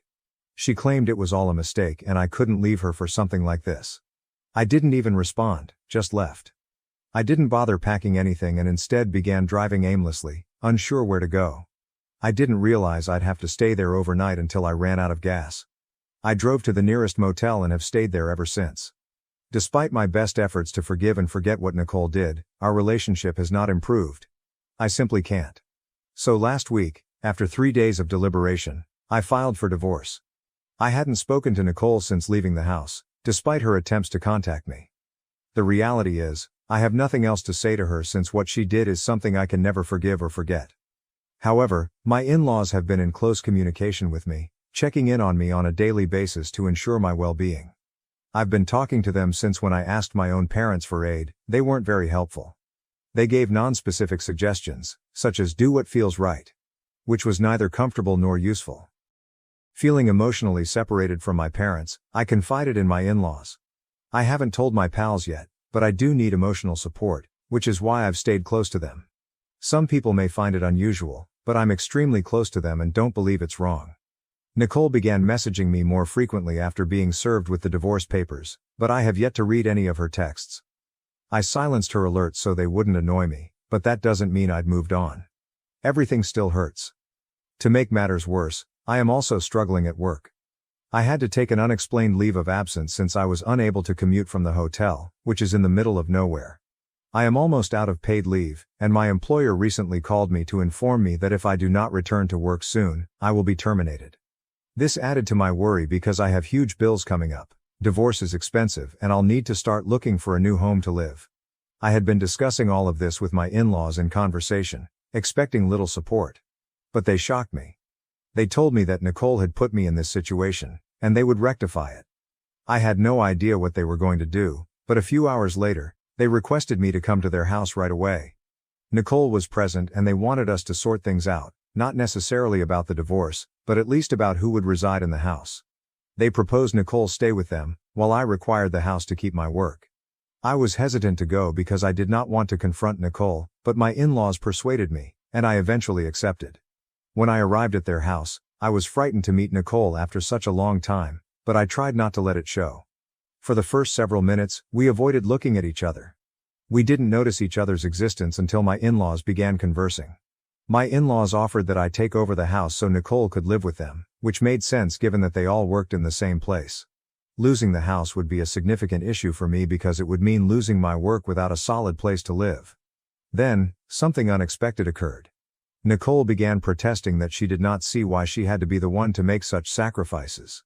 She said it was my fault we were divorcing and informed her parents that they, as her parents, should be on her side rather than mine.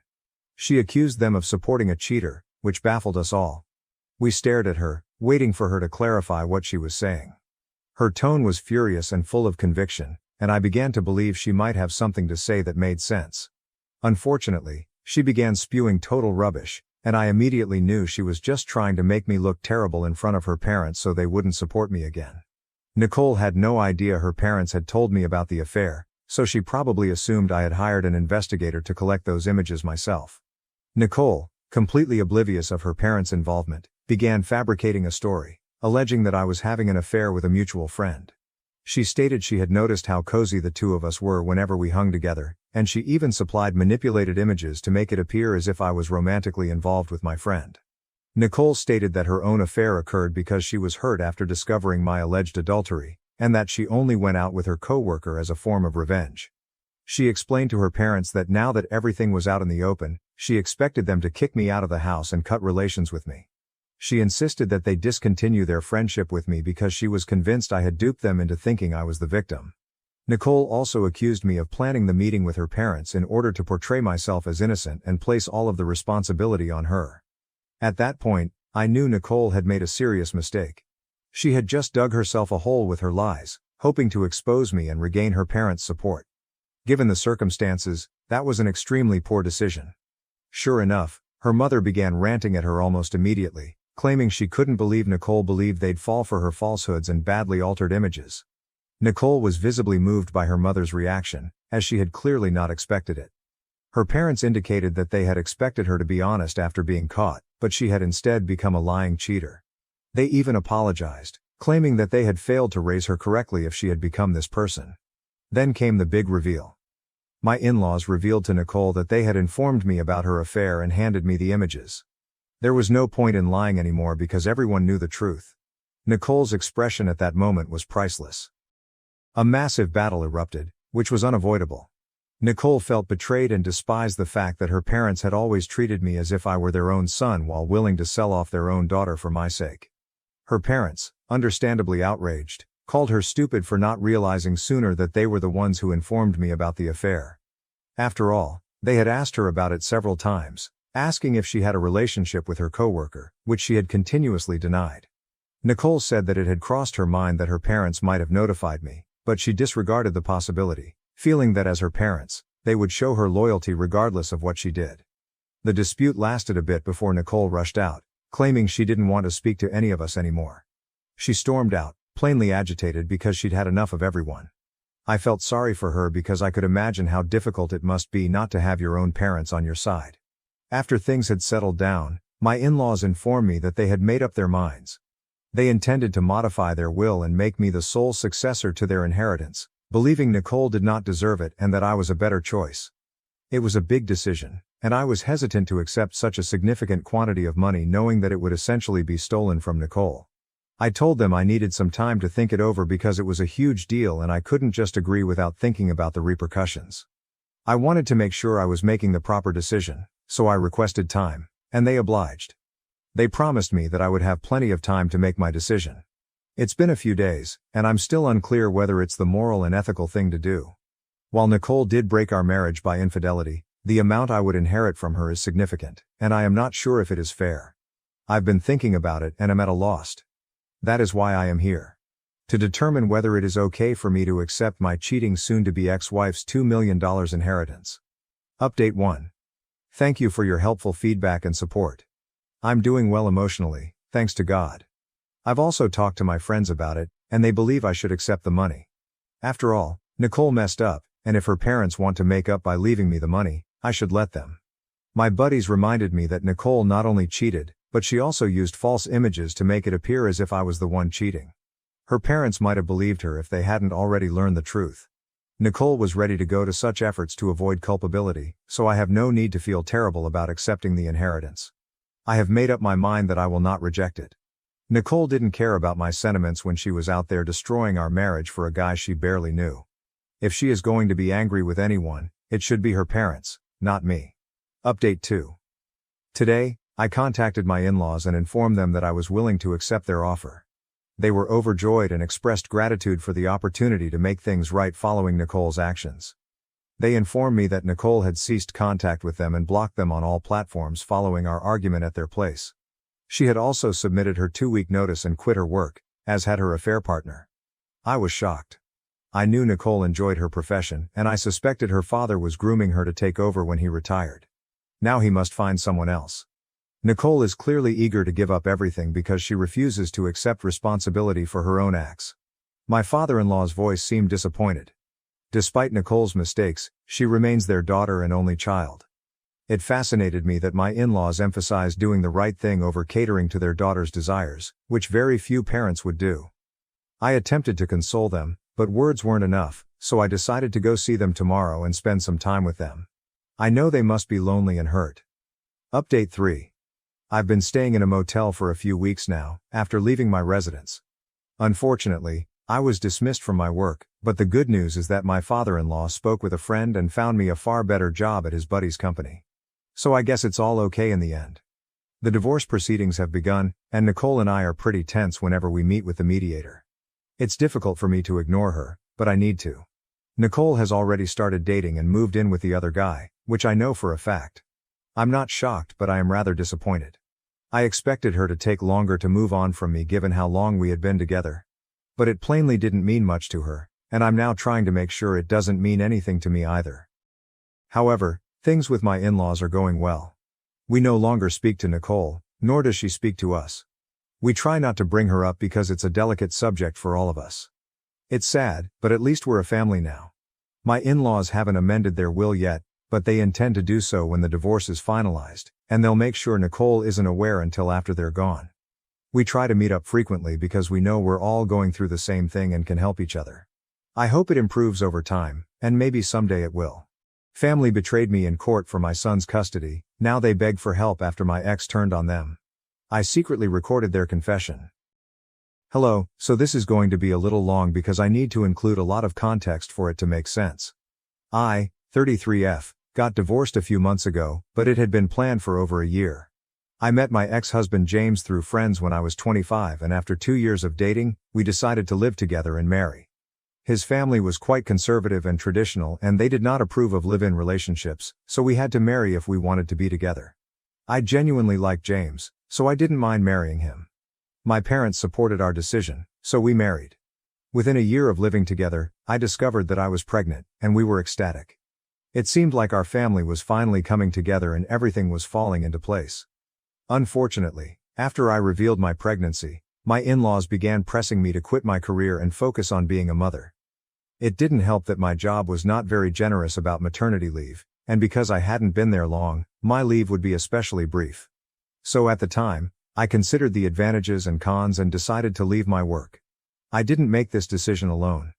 James and his parents were convincing me it would be the greatest decision in the long term, so I just had to do it. James appeared assured and promised to take care of the family. I didn't have to worry about money. He'd bring enough home, and my sole attention would be on raising our child. My parents and older brother both agreed it was best if I stopped my job and stayed at home, like my mother had done. She elected not to return to work because family was her top concern. With pressure from both sides of the family, I chose to quit during my second trimester. Everything appeared to be in order, and I had complete faith in my husband to not let me down. So I quit my booming career to become a stay-at-home parent. However, shortly after my kid was born, I observed something peculiar about James's behavior throughout the latter months of my pregnancy. I couldn't put my finger on it, but his vibe felt odd. Sure, he seemed joyful when our baby was born, and I expected things to return to normal, but unfortunately, they worsened. He got angry around me, and if I tried to speak with him, he snapped. He only seemed genuinely happy when he was playing with our son. Aside from that, it seemed like he was constantly annoyed to be at home with me. He started working longer hours, and even on weekends, he made excuses not to spend time with me. I didn't understand what was wrong, but I kept trying to make our marriage work. Unlike him, I still loved him and refused to give up on us. This pattern persisted for around 2 years following my son's birth. James stayed at work longer than required, and even when he came home, he wasn't truly with me. I couldn't really complain since whenever I tried to talk to him, he said he was too exhausted from work. And it was not an easy chore for him to be the sole breadwinner for the household, which was really disrespectful to me because I was perfectly capable of earning money for myself. But I had to rely on him since he promised to make things easy for me. I even asked him a few times if he would rather that I returned to work so that we could split the bills and he didn't have to face all of the pressure. However, he claimed that would be an insult to him and his abilities, and that his parents would never accept. We'd have a difficult time with them if I went back to work. So I stayed at home and raised my son, which was the only thing that made me happy because James had changed. He was no longer the man I'd married. About a year ago, I discovered that James had an affair with one of his co-workers. It was quite difficult for me to find this because I had been skeptical for quite some time. I even snooped through his phone and laptop while he was sleeping and discovered nothing. I knew all of his passwords because he had written them down in his notepad, but that didn't help. It almost seemed as if he had nothing to conceal, and I began to feel dumb for being cautious. I even searched through his possessions for a burner phone or anything odd, but I found nothing. I began to suspect that I was being overly paranoid and insecure. But as luck would have it, I witnessed his cheating firsthand. About a year ago, James and I were organizing a spectacular birthday celebration for our son. He'd invited the co-worker he was fooling with. She was a single mother with a youngster around our age, so I wasn't surprised she got invited. James had informed me she was a very close friend, so I saw nothing wrong with her being there. After my son had cut his birthday cake, I went upstairs to change into more comfortable attire for the celebration. When I got into my bedroom, I saw James and his co-worker making out. She was seated on his lap. It took me a few minutes to grasp what I saw. First and foremost, it was in my bedroom, which exacerbated the situation. Second, they did not even pause when they heard the door open. I had to walk up to them before they noticed I was there. I'm quite sure they felt it was great to make out in my bedroom, at home, just for the thrill of it. But they obviously did not anticipate me to have a complete breakdown. I'm not proud of it, but discovering that what I'd believed for so long was true sparked something inside me. I grabbed the co-worker's hair and began dragging her out of the room. According to what I was later told, James is physically stronger than me, but he was unable to stop me. I can't recall much of it since I had a rage blackout. I carried her downstairs, James following behind me, and tossed her in the center of the room when everyone was still present. I don't recall much of what I said, but I supposedly called her various disparaging names and informed everyone what she and James were up to in my bedroom. I didn't care if my kid or his pals were present. Looking back, that was really uncomfortable and inappropriate, but I didn't consider it at the time. I screamed at the top of my lungs. My parents, brother, and in-laws were all present. My father eventually calmed me down and returned me to my room. Once inside, I completely broke down and sobbed uncontrollably. But rather than staying with me to console me, my father locked me in my room and returned downstairs. I should have known then that my parents did not genuinely care about me. I knew they were more concerned with appearances than reality, but this was absurd. Nobody came to check on me over the following several hours. Even after I calmed down, I had no idea what was happening outside. I didn't have my phone, so I couldn't reach anyone. It wasn't until after midnight that my brother unlocked the door and allowed me out. He didn't even inquire how I was. They probably would have kept me in the room longer if I hadn't started banging on the door like a crazy lady. When I got out, I asked my brother what had transpired since I was locked in. He informed me that practically everyone had fled following my collapse. He also told me James had departed with his parents and our children. My parents, brother and I were the only people left in the house. My brother let me out to discuss what we should do next. But in my family, discussion means telling me what to do. They informed me that I needed to apologize to everyone for how I had behaved at the party. Not only that, but I also needed to apologize to James and his parents. Apparently, James had difficulty convincing his co-worker not to file charges against me because what I did to her was technically an act of physical assault. My family told me that I owed it to James to speak things out and work on our marriage rather than making this a bigger deal. I lost it. I screamed at them to leave my house because I was not about to allow anyone stand under my roof and order me to apologize to my unfaithful spouse. I got into a heated argument with my family because they told me that I owed it to James to make things right and give the marriage another try, or they would sever ties with me. So I told them to go ahead since I had gotten to the point where I didn't care what anyone thought of me. I was going to file for divorce and get out of this situation without anyone's approval. I phoned a lawyer the next day and filed for divorce less than a week after the occurrence. James was served shortly after, and he had the arrogance to express disappointment and disbelief. He returned home the same day he was served with the divorce papers and demanded an explanation. I told him I was not going to take him back after what he had done and how he had disrespected me. We had a nasty verbal argument in which I called him a lot of names, and he promised me that I would never see my son again. I had no idea he would actually keep his word. Then the legal struggle started. We had very few common assets, so the divorce proceedings were far smoother than the custody battle. The house belonged to me because I bought it with my own money, and there was no doubt about that. Everything else was to be auctioned with the earnings divided between us. We only had to wait the 6-month waiting time mandated by the state, after which the divorce would be finalized if a settlement was made. The only disagreement was about alimony. Because James forced me to quit my work and I didn't have enough money. I needed alimony to start anew. He, however, believed that I should not receive any alimony at all. Fortunately, I had a few texts that demonstrated he had promised to support me. Otherwise, I might not have received any. The divorce process was easier for me emotionally because I had already distanced mentally from James. However, it was the custody struggle that truly killed me. Unfortunately, my parents and brother stabbed me in the back for cash. My ex-husband and his lawyer were nasty, and they started building a case against me, painting me as an unstable, reckless, and insane mother. They wanted to show that I was unfit to raise our son alone, so James and his parents should gain full custody. I assumed my parents and brother had been bought off by my ex-in-laws because they were wealthy, and I couldn't think of another reason for my own family to turn against me.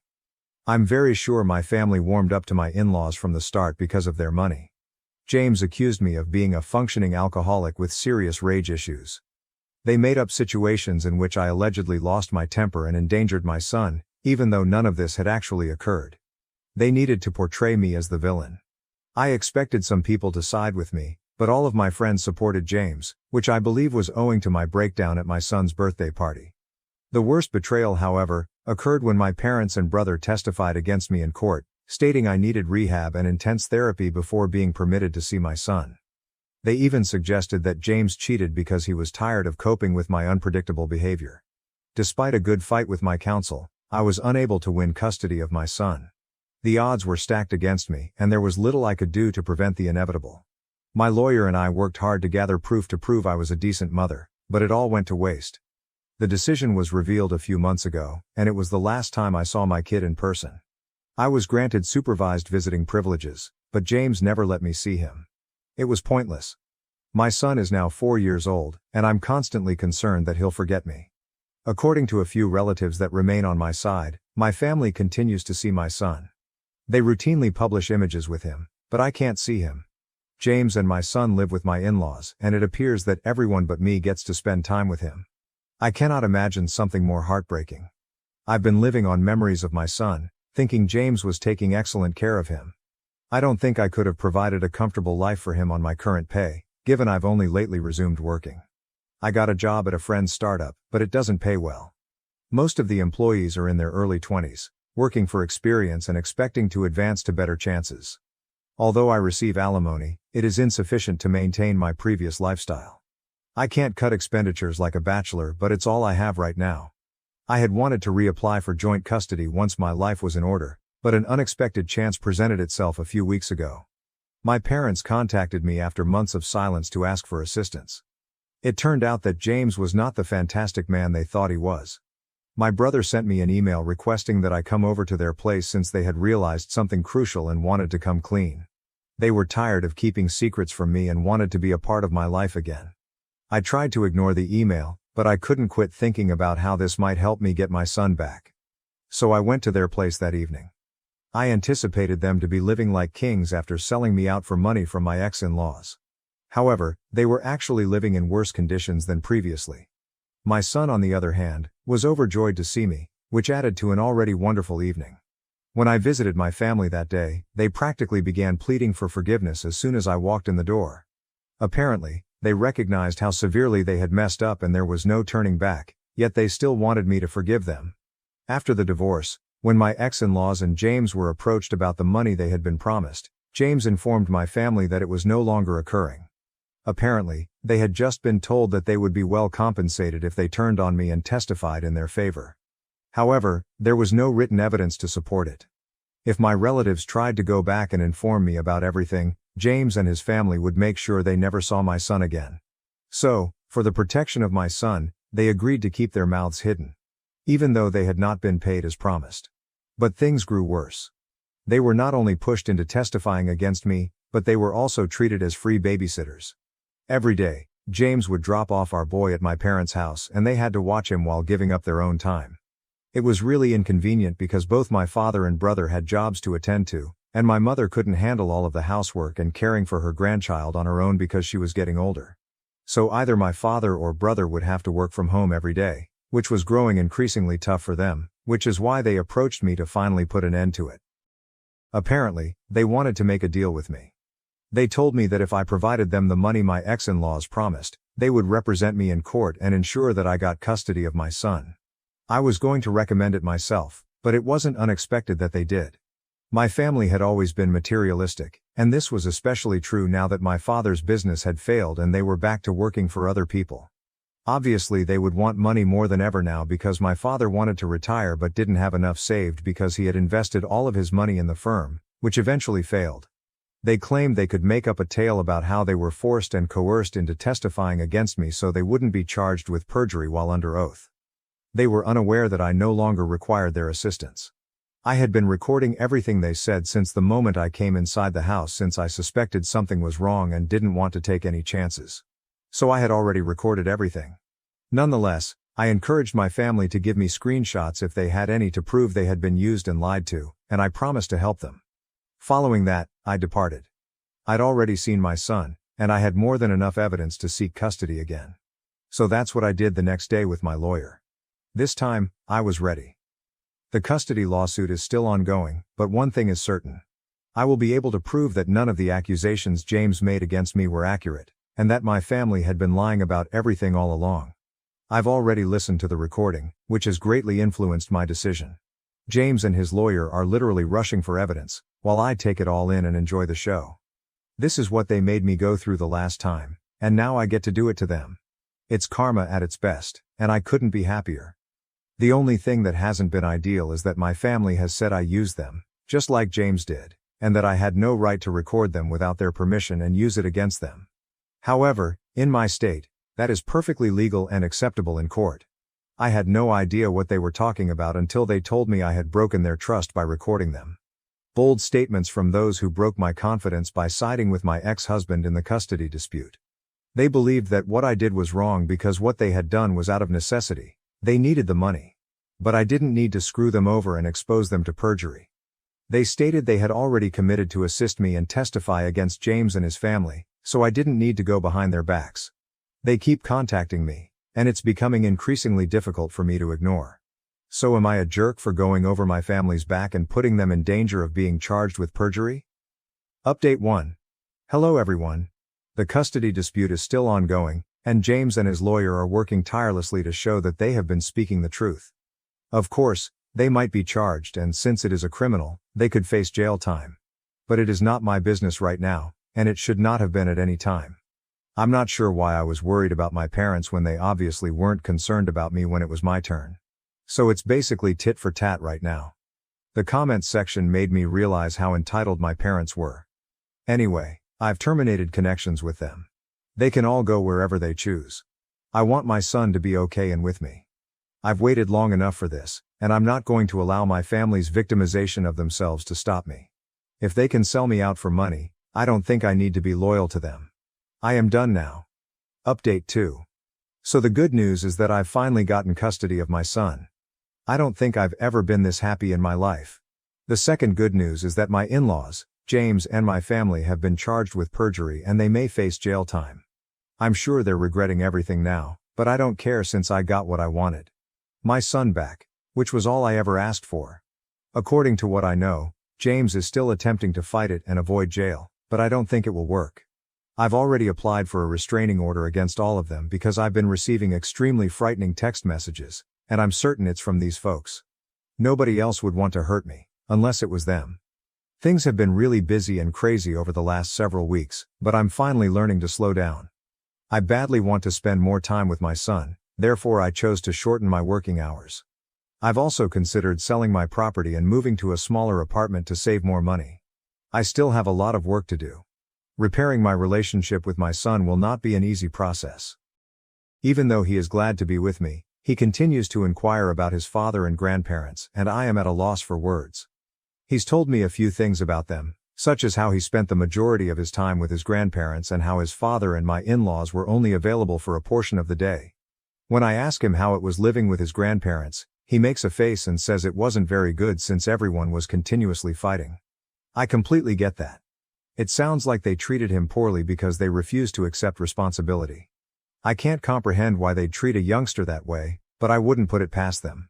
They are undoubtedly capable of making even a young child feel horrible about himself. But I don't have to worry about it anymore because he's with me. Update 3. Hello everyone. I can't believe I've returned here after nearly 5 years. My life is so different right now that it feels unreal. 5 years is a long time, and a lot has changed, the first being my son's age. We have a wonderful connection right now, and after many therapy sessions, he and I have finally become the mother and son we should have been from the start. He's growing into a wonderful man, and I'm confident he'll be nothing like his father. I simply know it in my heart. He's 9 years old and already a wonderful gentleman. I'm parenting him on my own, and I have full custody because James gave up and moved to Europe after getting out of jail. I cannot say I am surprised.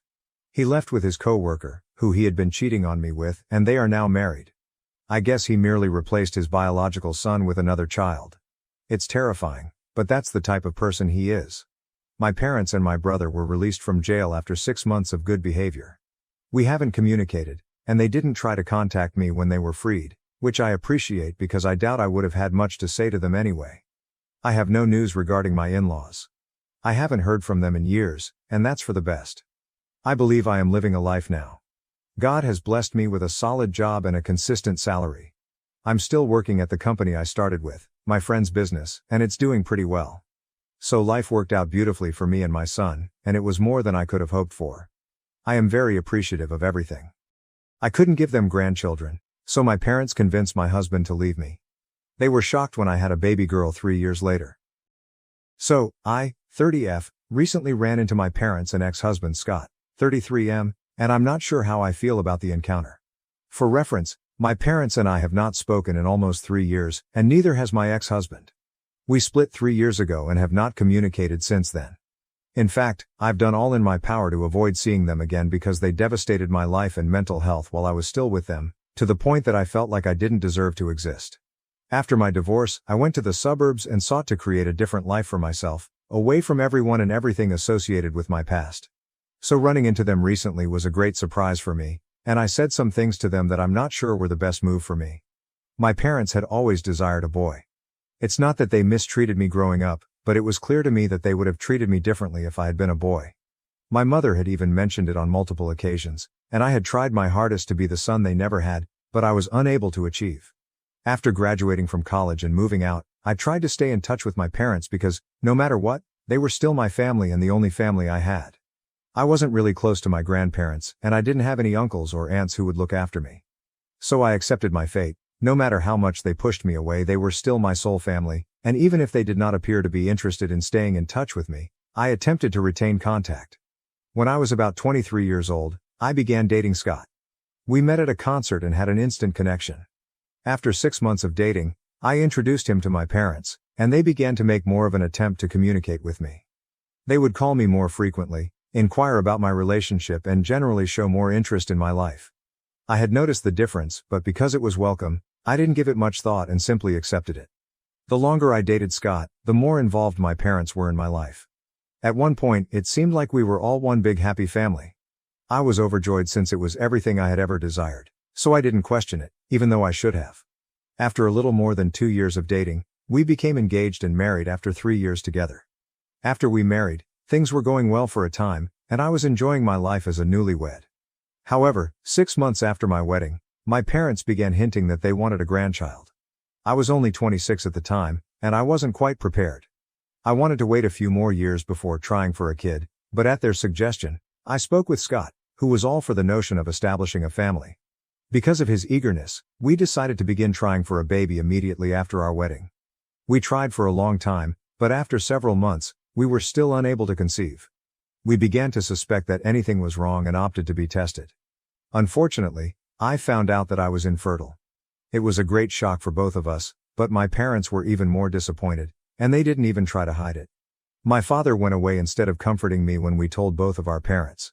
We decided to stop trying for a while, and Scott and I spoke about attempting other methods, such as IVF. However, this would be extremely costly, and success on our first effort was not certain. So we had to postpone our plans to raise a family until we had saved enough money to cover multiple rounds of IVF. We were satisfied with that, despite our initial disappointment. However, my parents were really dissatisfied. They stopped visiting and talking to me, and no matter how much I tried to explain that this wasn't all my fault, they weren't ready to listen. After a few weeks, I was so disappointed by their actions that I called them and vented. I told them they had been treating me unfairly since I couldn't give them a grandchild right now, which made me wonder if they were really capable of being decent grandparents when I did have a child. I informed them that they had always treated me cruelly because I was not a boy, and I saw how differently they treated my spouse. For a long time, I attempted to ignore it and keep our friendship going, but now I'm not interested in keeping in touch with them and would rather that they stay away from me forever. It was difficult for me to express that since for so long, all I wanted was their acceptance. But now I recognize that it was nearly impossible. Instead of apologizing, they escalated their actions and were happy with me not speaking to them again. They told me I was worthless as a woman since I couldn't have children, and they wanted nothing to do with me. It was painful to hear them say that, but at least I knew where I stood with them. After that phone call, I did not talk with my parents again, and we were done. When I told Scott about the phone call, he was sympathetic at first, but after a few days I saw that his attitude toward me was shifting. I ignored it at first because I was already going through a difficult time mentally, and I didn't want to accept that my spouse might leave me. So I started pretending that nothing was going on and that everything was fine. Within a few months, he had changed entirely and was constantly chilly to me. I tried everything I could to save our relationship, but nothing worked. 3 months later, he returned home with the divorce papers and announced that he was done with me. I couldn't say I was startled, but I did try to reason with him. I told him we could always try for a kid later, but he stated he had a lot of reasons to leave and didn't want to talk about it. He wanted it to end as quickly as possible because it was difficult for both of us. The divorce took nearly 7 months to finalize, and they were the most difficult months of my life. I was absolutely alone, and I had broken down. To make matters worse, a few weeks after he informed me that he wanted a divorce and had moved out, I learned from a few relatives that Scott was supposedly living with my parents. I knew talking to them wouldn't help, so I decided to speak with my in-laws about it. It was an unpleasant chat, but they informed me that my parents had been in contact with Scott for several months. I suppose they had been brainwashing him into leaving me, which is why Scott decided to leave, even though my in-laws thought it was a bad idea. He had argued with them and stopped speaking to them. I'm not sure what they told Scott, but my in-laws informed me that Scott implied my parents had said he deserved better. So I'm still not sure what they told him, but I think they were just desperate to have a son in any way possible. Since I was no longer speaking to them and they couldn't hope for a grandchild from me, they quickly decided to take Scott under their wing and get him to leave me. My divorce left me extremely damaged, and it took me several months to get back on my feet, but I did it. Since then, I have not looked back and have done everything in my ability to forget the past and go forward. After my divorce, I moved to the suburbs. I started a new job, changed my appearance, and blocked my parents and Scott on social media. I also told all of my former friends and relatives that I never wanted to hear anything about them again, and I didn't want them to know anything about me. Everyone respected it. For the past 3 years I've been in treatment and doing well. The only thing that bothered me was the absence of a baby. I still desired a child despite the fact that I no longer had a husband or parents. I felt like I was ready to become a mother. Last year, I began IVF procedures and became pregnant with the help of an anonymous donor. 4 months later, I gave birth to my beautiful girl. Life has been very good since she was born, and I'm very pleased. 4 days ago, I was walking down the street with her when I ran into my folks and Scott. I was astonished to find them on my street. I believed they were come to visit me, but then I noticed they were stepping out of a residence a few blocks away. When they saw me, I froze. I should have returned home, but I simply couldn't bring myself to do so. They approached me, greeted me, and immediately inquired about the baby, as they were aware that I was infertile. I responded truthfully. And by that point I had comprehended what was going on and began walking back home. But Scott stopped me and said he was delighted he ran into me because he had been thinking a lot about me lately. They had apparently come to visit his aunt, who had recently moved into the neighborhood, and he took bumping into me as a message from the cosmos that he should make things right and give our relationship another opportunity. My parents were also standing there and they demanded that I invite them home to talk about all that has been going on in my life, as they had clearly missed out on a lot. I was shocked that they were even suggesting this, let alone that they expected me to allow them in after everything that had transpired in the past. It took me 3 years to move on from everything, and I'm still in therapy trying to work through my emotions. So I had an outburst. I told them I'd rather have a lot of murderous wild animals in my house than them, since they'd still be better. I told them to quit acting like they cared about me or what was going on in my life, since the only reason they wanted to talk to me now was that I had a baby. My parents wanted to talk to me because they were finally going to have a grandson, and Scott wanted to talk to me because, clearly, he couldn't find anyone else. He assumed that because I had previously been able to conceive, getting pregnant again would be easy, and he could just return to my life. It was sickening that they only regarded me as a supply of babies, not a human person with real emotions. They had all abandoned me when I most needed their emotional support. Even though I had expected this from my parents, who had made it plain throughout my upbringing that they would have chosen a boy, it was nonetheless shocking. They believed that a woman's worth was determined by her ability to be a mother. The big surprise, though, was Scott. He had spent so many years with me and soothed me, but he had still gone along with whatever my parents suggested for some strange reason and abandoned me when I was at my lowest point. I hadn't forgotten anything they'd said to me, so I just repeated everything back to them. Since I was worthless as a woman and Scott deserved better, perhaps they should leave me alone now. I've always been a quiet and shy person, but when they confronted me on the street that day, I yelled at them from the top of my lungs. It was the culmination of 3 years' worth of rage, so it was quite unpleasant. After I finished ranting at them, I dashed back to my house and closed the door as quickly as possible. I was feeling quite bad after that, so I opted not to go to work for a few days and have stayed at home with my baby ever since. Since then, my interactions with my parents and Scott have played over and over in my mind. I honestly had no idea what I was going to do about it until last evening, when I got a call from an unknown number. I'm not sure why, but I decided to answer the phone yesterday. Normally, I don't answer calls from unknown numbers. It was Scott on the other phone, and I could hear my folks whispering in the background. I'm very sure they weren't attempting to be quiet, they just wanted me to know they were there. Anyway, I tried not to be too impacted by it. I just informed him that I did not want him to phone me again because otherwise, I would have to take preventive measures against him, which I did not want to do. I reminded him that the same thing applied to my parents. I didn't want anything to do with them, and the only reason I answered the phone was to inform them that I was done. I had finished 3 years ago and was still clinging to it. But Scott told me to hear him out, and I couldn't bring myself to hang up, so I let him speak. He admitted to me that he, like my parents, had made mistakes, but it was out of disappointment. He mentioned that both my parents and he were looking forward to beginning a family, having a baby and so on. They struggled to accept the fact that I was infertile and hesitant to do IVF until we had saved enough money. They hadn't handled it well, but they wanted another chance to prove they were worthy of being in my life. After a few seconds, I informed him I didn't want any of the rubbish they were selling me. They wouldn't have cared about me if they hadn't seen me carrying a kid that day, and that was the bottom line. That was the truth, and I was sick of them pretending otherwise.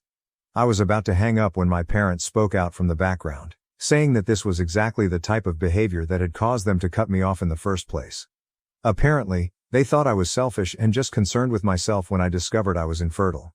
They said that instead of giving everyone their space, I constantly forced my presence on them and tried to get them to comfort me and pay attention to me, despite the fact that they were dealing with the news themselves. That, they explained, was why everyone had pushed me away, leaving me with no one to turn to. I didn't continue the conversation after that. I simply hung up. I know they were just attempting to dupe me, but I can't help but question myself now. So for my own peace of mind, I need to ask, am I to blame since I sought reassurance after learning that I was infertile? Edit. First and foremost, many people questioned why my parents had not tried for another child after I was born, especially because they desired a boy so much. My mother experienced a lot of issues with her first pregnancy, so the doctors advised her to wait a few years before trying again. But even when my mother had me, she was in her mid-30s. Waiting a few more years would have put my mother in her late 30s, making the pregnancy considerably riskier. My mother had a tough time conceiving me, just as I had battled and eventually discovered I was infertile. The only difference was that while she was struggling, Her mother-in-law was rude to her. But this time, it was my own mother who couldn't stop thinking about how I felt. Anyway, that was the reason they couldn't have another kid and were left with only me, a girl. I'm not sure what kind of relationship Scott had with his parents, but from what I saw, they seemed to get along nicely. As of now, I'm not sure if they've been able to reconcile following their recent fallout, because I haven't contacted his parents and, obviously, haven't spoken with Scott about it. Scott is an only kid, so he didn't face any competition. When I visited his parents, I could tell they loved him and had treated him well since boyhood. So I'm not sure why he became so attached to my parents. At least with my parents, I knew they wanted a son, which explains why they started treating Scott that way. But with Scott, I'm not sure what went wrong. I've spent the last 3 years trying to forget about everything, so I hadn't given it any attention or questioned it. But now that you've brought it up, I feel compelled to speak with my ex-in-laws to get to the bottom of it, if only for my own curiosity. Anyway, I hope this answers any questions. Update 1. I decided to speak with my ex-in-laws to find out why Scott has been acting the way he has. To be honest, I couldn't think of a single reason why he needed to go visit his aunt with my parents. It was simply bizarre. I already knew it wasn't my fault. They had deserted me when I needed them because they are bad people, and I knew they were only attempting to gaslight me. I just wanted reassurance and didn't want to bother my friends with it because it was too personal, so I shared it here. So, thank you to everyone who informed me that I wasn't the terrible guy here. It was weird reaching out to them after 3 years of no communication, especially because the last time I spoke with them was around the time of the divorce. Fortunately, they were pleased to hear from me. After some small conversation, I came right to the issue and inquired why Scott was so close to my parents, and if they had contacted him. They told me that a few months after their last battle, they had reconciled with Scott and were now in contact with him. However, he had kept in touch with my parents. They clarified that Scott was adored as a youngster, so he wasn't attempting to replace his parents with mine. However, my parents had been suspicious since the start of our relationship. Even when we were dating, they attempted to persuade him to join them. Scott had informed his parents that my parents would periodically invite him to supper, even when I was busy, and that he would accompany them alone. He thought this was something to brag about because he believed he had impressed my parents simply by being himself, which was partially correct. Being a guy was enough to impress them. They had already spent a lot of one-on-one time together without my knowledge, and Scott had begun to look up to them as parental figures, despite the fact that he had his own parents who he respected. It was very complicated. On top of that, my parents were continually showering him with expensive presents and writing him checks. That was the money Scott offered to use for IVF while we were together, but I assumed he was joking because we didn't have that much money. I never wanted him to do anything dirty for money, and he didn't want to tell me that he had gotten a large sum of money from my parents since it would have forced him to reveal the nature of his relationship with them. Even after that, I declined to go with IVF because I did not believe he had the funds and I wanted to save. My parents used that to persuade him to oppose me, claiming he deserved better, someone who believed in him. Within a few months, they were able to brainwash him, and he eventually left me. My ex-in-laws apologized to me, but said that while they disagreed with Scott's relationship with my parents, he was their only son, and they couldn't cut him off either. I don't blame them, they owe me nothing, and they were only being helpful by speaking the truth. Now that I know the reality, I see no need to entertain any of them if they contact me. They're all horrible people that don't deserve my attention. Update 2. I finally decided to return to work after nearly 2 weeks off. Fortunately, I have plenty of maternity time left because I did not take the entire 6 months off in one go, and my company's policy is flexible. While I was at work, just my daughter and her babysitter remained at home. I trust the nanny totally because she has excellent recommendations and I know her personally. She's an excellent woman. She called me about halfway through the workday. She quickly informed me that she had moved my kid to her own home since she was unsure whether staying at my place was safe given my ex-husband's conduct. I consented and let her take my daughter home, guaranteeing their safety, and then contacted the cops as I drove home. On the phone, she told me that Scott had been outside for a few minutes, yelling for me to come out. When he learned I wasn't home, he attempted to kick down the door. He was cursing loudly and my daughter was sobbing, so my nanny called me right away so I could notify the police. She exited through the back door and strolled to her home via the backyard gate, as she lived only a few minutes away. That way, my baby could be safe while I dealt with my ex-husband and the cops. To be honest, compliments to her. Her primary goal was my child's safety and well-being, which was appropriate. When I got home, the cops had already arrived, and it was clear Scott had been drinking. It seemed strange because it was only around midday, Yet there he was, inebriated. I decided to file charges against him because he had really ticked me off and I wanted him out of my life. This also offered me the opportunity to get a restraining order against him, since he was plainly losing control. The authorities took him away, and a few minutes later, my nanny returned with my daughter. I gave her the rest of the day off because I planned to stay at home with my child. I'll probably have to take a few more days off from work, but I'm not complaining because I get to spend more time with my favorite person. Update 3. It's been a few weeks since my previous post. I've been busy caring for my baby and decided to embark on a new project, which has been exciting. Regarding the situation between my parents and Scott, I was able to obtain a restraining order against him. Fortunately, it wasn't too difficult because I had surveillance tape from the day he showed up intoxicated and started throwing a fuss when he learned I wasn't home. I suppose my parents looked at his condition and decided not to bother me anymore, so they've been staying away. My ex-in-laws informed me that, following what happened, they have decided to cut relations with Scott as well. Apparently, he's having trouble locating other ladies, despite his desire to start a family. He can't do it without a partner, and he dislikes the thought of adopting, which may explain why he acted out the other day. But it doesn't mean I have to forgive him, especially given everything he's put me through. My parents are still attempting to badmouth me to my relatives, which is unfortunate because it isn't working. Everyone knows they did the worst thing to me, and now they're pretending they're the victims. That's not how it works, and they're finding out the hard way. I'm delighted they won't have any relationship with their grandchild. I won't allow it. My kid and I will have a lovely life together without anyone troubling us, and I'm determined to be a far better parent than the ones I had as an example. Fiancé banned me from my dad's wedding because of my facial scars. Now she's harassing us and got arrested after we called the cops. I am 16 years old, female, and am attending high school. I've had a horrible run recently with my soon-to-be stepmother. My biological mother died when I was 6 years old.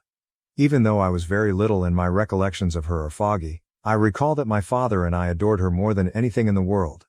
She was pretty much my best friend when I was a kid, and I'm grateful that I got to be her daughter for the brief time she was with us. My father was terribly melancholy when my mother died. Even though he tried to disguise it from me, I could tell he was in pain. So I tried my best to cheer him up and be a good daughter. My mother's death drew us closer together, and my father assumed the role of best friend and confidant that my mother had previously occupied. He took on the duties of mother and father with ease, and I am grateful to have had him as a parent. He has never let me down. He was always there for me as I grew up, and even when he was busy at work, I never felt like I couldn't ask him for guidance or simply talk. He always made it clear to me that he was accessible for me, no matter how busy he appeared to be, and this stuck with me. My father began dating Emily 3 years ago, and I was overjoyed for him. I thought he deserved all the happiness in the world, and I was relieved he was finally getting on with his life. I wasn't insecure, as some kids would have been in my situation. I truly supported his relationship with Emily because I wanted him to be able to enjoy his life to the best. He had done an excellent job being there for me after my mother died, and now I wanted him to be there for himself. Most of my family was surprised to learn that, at the age of 13, I had such adult thoughts, and they liked it. But for some reason, Emily seemed to be the only person who disliked me. Even though I had no issues with her, Emily's attitude toward me altered the first time we met. She had been nice to me while my father was in the room, but as soon as he left, I felt something change.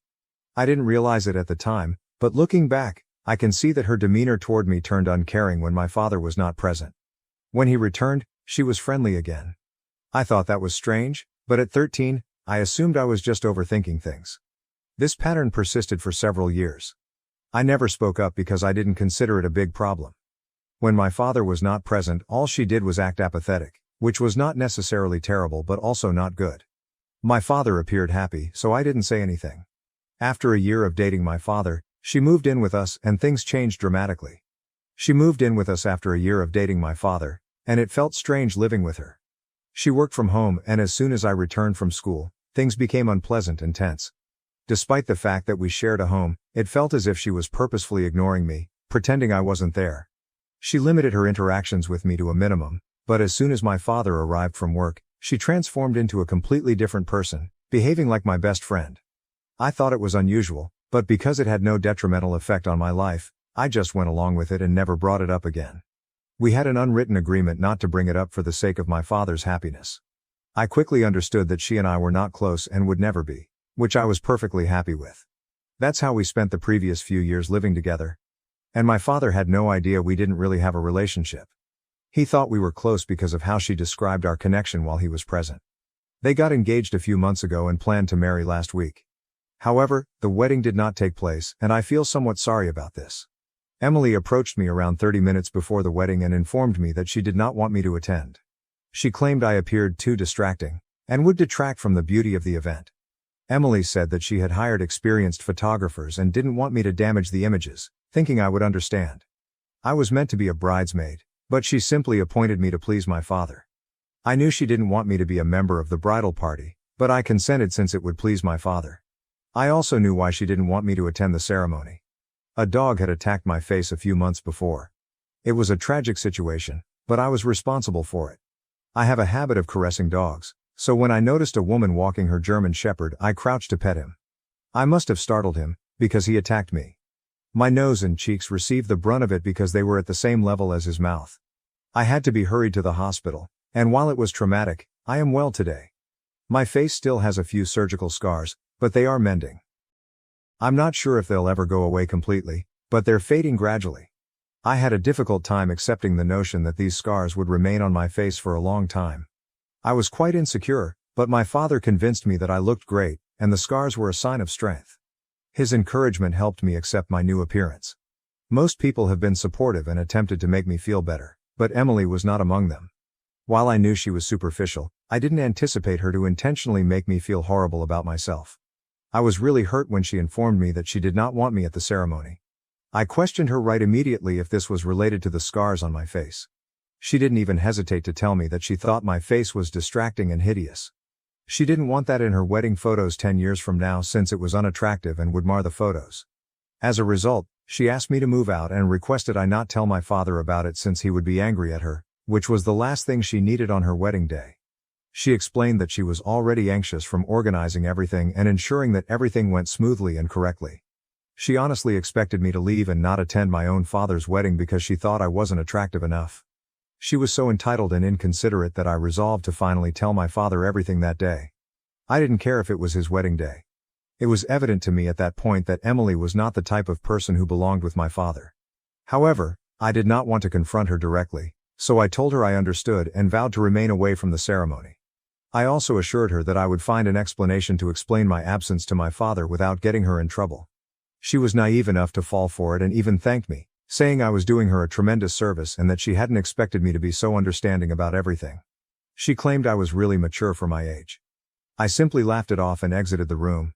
We were all staying in a hotel because the wedding was taking place on the hotel grounds. After leaving her room, I returned on my own and quickly contacted my father.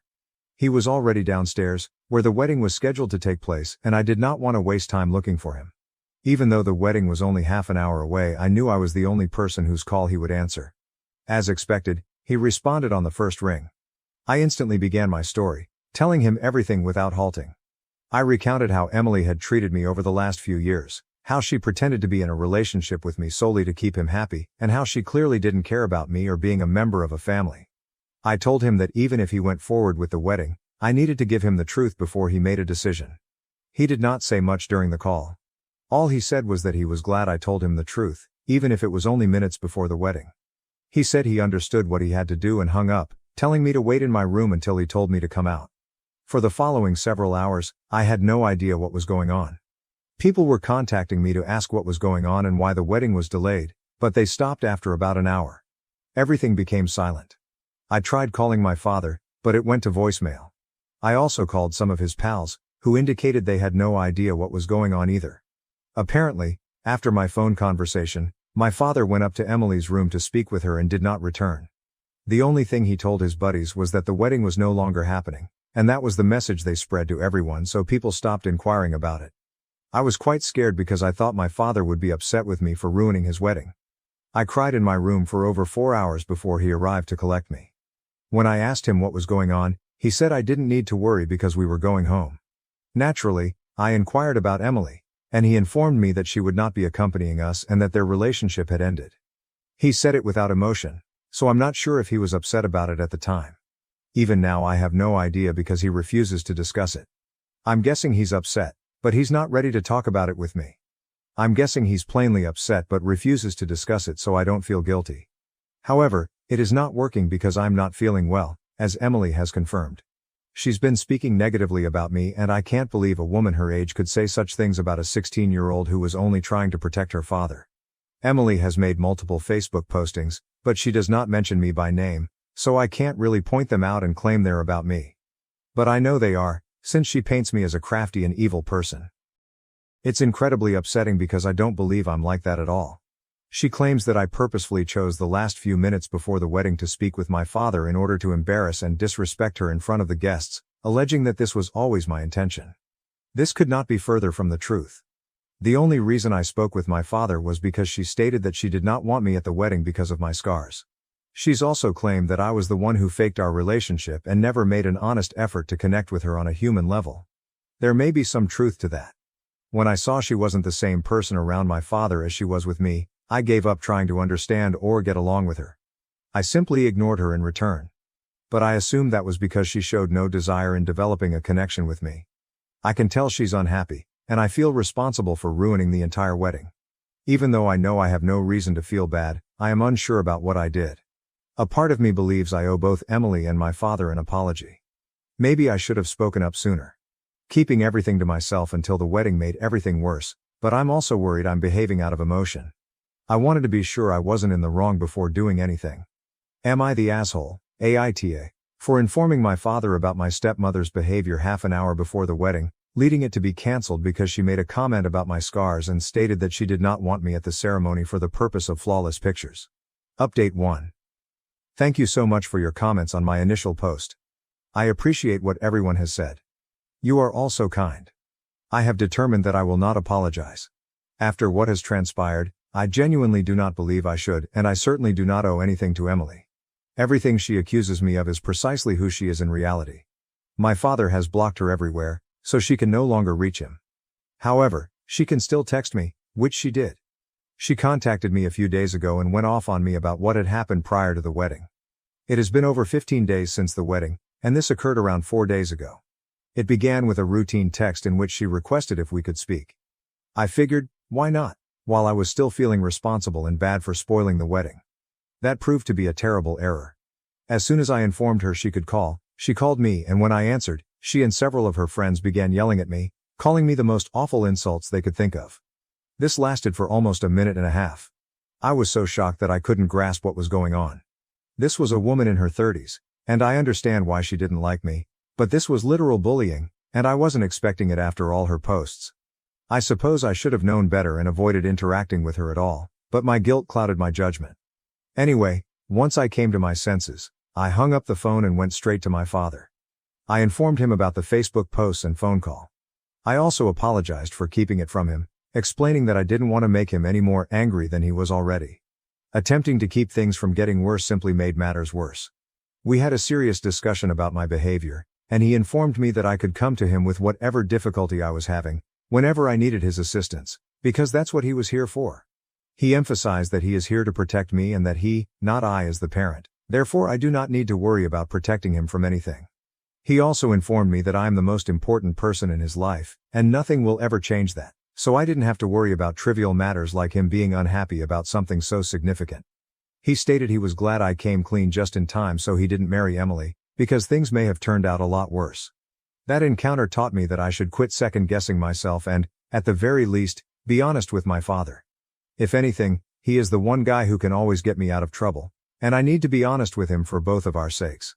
Following our chat, he decided to phone Emily and express his displeasure with how she had handled me. He wasn't aware of the post because he and his buddies had blocked her, so they had no idea what she was up to. I was the only one who remained on her friend list, most likely because she wanted me to hear all she was saying, knowing how it would affect me. I had blindly fallen for it all, without considering the repercussions. I was disappointed in myself for being so naive, but my father saw it positively. He assured me I wasn't an idiot, but 16, and that's what I'm going to use to justify all of my poor actions around this time, heh. Anyway, he called Emily, and this time, it was my father who put her on blast. He texted her to see if she was available to chat, and when she answered yes, he called her and confronted her for bullying me with her friends. He warned her that if she harassed me again, she would suffer severe penalties and threatened to report her to the cops. Then he hung up without giving her an opportunity to explain, because she couldn't truly defend her conduct. Update 2. This post comes barely a day after my last one since Emily came to our house this morning to speak with my father, and it did not go well. I'm not sure why, but she still believes she can repair her relationship with my father and reconcile with him, despite what she did to me. Obviously, my father did not open the door when she arrived. He advised her to leave because he had nothing to say and did not want to hear from her. But she refused to leave until she had a chance to speak with him. When I told her she wasn't welcome anymore, she yelled at me, telling me I had nothing to do with anything and should stay out of it. She claimed I was pushing my nose where it did not belong. This time I was not going to back down. This was my house, and she was in my territory now. I yelled back, warning her that if she tried to ruin our weekend, we'd call the cops and have her taken off the property. Unfortunately for her, she did not take me seriously and continued to argue with me, as if this would get her anywhere with my father. She's so unreasonable that she came to reconcile with my father but ended up creating a fight with me, something she knew my father would not enjoy. It was evident that defeating me was more important to her than reuniting with my father, which was heartbreaking. My father actually cared for her, and here she was making a spectacle of herself by arguing with his teenage daughter for no apparent reason other than her irrational hatred of me. After battling with her for a long time, I knew I couldn't continue. She was too illogical and unreasonable to talk to, and it was so frustrating that I couldn't even argue with her properly. She kept blaming me for everything, despite the fact that she was the one who canceled the wedding. I was growing annoyed and didn't want to quarrel anymore, so my father and I simply stopped replying to her. We called the police to have her taken away since we didn't want to waste any more of our mourning on her. She continued screaming after that, but it made no difference to us because we had finished talking to her. When the cops eventually arrived, they arrested her and took her away. I don't think it'll be more than a slap on the wrist for her, but at least she learned her lesson, which I hope will stick. She was truly startled that we had contacted the police, since she had not expected it. It was clear on her face when we walked out of the house as she was being arrested. At some point, she realized we no longer cared about her and began yelling at me even louder than before, which was a daring move given the cops were close there. She was practically demonstrating herself to be insane. She completely lost control and began yelling at me, which shocked even the officers. That's one of the reasons my father filed charges against her, even if it wasn't our original intention. But with her cursing at me, it couldn't be ignored. Her behavior was insane and sad, and I'm relieved she's gone. I sincerely hope she doesn't return because we don't need this in our lives. My father and I have dealt with enough drama to last a lifetime in the last 2 weeks, and we are finally done. Update 3. Hey everyone, it's been about 3 months since the wedding was cancelled. My father and I agreed to take a trip to clear our minds. I'm on summer break right now, and we went hiking, something my mother used to enjoy. I enjoy being in nature as well, so this is ideal for both of us. We've had a terrific time, and I'm grateful that my father and I are actively working to improve our connection. This ensures that past misconceptions do not occur again. At the end of the day, we are all we have, and he is the only family I can rely on. I need to be honest with him and tell him vital things instead of worrying that something will upset him or trying to protect him from things he doesn't need to be protected from. We haven't heard from Emily in a long time, and I truly hope that continues. I know hate is a strong term, but I don't think it describes how I feel about her. According to what I know, after being jailed, she was released but continued to speak negatively about me and my father. I honestly don't care anymore because that's the type of person she is, and we're relieved to be rid of her. It does not matter. My sister-in-law faked car accident injuries to manipulate my husband, but I caught her on camera. Now she's in jail for fraud. I never expected to be spilling my heart out on Reddit, yet here I am, desperate for advice and support. I'm Nancy, 28F, and I'm currently dealing with my husband's family, notably his sister Jenny, 32F. Jenny and I have always had a rocky relationship, but recent events have pushed things to breaking point. To provide some context, I met my husband Warren, 30M, at a mutual friend's Halloween party 5 years ago. I remember it like it was yesterday. I was dressed as Wonder Woman, and he arrived as Clark Kent. We spent the entire night conversing in a secluded nook, ignoring the craziness of the party around us. We hit it off right away, bonding over our mutual love of hiking, photography and 1980s movies. I had never felt such an instant connection with anyone before. We chose to marry after 2 years of dating, which included weekend escapades, nice movie nights, and the occasional disagreement, typically about Warren's habit of leaving his socks everywhere. Our wedding was a small, personal celebration in a rustic barn, attended by close friends and family. That was when I first met Jenny. Jenny made it apparent from the moment we met that she did not like me. She arrived late for the rehearsal dinner in a white outfit that looked strangely bridal. During her toast, she spent more time reminiscing about her childhood memories with Warren than wishing us success in our marriage. She even accidentally poured red wine over my outfit during the reception. At the time, I put it down to wedding day stress and attempted to dismiss it. Jenny's behavior intensified over the months. She would make disparaging remarks about my work as a freelance graphic designer, hinting that I was not talented enough for her brother. "Oh, you're still doing that little drawing thing?" she'd ask with a condescending smile. "I thought you'd have found a real job by now." Each comment seemed like a small knife, eroding away at my self-esteem. Warren is from a close-knit family, and he has always been protective of Jenny. Jenny's parents died in a vehicle accident when she was 18, leaving her to raise Warren alone. She put her goal of becoming a nurse on hold in order to support her family with 2 jobs. I understand and admire their bond, but Jenny uses it to control Warren and disrupt our relationship. The first serious incident happened on our first wedding anniversary. Warren and I had planned a weekend retreat to a quiet mountain chalet, where we had spent our first trip together. I had been looking forward to it for months, planned hikes, picnics, and even a surprise candlelight dinner beneath the stars. Jenny called Warren in tears 2 days before we were about to depart, saying she was going through a difficult breakup and needed her brother's support. Warren, being the compassionate guy he is, proposed that we postpone our trip to be present for Jenny. I was disappointed, but I understood the circumstances. After all, family comes first, right? However, when we got to Jenny's house, we discovered her laughing and drinking wine with her friends. There were no signs of a split or sorrow. When I asked her about it later, she dismissed it, claiming she was simply feeling low and needed some companionship. "You wouldn't understand, Nancy," she murmured patronizingly, patting my arm. "Warren and I share a special bond. Sometimes I just want my lil' brother around." Warren saw nothing wrong with it, but I couldn't resist the suspicion that Jenny had purposefully thwarted our intentions. Jenny's intrusion into our life increased in frequency and severity over time. She would pop up unexpectedly to our place, usually on date nights or when Warren and I had scheduled some quality time together. She once interrupted a romantic supper that I had spent hours preparing. "Oh, did I interrupt something?" she inquired innocently, before settling into our couch and putting on the television. She would phone Warren at weird hours, claiming to have various emergencies that always seemed to be resolved by the time we arrived. One night, at 2 a.m., she called to report a gas leak in her apartment. We rushed over, only to find her quietly watching a movie, saying the scent had vanished just before we arrived. The problem came to a climax last month at Warren's 30th birthday celebration. I had spent weeks preparing a surprise party for all of Warren's friends and colleagues. I even managed to fly in his best friend from college, Mike, whom he hadn't seen in years due to their locations on separate coasts. The celebration was in full swing, with everyone enjoying the catered cuisine, open bar, and the presentation of Warren's life that I had painstakingly created. Jenny arrived an hour late, crashing into the living room while evidently intoxicated. She was holding a large gift box covered in glittering gold paper, and she proudly stated that she had the nicest present for her newborn brother. The room went silent as she demanded everyone's attention. The box contained a set of keys.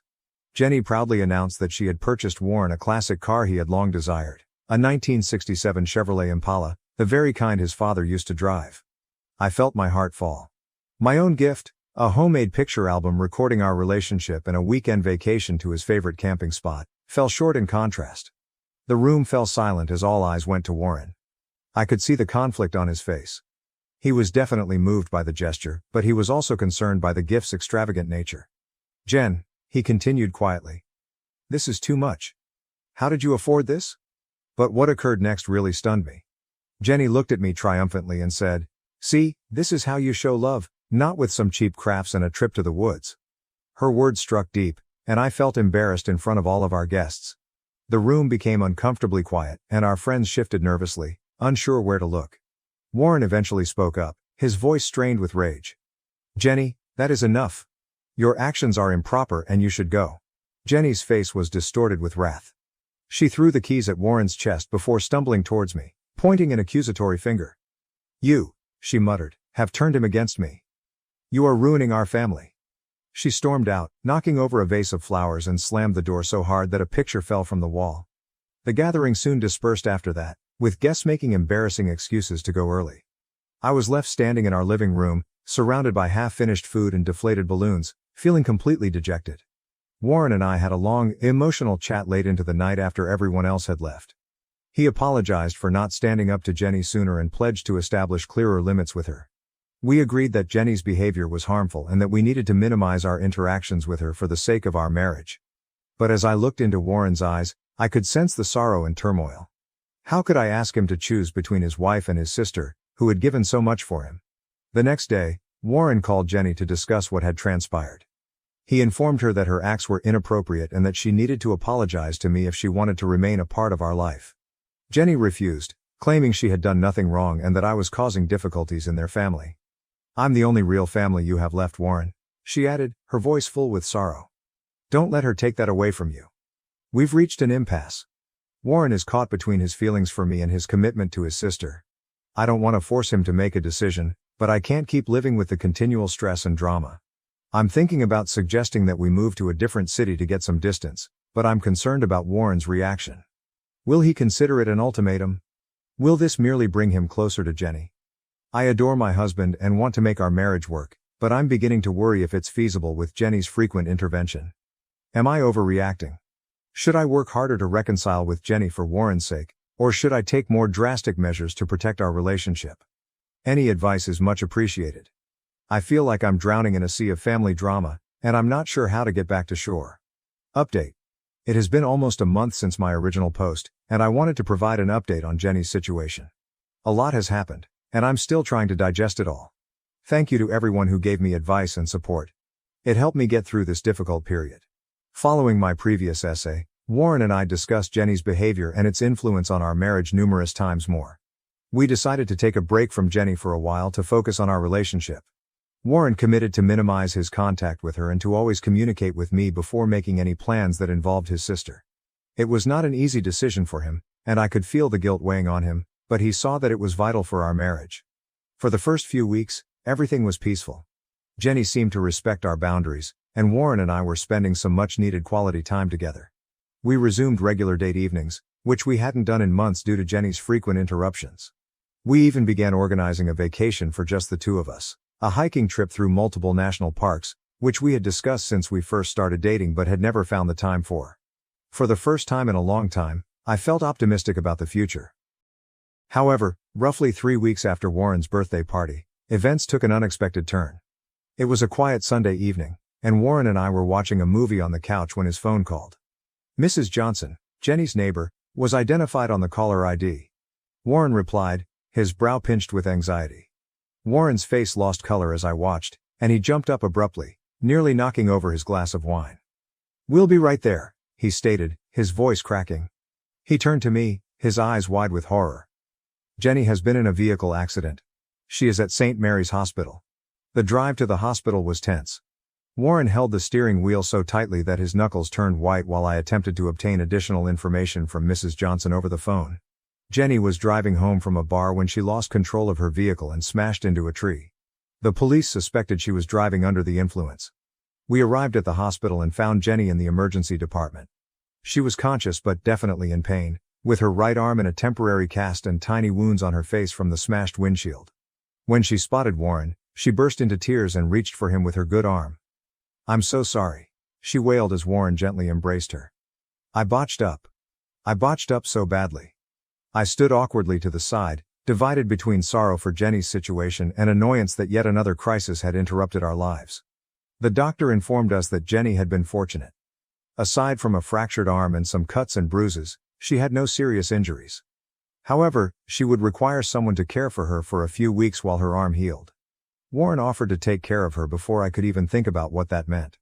"She can stay with us," he added, looking at me pleadingly. "Just till she gets back on her feet. We cannot leave her alone like this." I wanted to object and remind him of our commitment to keep boundaries, but how could I say no in this situation? I reluctantly nodded in agreement. Jenny moved in with us the next day, and it's been a nightmare ever since. She continuously demands Warren's attention, phoning him for everything. "Warren, can you help me with my pillows? Warren, I need a glass of water. Warren, can you change the channel for me?" It's as if she's returned to a defenseless child, and Warren is only too willing to play the role of protecting Big Brother. She complains about everything. "Nancy, the stuff you cook is too spicy. Don't you realize I have a delicate stomach? The way you've set up the guest room, the sun comes in too bright in the morning. Can't you get some better curtains? and just about anything else she can think of. I try to be patient, reminding myself that she is injured and likely in pain, but it is wearing me down. The worst part is that I am beginning to suspect Jenny isn't as helpless as she claims to be. I've noticed her using her damaged arm normally when she thinks no one is looking, like reaching for the TV remote or adjusting her hair. But the moment Warren enters the room, she returns to wincing and gripping her arm as if it were made of glass. When I conveyed this to Warren, he accused me of being neurotic and uncaring. "She's hurt, Nancy," he replied, his voice tight and frustrated. "Why can't you just be supportive?" I felt crazy. Was I truly being unreasonable, or was Jenny manipulating us both? Things escalated last night when I overheard Jenny on the phone with a buddy. I hadn't intended to eavesdrop, but as I walked past the guest room to do laundry, I heard Jenny's voice, which was especially energetic and enthusiastic. Curiosity got the best of me, so I stopped outside the door to listen. "Girl, you wouldn't believe how well this is working out," Jenny said, laughing. "I have Warren waiting for me hand and foot. He's so concerned about me that it's almost too simple." She paused to listen to her friend's response. "The arm? Oh, it scarcely hurts anymore, but they don't need to know, do they? I believe I can stretch this out for at least another month. Maybe by then I'll be able to convince Warren that he's far better off with his real family." I felt like I had been hit in the stomach. All of my concerns were confirmed in the worst conceivable way. Jenny wasn't simply taking advantage of the circumstance, she was deliberately attempting to build a wedge between Warren and myself. I am at a loss on what to do. I tried to tell Warren what I heard, but he didn't believe me. He thinks I'm just trying to get rid of Jenny, and that my animosity for her is clouding my judgment. "Why would she lie about being hurt?" he said, his voice filled with mistrust. "That doesn't make any sense, Nancy. I feel insane in my own home, watching this lady influence my husband and destroy our marriage. The vacation we had planned seems like a distant memory now. Instead of wandering through gorgeous scenery, I'm stuck in a house with a lady who appears determined to destroy my life. I'm thinking about taking a few days off to clear my mind, possibly staying with my friend Lisa, but I'm concerned about leaving Warren alone with Jenny and her influence. What if I return to discover she has entirely turned him against me? I love my spouse, but I'm beginning to question if our marriage will survive this. How can we move forward if he does not believe me? How do I compete with the bond he has with Jenny? Any advice is much appreciated. I feel like I've reached the end of my rope and have no idea what to do next. Update 2. It's been 2 months since my previous report and Jenny's situation has taken an unexpected turn. I'd like to thank everyone who gave advice and support. It really helped me get through this difficult period. After my last update, I was at my wit's end. I couldn't continue to watch Jenny damage my marriage.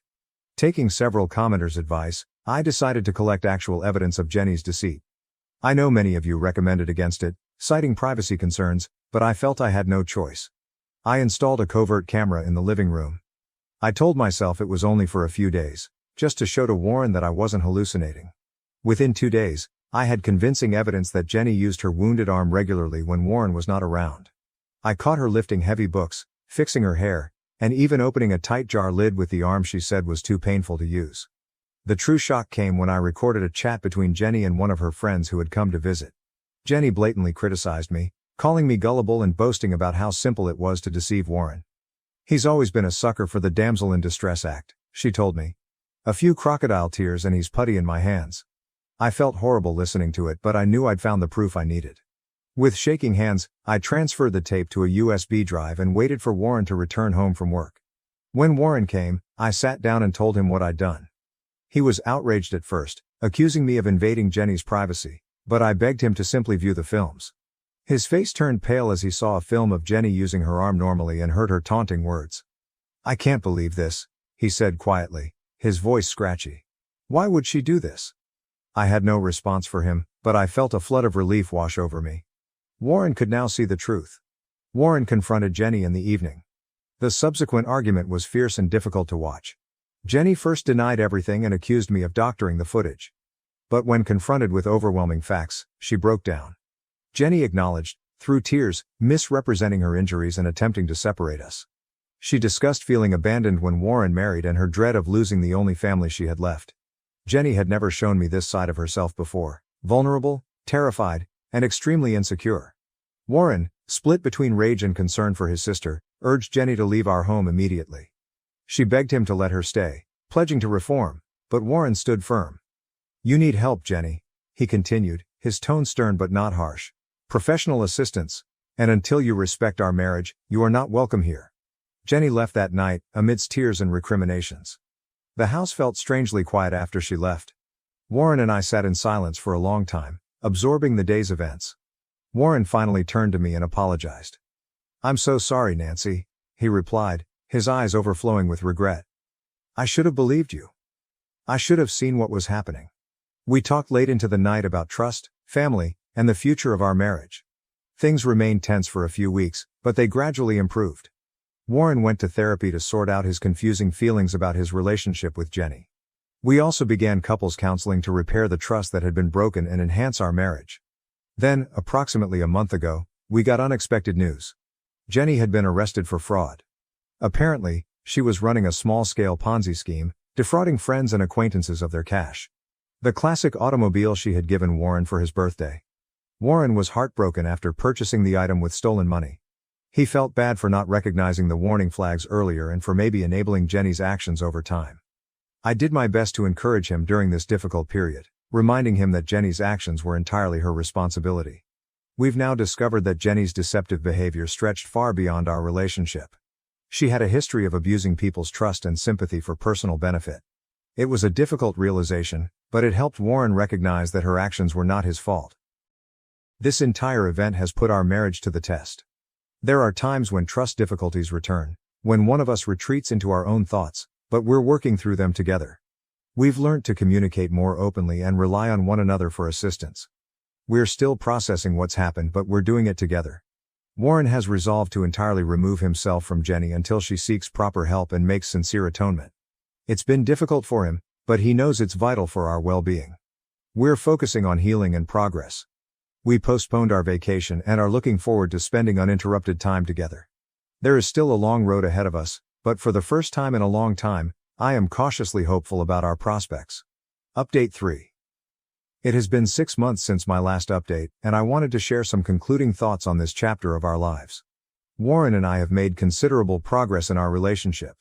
Couples counseling has been really beneficial, teaching us improved communication skills and how to support one another during stressful situations. We had to relearn how to trust one another, which wasn't always easy. There have been disagreements, times of uncertainty, and nights spent sleeping in different rooms. However, we've rediscovered the love and connection that brought us together in the first place. Warren has persisted with his individual treatment, working through his complex emotions toward Jenny and his background. He's had to face some difficult truths about his childhood and the relationship between him and his sister. It has been terrible for him, but I can see him becoming stronger and more self-aware with each passing week. Jenny pleaded guilty to the fraud charges and is now serving a 2-year sentence. Warren debated whether or not to attend her trial, but eventually opted against it. He wrote her a letter explaining his decision and expressing his hope that she will utilize this time to ponder and seek the assistance she requires.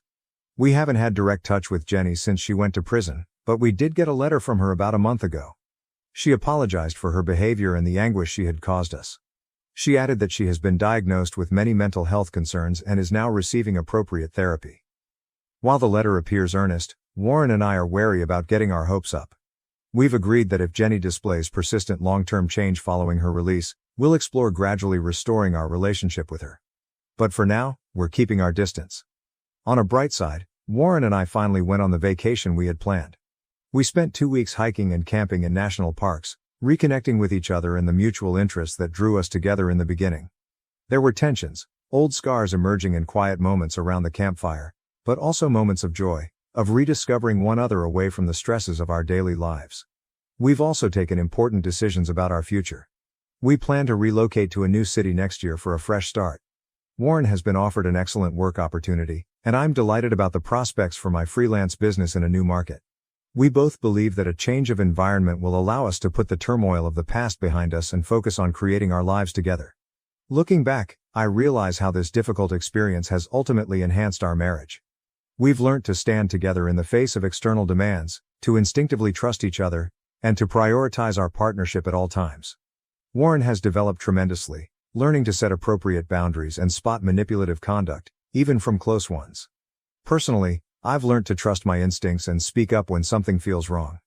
I've also discovered the value of patience and understanding, particularly when dealing with complex family dynamics. Although the trip has been arduous, I am grateful for where it has taken us. Warren and I are closer than ever, and we are cautiously optimistic about what the future holds. We know there will always be obstacles, but we are better prepared to confront them together. Thank you to everyone who has followed our story and provided support along the way.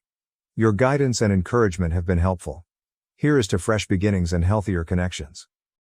I suspect my husband may be the father of his best friend's children, and now one of them is showing interest in my daughter. Original post, Septed to 2024, all names are fake. This began as a dark, intrusive thought that I could never shake off, and over the years it has bloomed into a poison flower that infects my entire psyche. I'm a 42-year-old woman. My husband Luke is 43, and so is Amy. I met Luke in college, but he's known Amy since they were about 7. They did everything together and understood each other implicitly. They were best friends. They've always insisted that they are surrogate siblings to each other. Naturally, I, as a new girlfriend, felt a little threatened by Amy and her closeness to Luke, but they both reassured me I had nothing to worry about. That their bond was not romantic and had never been sexual. That Amy really was just the sister that Luke never had. I believed them, and it didn't take long for me to forget any and all insecurity I had about Amy. She became my friend too. She officiated our wedding. Luke and I have built a wonderful life together, and we always had a strong relationship. After we got married and moved in together, we still saw a lot of Amy, and I was fine with that. I've spent many a night on the town trying to help Amy find a man, as she has always lamented how she is unlucky in love. Luke and I started to have children after we were married, and at around the same point, so did Amy. For further context, my children are Sophie, 15, Owen, 12, Louise, 10, and Carter, 6. Amy's children are Tom, 17, Kaylee, 14, and twins, Adam and Jenna, 9. Now Amy was not in a relationship at this point. She was not married. As far as I knew, she was dating but not consistently. As Luke and I had more kids and our family grew, periodically Amy would find herself pregnant as well. It happened a few times, and Luke and I never knew anything about the fathers in question. I kind of assumed that maybe Amy was sleeping around and not keeping in contact with her one-night stands.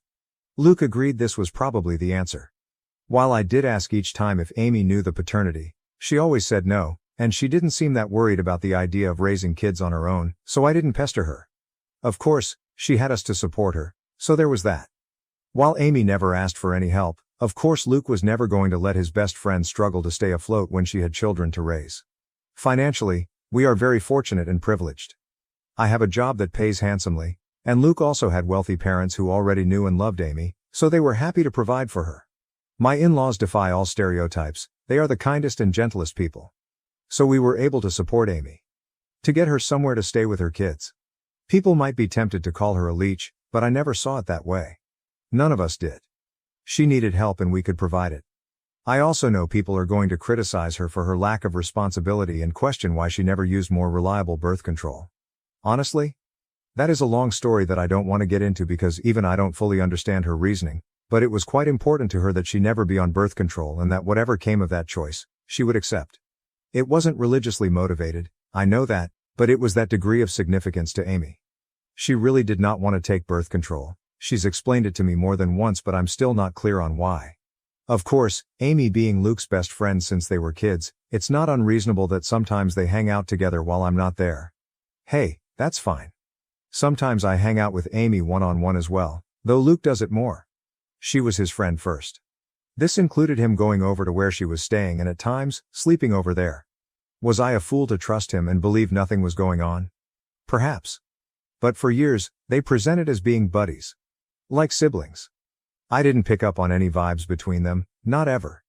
As one can expect, our children were brought up together. Not in the same house, our home is decently sized but even we don't have the room for 8 kids. But we made sure Amy's children met ours from a young age, and they always got along and strong bonds of friendship have formed over the years, which is good. Especially if I'm right, and they share blood.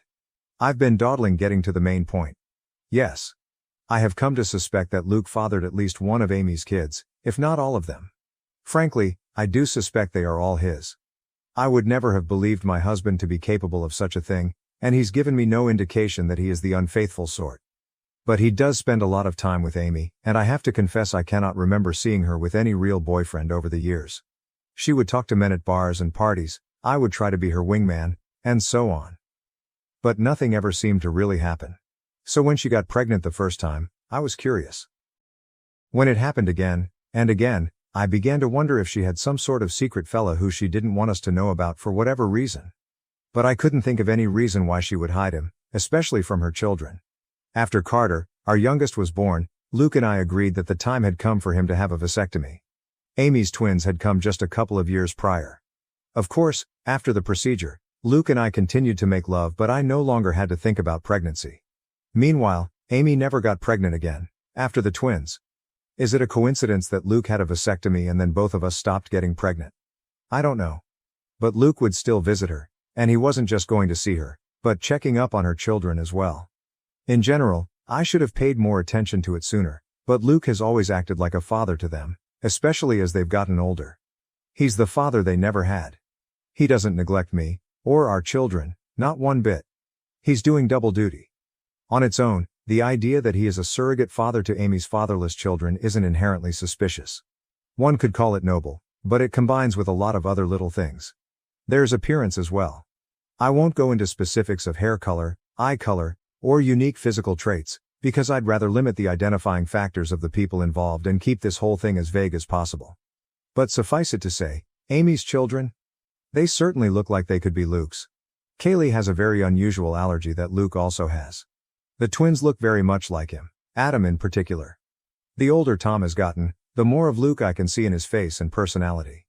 While their race doesn't matter, the reality is that Luke is a different race than Amy, and Amy's children look pretty biracial. I could easily believe their father is the same race as Luke. Doesn't mean Luke has to be the father, but it sure seems like it. I have never voiced my anxieties to either Amy or Luke. I don't want to be the bad guy, and, guilty or innocent, I already know they would flatly deny my accusations and be hurt by them. Imagine if that drama reached the ears of my kids, or Amy's kids.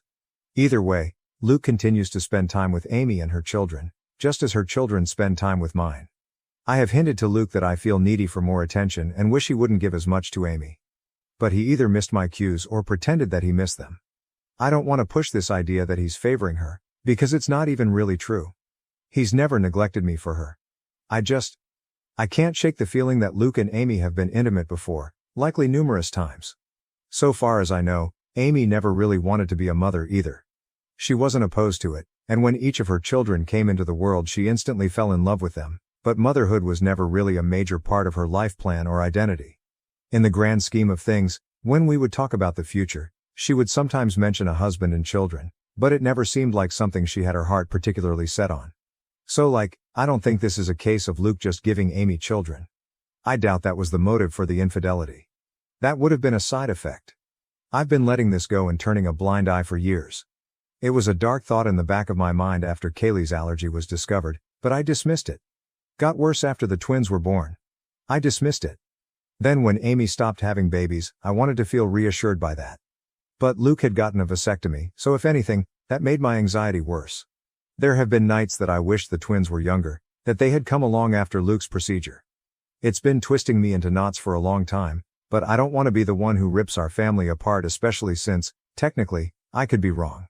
Except now I'm very afraid, because in the last few months we've had a new development in our kids' social circle. Tom, Amy's eldest, asked Sophie out. Sophie, my eldest. She's really blossomed over these last few years and become quite the outspoken beauty, so I'm not shocked to see she's getting male attention, but Tom asking her out had me thrown.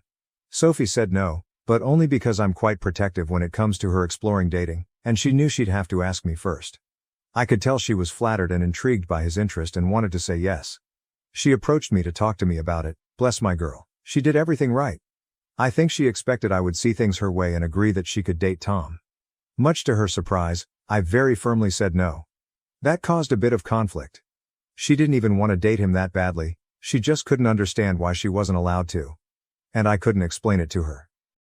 All I could come up with was, he's too old for you, which he is, but it's not really about that. When Amy and Luke heard, I was so very curious to see what their reactions would be. If either of them had agreed with Sophie and tried to convince me that the two of them should be allowed to date, I think I would have been relieved and taken that as proof that I was wrong about something going on between them. Wrong about who fathered Amy's children. But the ambiguity continued. They took my side. Both of them put their foot down, though not as fiercely as I did. Luke agreed with me, But he also worried that trying to forbid such a romance would only make Sophie want it more. He's probably right about that. Amy seemed more apathetic to the idea.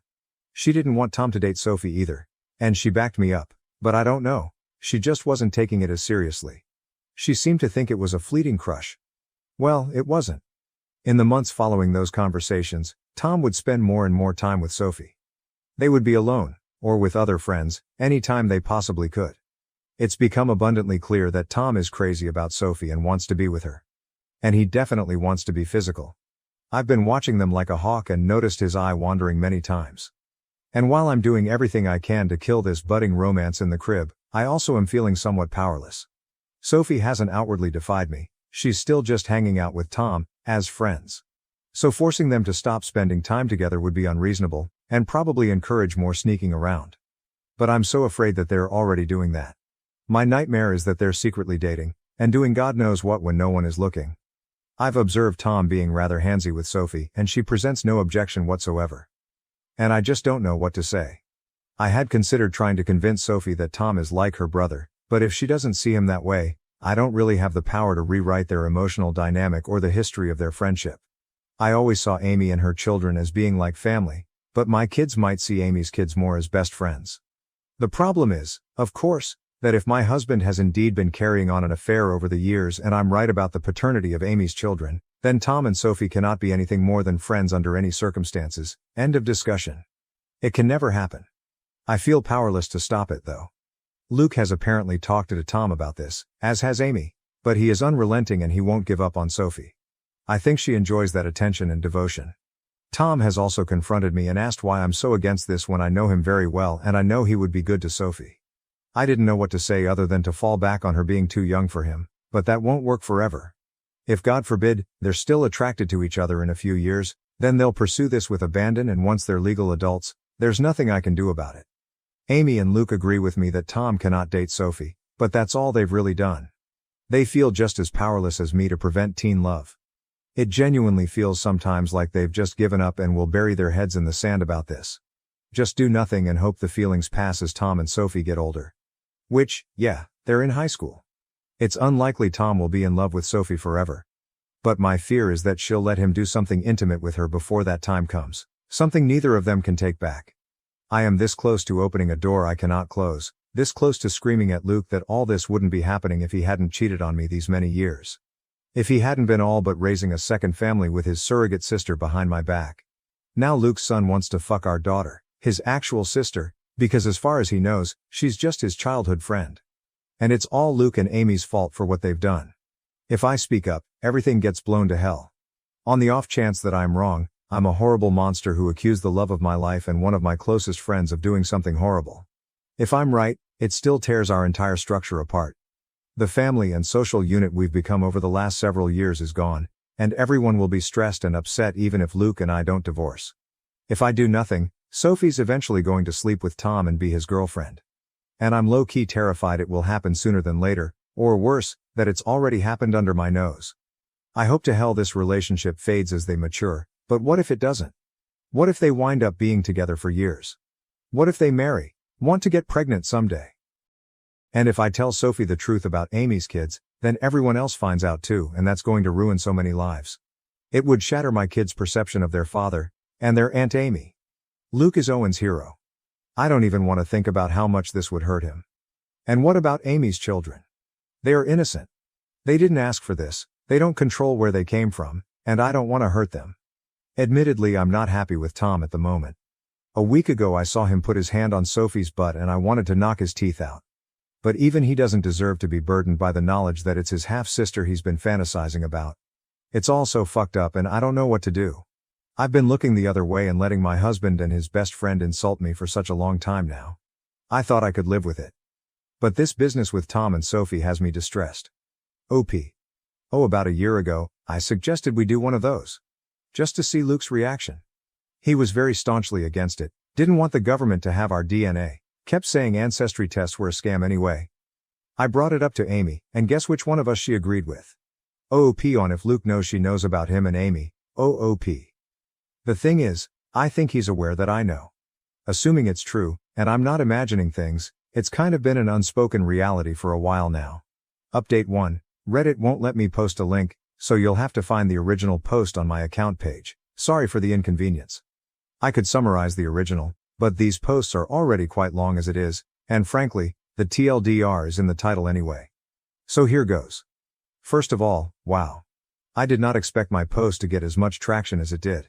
I was half worried that someone in my family or social circle might find it, especially when someone alerted me that the post had been shared to Facebook. But, as far as I can tell, no one in my family has seen it. I want to thank all of the kind commenters who wished me well. To those who were more frustrated with my indecision, I get it. But I was operating with an uncertain situation and the stakes were incredibly high. I feel like no matter what choice I made, something could and likely would go wrong. I've spent the last 5 years imagining different scenarios based on different ways I could go about this if I ever decided to act on it. To everyone who was clamoring for an update, I have one for you. I previously said that I was going to do a secret DNA test, that I had decided on that course of action. In the end, I couldn't go through with it, and now I am regretting that, because the window to do so has essentially closed.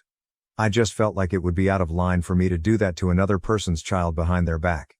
Ethically, it was dicey. I've since consulted with my lawyer as many commenters suggested, and she advised me against doing so, because no matter what the results were, it would make me look bad in a potential divorce proceeding.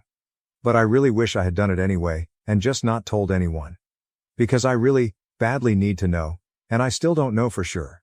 Likewise, I wanted to tell Sophie in confidence, but the more I thought about it, even that seemed over the line. Like I had no right to plant such ideas in her mind about her father without even talking to him first. So what I ended up doing was confronting Luke and Amy. Many comments suggested this as well. I finally told both of them that we needed to have a serious talk. It felt counterproductive to approach just one of them, because I figured they would tell the other about what happened in their own words before I could prepare my own. I wanted them both to hear what I had to say. Once all the kids were at school, I laid down all of my suspicions and the reasons. I made it clear how much I love both of them, but a combination of clues had led me to notice the similarities between Luke and Amy's children. And I didn't even list all of them in the original post. For example, Luke has been a sleepwalker in the past. So have Sophie, Tom and Adam. I said over and over how much they meant to me and how I didn't want to believe it, but the thought had crept into my mind in the past. How I had dismissed it before, but now, with Tom and Sophie having crushes on each other, it became necessary to pose the question. So I asked if they had ever crossed the line. If Luke had ever been unfaithful. If there was even the slightest possibility that any of Amy's children were his. I was just trying not to cry. Well, they reacted exactly as I would have expected. Their responses were perfect and so very well rehearsed. I genuinely can't tell if it was honest emotion or powerful gaslighting. Amy was more upset than Luke, or at least more outwardly upset. She was angry, offended at the accusation. Luke just seemed heartbroken by it. Maybe they were just acting, but I don't know. Somehow they had reasonable responses to all of the points I brought up. They asked questions I didn't know how to answer. I had never objected to them having alone time before. Why did it suddenly bother me now? Do Amy's children really resemble Luke that much, or are things like hair color pretty basic traits to have in common? The whole family had always treated Amy and her kids as part of our unit, and I had previously commended Luke for stepping up and being a father to Amy's kids since they didn't have one. Why was I now saying it was a bad thing? What exactly did I want them to do? How could I think such a thing about them? Why had I waited so long to say something? Luke was more understanding than Amy. He respected my feelings, or at least he acted like he did. Amy appeared to feel more betrayed by what I said. I ended up apologizing several times even though I'm not sure I did anything wrong. Luke also apologized for anything he'd done to indicate he was unfaithful. I asked Amy more pointedly that, if not Luke, who had fathered her children. She snapped back that it was none of my business, and I could tell she was in no mood to get personal or vulnerable with me after my accusations. I'm not proud to say that I lost my temper, and said that after everything we had done for her and her children, such information was not a lot to ask and perhaps she owed it to us. I regretted the words as soon as I said them, but Amy shouted back that I had never done anything for her, that it was Luke and his parents who had kept her afloat all these years, not me. She went on a longer tirade about how I had always acted superior to her, which I don't believe I did, though it's possible that I gave off that vibe unintentionally. Luke did his best to calm her down, but the room was still fraught with tension. I don't know, Reddit, I just don't know. It's driving me to the edge of madness. There is a way to be certain, of course, not certain of my husband's fidelity, but of the paternity of Amy's children. So I asked Luke, for my own peace of mind, for the sake of our daughter, and for our family unit, if he could please get a DNA test done, a paternity test. I went on to say that I knew he disliked and distrusted such things, but that I really needed this. I could see the pain in Luke's eyes. Maybe it was an act, but he did seem genuinely hurt that I was asking for this, that him giving me his word that he had always been faithful was not enough for me. But he very reluctantly agreed to participate in a DNA test. Unfortunately, Amy did not, and that's where we hit a roadblock. I was afraid of this. But Amy was infuriated at the whole concept and told me in no uncertain terms that I would not be getting samples of her children's DNA and basically told me to fuck off for asking, several times in several variations. I pressed Luke, and honestly he was a bit useless but probably right. He tried to convince Amy but she wouldn't hear of it and he kind of shrugged to me when I pushed him for further support. Because he can't force her to get the test done, if she refuses, that's really a dead end. Trust me, it is. I looked into this quite a bit and consulted with my lawyer. The problem is, Luke could, in theory, petition the court to demand a paternity test for Tom and the others. The issue is that, to do this, he'd essentially be claiming he slept with Amy and he believes her children to be his. That would be the version of events he'd be maintaining. But Luke has staunchly insisted that nothing ever happened with Amy. That he never cheated on me? Whether or not he's being honest about this is another story, but he'd essentially have to go on record and make a claim that he isn't prepared to make. He is quite certain the children aren't his and he has no intention of fighting for custody of them. So no judge is going to compel Amy to submit samples of her children's DNA. Tom is also old enough that his consent would be a factor. If both he and Amy refuse to participate in the test, it's unlikely that Luke would have a case. He'd have to target one of Amy's younger children, like say, one of the twins. But he doesn't want to do that. He doesn't want to take his best friend to court to prove something that, in his words, he already knows isn't true. Luke is asking me to please just let this go and trust him, because pursuing this will fracture everything. And according to my lawyer, it's not realistic anyway. For Luke to establish paternity, he would need to admit to an affair in the first place, and he's not doing that. And if he did, that would pretty much be all the proof I needed to be certain, even if I'd need more in a court case. I pestered him further about Tom and Sophie, insisted that I didn't want them dating. Luke agreed, and apparently Amy still agrees. Luke plans to have a talk with Tom and activate protective Papa Bear mode. Among other things, he's going to remind Tom that in a couple of months when he turns 18, him being intimate with Sophie will literally be a crime. I wouldn't actually press charges against him as I know he'd never do anything against Sophie's will, but I'm not above implying the threat.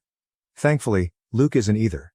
I did ask him if he'd be open to potentially swiping a sample of Tom's DNA to do a private paternity test, but he was very hesitant about the idea. Like me, he viewed it as unethical. He also pointed out that if we were to do this and Amy found out, it would mean the end of our friendship with her, most likely. Things are, Luke believes, still in a salvageable state, where Amy and I could reconcile and become friends again. And I can see how much he wants this to happen. But, if I did a DNA test on Tom behind Amy's back and she found out, I think she would hit the roof and I wouldn't entirely blame her. Though I'd be very interested to see the results. Luke ended up going to see Amy and spending the night. I know all of you are cringing and throwing up your hands, and trust me, I wasn't happy about it. That was a very long conversation. But he was adamant that he needed to perform damage control. So they spent the night together. With Luke maintaining that nothing happened. I did not sleep a wink and I kept texting him for updates. So far as I can tell, Amy will cool off, but she needs a little time. Luke and I talked things over when he came back the next morning. It was an emotionally fulfilling conversation and we ended up agreeing to take the kids, our kids, not Amy's, to visit their grandparents for a few days. It was an impromptu visit, but we've done it before and they were delighted to have us. I just really wanted our family to spend some time together away from Amy's side of the family, so to speak. I always love getting to see my in-laws. I'll refer to them as Jim, 75M, and Kat, 67F. I know Reddit is famous for stories about the mill from hell, but in my life that couldn't be further from the truth. I feel safe with them. To the point that when they took notice of how distant Luke and I were from each other, I finally relented and confessed my fears. I told them of my anxiety that Amy and Luke were having an affair, and that Amy's children might be his. Here's where things got a little bit interesting. When I told them what I was feeling, Kat just gave Jim this pointed look, and did a big, dramatic sigh. So it turns out, Kat has had similar misgivings to mine and genuinely suspected over the years that Luke and Amy were closer than they'd ever admit, that they had crossed the line in the past. Jim, on the other hand, simply refuses to even consider the idea. He has always insisted that Kat is seeing things that aren't there. He maintains that Luke and Amy are like siblings, and would never do such a thing. Kat thinks his stance on this is naive and that, even if she and Jim had taken Amy in and loved her like a daughter, that didn't mean Luke viewed her as a sister or that she viewed him as a brother. But Jim just continued to insist that this is what they are and had always been. I could tell that he and Kat have already had this conversation before, and they kept going in circles, with Kat getting exasperated. She pointed out that surrogate siblings or not, Luke and Amy were not actually brother and sister, so nothing was stopping them from being physical together if they felt a mutual attraction. At that point, Jim just sighed and walked away from the conversation. So yes, Kat has privately wondered if Amy's children weren't fathered by Luke, which is part of why she has always treated them as her grandchildren. Which was never something that I minded, to be clear. I also don't mind that Kat never voiced these concerns to me. She had no proof, and she saw far less of Luke and Amy's closeness in our adult lives than I did. As for the kids, they're doing all right. I don't know what Amy told her children, but I think the general consensus, the official version of events, is that Amy and I had a fight and needed a break from each other. That's what Luke and I told our children, and when pressed for more information, Luke did defend me and shut down the questions, saying it wasn't their business. I don't know if Amy kept to that version of events, but my children and her children have each other's phone numbers and social media, so they've presumably still been in contact over the last 2 days. I think my kids would have kept Amy's kids in the loop on the updates, and if Amy had told them anything else significant, they would have relayed that information to my kids. After all, we know Sophie and Tom are very close. I did try and talk to Sophie about that more, but the timing was off, because Sophie rejected my counsel and interpreted my reinforced reluctance as being attributed to my fight with Amy. She maintained that she wasn't dating Tom. To what degree that's actually true, I don't know. But she was going to remain close friends with him, and while she isn't usually a disobedient child, she made it very clear that she was putting her foot down on this one. And, to be fair, I can't really justify trying to separate them or forbid them from being friends. They've known each other for years. Luke has my back on them not being allowed to date, but he wouldn't have my back on them not hanging out anymore. I wish I had a more definitive update. If anything significant happens in the next few days, I can let you guys know. I'm mostly just kicking myself for not having done the secret test, even for my own peace of mind, as now I feel like I'm locked out of the only way to get definitive proof one way or the other. Relevant comments. OOP on Luke's father possible covering for him, and if his mom, Kat, suspects the same thing. OOP, Jim being in on it, did cross my mind. He's a good man, but Luke is his son. If it came to it, he'd probably support him, though I feel like he'd condemn the affair. One thing he said toward the end of the argument was that Luke is a good man and has been a good husband to me, and did Kat really think he'd see another woman? And Kat just looked at him and said, if the other woman was Amy. Then maybe. Update 2, I didn't expect to have another update so quickly. But after posting my first update, I did a lot of thinking about my kids. I ultimately decided that whatever else happened, I needed to warn Sophie about the situation, and do so immediately. To hell with Luke and whatever that meant for him. To hell if that meant all of the kids learned of the situation.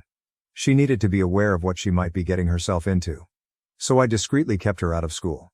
We went back home, to our home, last night, and this morning, I dropped everyone off and saved Sophie for last, before driving right past her school and telling her that we needed to talk. Always a frightening thing for a teenager to hear from a parent, but I was quick to establish that she was not in trouble, but she needed to know the truth about why Amy and I were fighting. Why her dating Tom was out of the question. I very gently explained that because of Luke's closeness to Amy and Tom's resemblance to him, I had come to suspect that perhaps Luke and Amy were intimate at some point over the years. If that was true, and there was any chance Tom's father was actually Luke, that would be a significant problem. Sophie was quiet during all of this, and even after I had stopped talking to let her respond, she paused for quite a while, before she finally said that we needed to get Tom and discuss this with him as well. I had no objections, so she texted him to meet with us. They're both skipping school today, but Sophie gets straight A's and this is extremely important, so I looked the other way. Tom came to meet us, and Sophie had me relay what I told her to him as well. I apologized to him for any indication I might have given that I didn't think he was good enough for my daughter, and to both of them for not telling the truth sooner. Tom and Sophie just gave each other this oddly knowing stare. And Reddit, that's when they blew my mind. Sophie spoke first, with Tom backing her up. They revealed to me that in fact, they had already known about Luke and Amy, or at least they had strongly suspected. Apparently Tom has overheard conversations that are questionable, as well as overhearing the sounds of sex from Amy's room, sounds he would just as soon forget, but all signs point to Amy's lover having been Luke. Tom had wondered for a very long time, and back in January, he finally voiced his fears to Sophie. She agreed with them. She could also see a strange sort of closeness between her father and his mother. They agreed that Luke was likely having an affair. They agreed that, because of Kaylee's allergy, Luke might very well be her father. And if Kaylee was Luke's daughter, the rest of Tom's siblings could be Luke's as well. Tom could be Luke's kid himself. The math led them to the same places as me. So Sophie and Tom came up with a little plan. As it turns out, they are not in love. They never were. They're still just best friends? But they had the same instinct as me, that they didn't want to blow up our entire family and social unit without more direct evidence, which Tom has been working on acquiring. And though Sophie very badly wanted to tell me the truth, she was hesitant because she knew it would shatter me. She had no idea I was already suffering in silence. Sophie apologized for not voicing her suspicions sooner. Honestly, we both cried, and I made sure she understood that none of this was her fault and that I loved her very much. So the bottom line is, Sophie and Tom already know they could be half-siblings and aren't actually interested in being a couple. That was their idea for how to rock the boat. To force Luke and Amy to do something about the situation rather than just keep making a fool out of me. I also think it was Sophie's way of punishing them for their affair. Teenagers can be vindictive. So they concocted this idea that they wanted to date. Every flirtation I've witnessed, every inappropriate touch, all staged apparently, and for the benefit of Luke, Amy, or both. This was supposed to make them sweat, and Tom expected they would jump out of their seats to forbid it from happening. When I was the one who did instead, that kind of threw the kids for a loop. They couldn't understand why I cared more than the actual cheaters. They began to suspect that maybe I knew. Tom confronting me that one time about why can't I date Sophie was him trying to gauge if I knew or not. Maybe I shouldn't be surprised. Sophie and Tom have always been close friends and confided in each other. Maybe I should be a little more concerned at how sneaky they've been, but honestly I'm just so relieved they're not dating. Sure, they could be lying to throw off the scent I guess, but they apparently already knew that they're likely related. They didn't blink at all when I told them. We even had a bit of a laugh together when Tom mentioned how he had been a little offended that I was so against him dating my daughter before. I kind of jokingly asked him, "So you don't think she's gorgeous?" And Tom, bless his heart, shrugged it off. She is. But so is my English teacher, and I'm not asking her out either. Either way, the question now is, where to go from here? We have to figure that out. I will say that it is such a relief to have told Sophie, and I feel like an elephant has taken one of its feet off my chest. Having her in my corner, and Tom in my corner as well, means a lot to me. And even though I basically just got it absolutely confirmed that Luke is sleeping with Amy, I kind of already knew that anyway. So now it's just a question of how to proceed. Tom has already volunteered to submit his DNA so I can compare it to Luke's, and both he and Sophie advise me not to tell Luke and Amy when I do this, which I agree with. They're both completely on my side, which means more to me than I can ever express to them.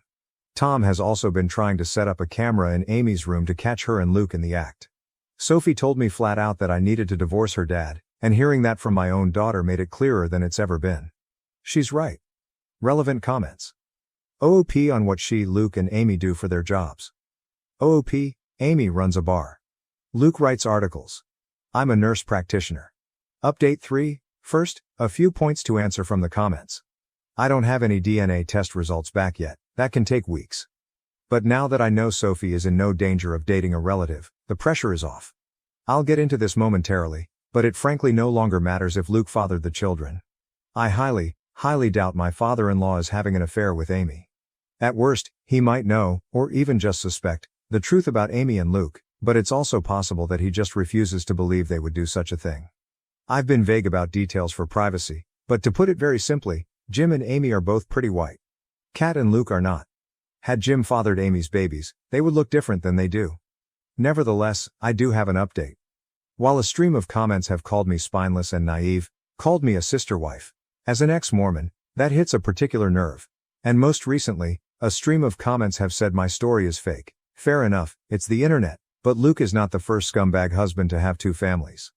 Several other comments have been incredibly kind and supportive, and I really appreciate that. Apologies if I haven't responded to a comment or direct message that you sent. I covered as many as I could, but I was literally getting hundreds. So I definitely missed several of them. First things first. I discussed this in the comments, but our little team has, supposedly, recruited my mother-in-law. I say supposedly, Because Sophie and Tom were going to talk to her about getting help with submitting the DNA test and, at the advice of my lawyer, I am staying out of the process. Officially, I told Sophie not to do it and she said she wouldn't. MIL hasn't contacted me about it either. Though we have been in touch, I'll get into that more in a moment. The bottom line is that I can honestly say I had no knowledge of any DNA test. Loophole City. Another bit of good news. I was digging through the paperwork in preparation for my divorce, wanting to get a head start against Luke, and one thing that came to my attention is that my name is on the paperwork for our home. Luke's name is not. I was the one who bought the house and we always planned to add Luke onto the paperwork at some point, but we never got around to it and eventually the idea was forgotten. It was my lawyer, Paige, who pointed this out to me, and it was like finding a winning lottery ticket on the ground. I don't know where I'd be without Paige. She's a dear friend from college who I reached out to, hat in hand, for help. She's been there for me this past week not just as legal counsel but as a friend I really needed right now. The thing is, she's not our lawyer, me and Luke. We have our own family attorney who has helped us out of jams in the past. We clashed with our HOA a few years ago, not worth getting into right now, but Paige is a lawyer who specializes in family law and has handled divorces before.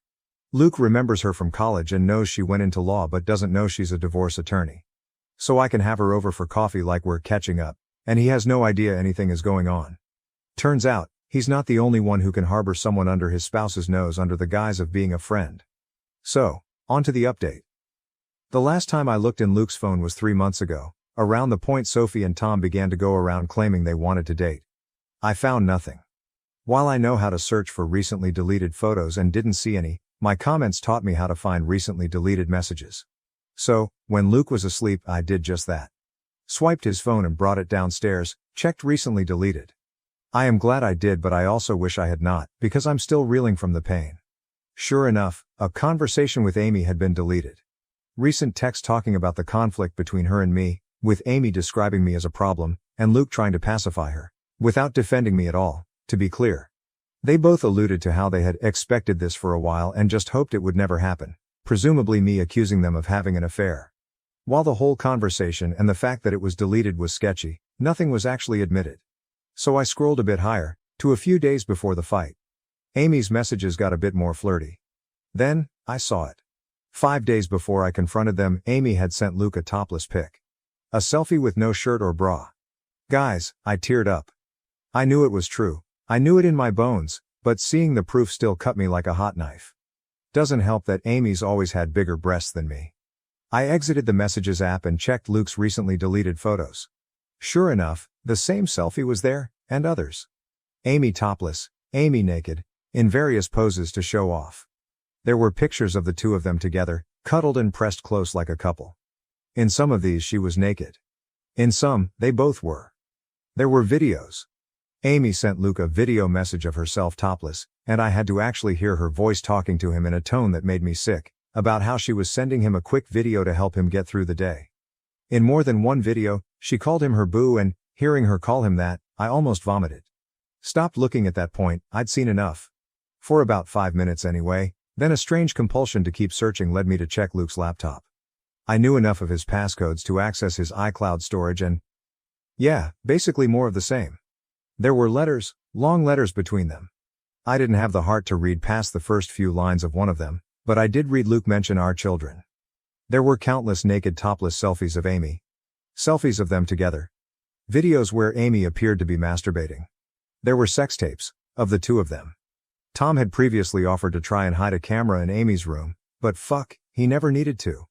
Luke was hiding a whole treasure trove under my nose all along. I scrolled, and scrolled, and scrolled. There were so many. Going back years. Not all of it was even sexual. There were some photos of Amy's kids too. One video was of Kaylee and the twins playing together when they were younger, and Luke and Amy's voices from behind the camera. There were even old pictures of Luke and Amy from when they were younger. I'd even say teenagers, I snapped. All these years, I had been telling myself I had to be wrong, that it couldn't be true. Well, it was true. I know that no one forced me to look at as much of the evidence as I did, but I'm still hurting very badly from having seen it, and in that moment I wanted to act, so I did. I called my lawyer, who is a remarkable woman. It was the middle of the night, so I had to call her twice, and she picked up. Though I had woken her, when I asked her to come by and said it was an emergency, she agreed. I also asked her to draw up the paperwork and have it ready. She told me that she'd already had it ready since I first reached out to her. As I waited for her, I went through the necessary channels on Luke's laptop to make sure he wouldn't be able to remotely disconnect our access to his little stash, changing passwords and all that. My lawyer, let's call her Paige, arrived, and I went outside to greet her in the car. Spent a good half hour in the passenger seat just crying, and she was great about that, before I passed her Luke's phone and his laptop, with all the information she needed to use them. She warned me that this could be considered theft. So I asked her to forward and print out copies of everything she could and then bring the items back, because I just couldn't bear to do it myself. She agreed. I went back inside, and then, I packed up Luke's things while the house slept. At one point Owen got up to use the bathroom and asked me what I was doing, but I told him I was just cleaning. Luke stirred once or twice while I was in the bedroom but did not wake. I got all of his things packed into trash bags and I loaded up the car. That's when I woke him up and told him to come outside. He was confused and half asleep, but he did notice things were missing. I ignored his questions and just told him to come with me. So he followed me outside. Once we were by the car, I pulled out the divorce papers and officially handed them to him. That was about when he figured out what I was doing, and he tried to talk me out of it. Tried to be sweet with me, to be tender. He kept insisting that he loved me and that there had never been anything with Amy. Kept trying to persuade me not to tear our family apart. Even 2 weeks ago, I might have wilted under him because the manipulation and gaslighting were truly masterclass, but I can see through it now. I didn't tell him that I knew he was full of shit, I didn't tell him what I'd seen, I just told him we were finished. He tried a different approach. He refused to go. Stated firmly that our children were his too and that even if we were separating, I had no right to just decide the kids would stay with me over him. This was where I very coldly presented the paperwork reminding him that the house is in my name, and told him under no circumstances would my kids be staying with Amy. He argued a while longer, but in the end he decided to be the bigger person, and keep the peace. At that moment I didn't care where he went. Before he left, he did ask about his phone and laptop, and I waved him off by saying they were in one of the bags. Bought a little time. I couldn't sleep for the rest of that night. I cried more.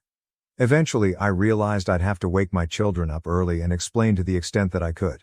Naturally, I woke Sophie first. I told her that I had kicked her father out and that I had discovered evidence of an affair on his devices. I did not specify what kind of evidence and she did not ask. I woke up the others and gently told them that their dad had gone to stay somewhere else for a while. That I wasn't sure where, but from now on things were going to be different. Louise was the one to ask if we were getting divorced, and I couldn't lie to her. I told her yes. Owen asked when they could see their father again and I wanted to cry. Sophie was a very big help, urging her siblings to be sympathetic to me right now and worry about Dad later. I knew better than to poison them against their father. Paige warned me against doing that as well, so I only told Sophie that the affair was confirmed since she had already been in the know. However, as the kids were getting ready for school, Owen approached me and asked me point blank if it was about Amy. If Luke was going to be with her instead of me. I couldn't answer, but I suppose that's an answer on its own. Got the kids to school, and my next step was calling to have the locks changed. I knew Luke would be back for his devices before long, but thankfully Paige returned with them before he showed up again. It was a very quick visit. She just told me that all was accomplished, and she had records of everything we would need in court. Sure enough, Luke turned up an hour later demanding to know where his laptop and phone were. I had set them back in our bedroom like they had never moved, and I just told him he had forgotten them. He insisted that I had said they were in one of the bags, so I just shrugged him off and told him I must have been mistaken. After he grabbed them, he tried again to reason with me, but I just showed him the door. I knew the kids would start to come home from school before long and I think he was trying to delay leaving so he could see them. I was not having it. I started shouting again and sent him on his way. I'm still just in absolute pain and despair for what I saw. I don't know if he'll realize that anyone went through his devices and made copies of the evidence, or if he suspects I saw anything, but he obviously didn't say so. After he left, I cried once again. Talked to my mother-in-law that night. Apparently Luke did show up to his parents' house, which was a surprise, as I was so certain he'd stay with Amy. But maybe even he knows how suspicious that would look to the children and doesn't want to rock the boat as much. Maybe he knows I'm more likely to let my children see their grandmother than Amy at this point, and he wants to see them to give his version of events. That is not happening. Kat already shared his version with me, that he relayed to her and Jim. That I'm having some kind of mental breakdown, that he wishes he could help me, but my paranoia is causing me to lash out and turn violent. I was never violent. I shoved him away when he tried to hold me, That is all. And what's so hilarious is that he didn't mention Amy at all to his parents. He didn't even frame it as me falsely believing he was having an affair. Even though that's his story when talking to me, he left Amy out of it when talking to his parents. Kat noticed that. She believes me. Jim doesn't know what to believe anymore. According to Kat, he seemed very troubled by what he heard from all sides. As for Amy, she's radio silent. Tom has told Sophie that she's acting like nothing is wrong but is clearly stressed out. That when her children ask, she makes the same sort of claims. That I am having some kind of emotional, nervous breakdown, and pushing her away, as well as Luke. She doesn't mention anything about my accusing them of an affair, but still puts it all on me. Amy has not reached out to talk to me directly, and I have not tried talking to her since our big argument. I haven't really told my kids anything, just that I'm having disagreements with Luke and Amy, though I was very clear that it is not a question of my mental health. Honestly, I think they all kind of know what's going on. Sophie continues to be my rock, as I try to be for her and the others, and Tom continues to be our spy in the ranks. Right now, my biggest regret is the stress that all of this is causing on the children, which I knew it would, but it still needed to be done. My life has fallen apart. But it was never my life. Update 4. In my last post, there were a number of criticisms toward Paige.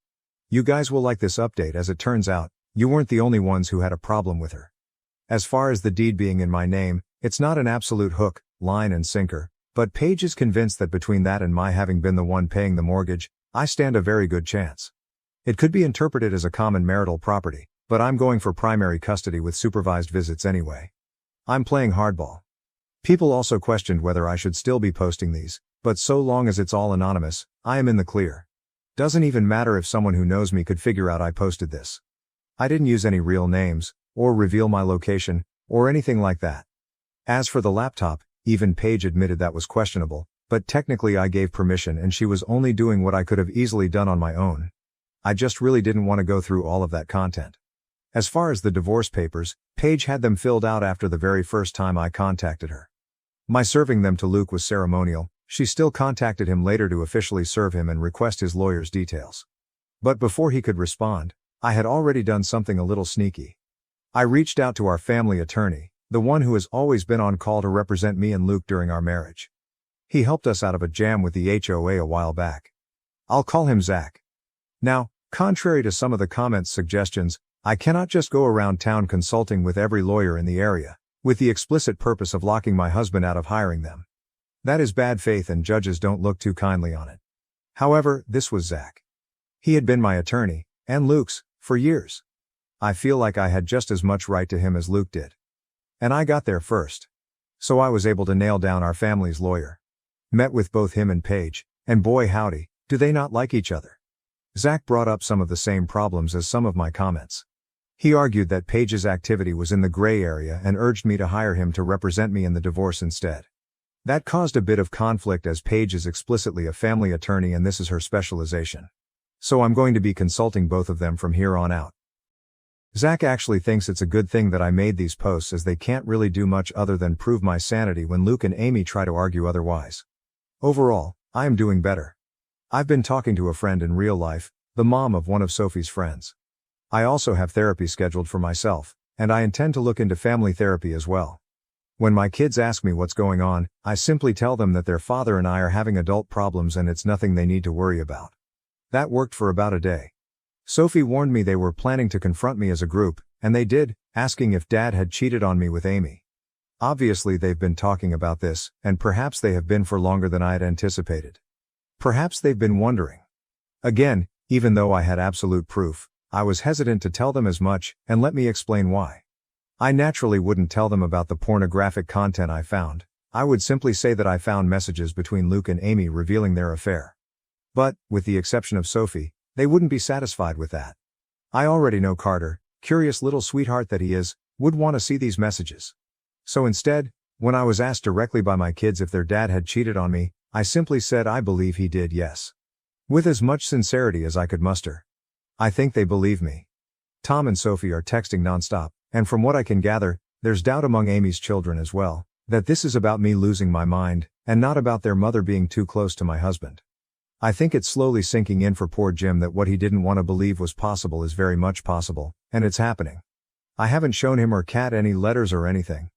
They're hosting Luke, so I haven't had much of any contact with them at all. But I did have one phone call with Kat where we wished each other well. That was nice.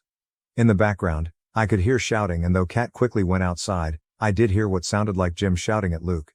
He doesn't usually shout, he's the calmest man I've ever met, so in a way I'm worried about him but also relieved that the wool is being pulled off of his eyes. According to Kat, Luke is still staunchly denying everything. He was pretty upset when he found out that I had poached Zach though. Which gave me a kind of grim satisfaction. The test results came back. Sophie and Tom tested their DNA against each other to see if they truly are blood siblings. Here's a surprise. According to the test, they're not. They don't share any DNA. To everyone who believed Jim had fathered Amy's babies, here is definitive proof that he did not, because the test would have revealed that too. But I never believed it anyway. Sophie has her doubts and wonders if the results weren't faulty and if we shouldn't take another test to be absolutely certain, but I'm not really worried about that. More confused than anything. I was so certain Tom had to be Luke's son. He was too. Now he doesn't know what to think and I don't either. I obviously now know the affair happened and lasted years, and I know from the letters that Kaylee is Luke's child, or at least both he and Amy seem to believe she is, which confirms they were intimate 15 years ago. Now I'm just wondering for Tom's sake. Who if not Luke is his father? He does kind of look like Luke, but that might just be coincidence. In general, everything was quiet for a few days, until it wasn't. Until she finally showed her face. My best friend Amy. I am so happy I installed Ring cameras everywhere, as you are about to understand. Sure enough, Amy turned up on my doorstep and asked to talk. She had a relaxed demeanor and did not raise her voice. Assuming she was approaching me on Luke's behalf, I told her that I wasn't interested in talking to her and to just go away. She did not leave, but she didn't make a scene either. She persisted in telling me we needed to have a conversation. The kids weren't home, and did have cameras inside. I was also recording her on my phone and being discreet about it, so eventually I relented and let her in. I don't know if she realized she was on camera. We sat down on the couch, and she instantly got into the reason for her visit. Turns out, she and Luke know, or suspect, that I procured damning material from his laptop. Amy accused me of going through his devices and told me that anything I found was not my business and I needed to delete it. That was all she had to say. No apology. No admission of guilt, didn't take responsibility for her own behavior. Hell, she might have known I was recording her, because she didn't even directly acknowledge what the sensitive material on Luke's laptop actually was. So I confronted her, letting out some of my anger. I asked how she could have the nerve to make demands of me. I asked her why she and Luke would do a thing like this in the first place. Why had they seen fit to spend all these years betraying me? I posed the question that I'd been wondering about for a long time, and as I expected I got no answer. Literally, Amy didn't seem to really hear me even as I confronted her. She seemed like she was stressed. Panicked even. But she was keeping it under wraps. She ignored my questions and accusations and just kept telling me to delete whatever content from Luke's laptop that I had. She said that if I wanted to divorce Luke, that was my call, but not to drag her into it. Oh, that made me so mad. I kept my temper, but I did snap back that she was already very much in it. Amy just kept repeating herself. Telling me to delete whatever I found. So I just refused. I asked her, point blank, why I should. Why did I have any reason to? Amy got more aggressive, raising her voice. She was trying to intimidate me, but I held my ground. She told me that this wasn't about me and that I needed to just do as she said. That it was very important. So I asked again, why? And yet again, she would not answer. So I asked her if Luke had sent her to do this or if she had shown up on her own. No answer to that either. It was like talking to a brick wall. So I asked her to leave. Just as I'd been afraid of, she wouldn't go. She refused to leave until I had deleted everything I'd found in front of her. I couldn't help laughing. I told her no, that wasn't going to happen. This is where I could see her starting to freak out more. In another moment, she got up, ran into the other room, and grabbed my laptop. Before I could stop her, she smashed it on the floor. I really don't know why she thought that would work or get her the outcome she wanted. I think she was just panicking. Obviously, I still have everything, except now I need to buy a new laptop.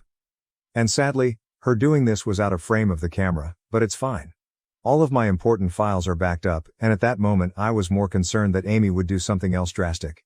She looked like she was going to have a breakdown. I tried again, very calmly, to tell her that she needed to leave or I would call the police. She refused again, and just kept repeating her demand that I drop this whole cheating angle and divorce Luke without trying to argue that an affair took place. At that point I just stared at her. At the woman I had considered one of my dearest friends in all the world. And I told her that I didn't owe her anything, but she owed her children the truth. That they had the right to know where they came from. Who Luke really was to them. Amy bristled and told me it was none of my business, that I didn't understand her family and I needed to back off. She kept going back to this idea that I could divorce Luke, but I must not claim he'd had an affair with her. I just told her that I didn't need her permission to handle my divorce how I wanted and told her again to leave. She got more and more desperate, and her anger accelerated to the point that she physically attacked me. I did not expect her to actually do this. I'm not much of a fighter, but I do know the human body pretty well, and where it's weakest. She hurt me pretty badly, but I got her off me. That part was very much on camera, and the whole audio was recorded on my phone. She finally left after that, and I immediately called to file a police report. I had the strangest feeling she'd try something similar and wanted to beat her to the punch. I was able to clean myself up by the time I had to face my kids, and while I downplayed the story, I did not lie to them about why I had a black eye. I told them, for their own safety, to steer clear of Amy. I also sent the footage to Paige and Zach, as well as pictures of my injured state before I cleaned up. They've also printed out the letters that reference Kaylee as Luke's child. I really feel like Amy just screwed herself over on all this. I don't know what her motives were. Was she protecting Luke? Was this his idea? Does she just really not want the world to know she's a homewrecker? Is she covering her own ass? As if people didn't know already. The more of my social circle I talk to, and inform of the basics, the more people are confessing that they had wondered in the past if Luke wasn't cheating on me, but didn't have any concrete proof. I suppose Amy doesn't want her kids to know who fathered them, which does line up, but I'm still not sure about Tom. I didn't ask Amy about him in particular. I don't know why you guys are so eager for these updates, but I don't mind posting them. I've never blogged about my life before. I'd imagine it feels something like this. Relevant comments. OOP on pressing charges. OOP, I included it in my report. The sound of the laptop breaking is definitely on my phone and should be on the camera as well.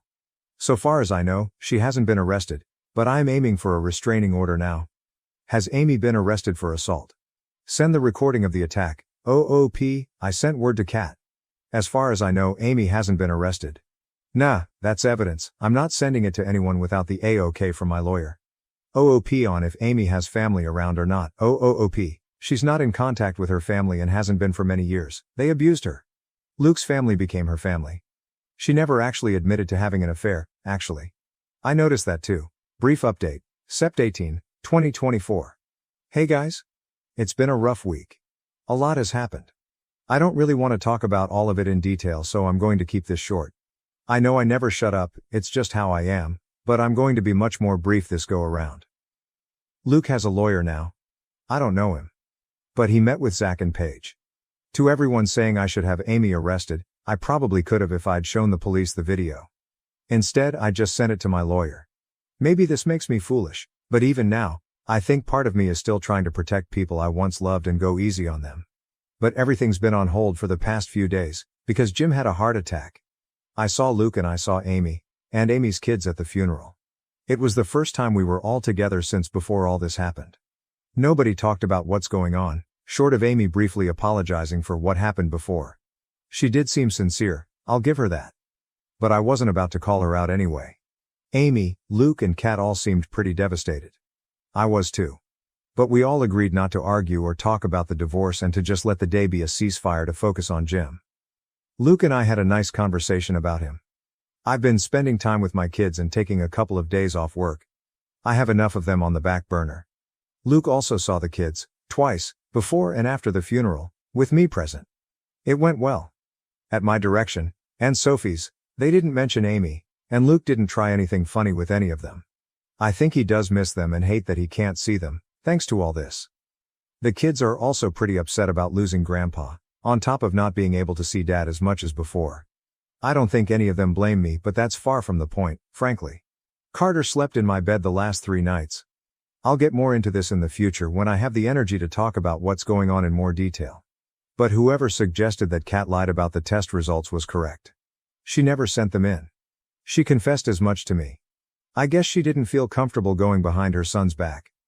But did feel comfortable lying to me to protect him. Until she didn't, until she felt guilty, and she came clean. Under the circumstances, I am not angry with her, but I know better than to trust her anymore. As far as I know, she did not tell Luke about the test, but it means Tom could still be Luke's son. Probably is. My lawyers finished going through Luke and Amy's letters with a finer tooth comb. The bottom line is, they definitely found what it was that Amy didn't want me to see, and I now completely understand why she was so panicked. It has to do with why Amy and Luke didn't marry conventionally. They did something very bad. But this is genuinely something that I'm not sure I should be talking about. Even on an anonymous internet post. I haven't even been able to collect my feelings about what Amy and Luke have done, especially with everything else going on, so I don't know if I should be more explicit. I'm sorry, I know that's not what anyone wanted to hear, but please try to understand. Paige agreed with me, that when in doubt, don't post it. I've told my lawyers to put a pin in it for now because I'm in no fit state to figure out how to proceed with it or if I should use it against them. I'm just feeling like shit, honestly. It's difficult not to blame myself for Jim. I can only imagine Luke and Amy are blaming themselves too. I know they're bad people. I don't forgive them. But this tore them apart as it did me, and I think all three of us feel like the divorce stressed Jim out to the point where it may have contributed. He already had heart disease. And in particular, I blame myself for showing him what I showed him. I showed him proof of the affair shortly before he died. I'll be carrying that with me for a very long time, even if I shouldn't. I'll update again whenever I do. I'm sorry, I'll respond to comments as I can. My daughter asked me to meet my granddaughter after 17 years. Am I the asshole for saying don't care for her or her daughter and to never contact me again? Original post, June 28, 2024. I am not sure if I'm an going to provide some background. I am in my 60s now. I was married to my ex-wife, and we had a daughter. Our marriage was going through its ups and downs, but I was really close with our daughter. But as our marriage was going through its difficulties, I made a huge mistake I still regret to this day. I started having an affair with my coworker. She was in a violent, physically abusive relationship at home. We became friends at work, and things just escalated from there. She got an out from me, she got the support she needed to file for divorce from her husband, who is currently in jail now.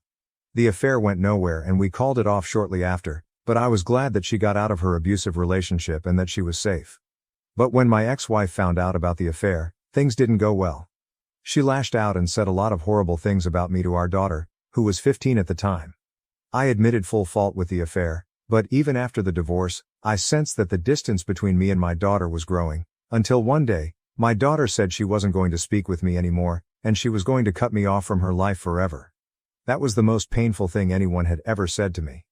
I begged her to please reconsider. I still remember that day. But time passed on.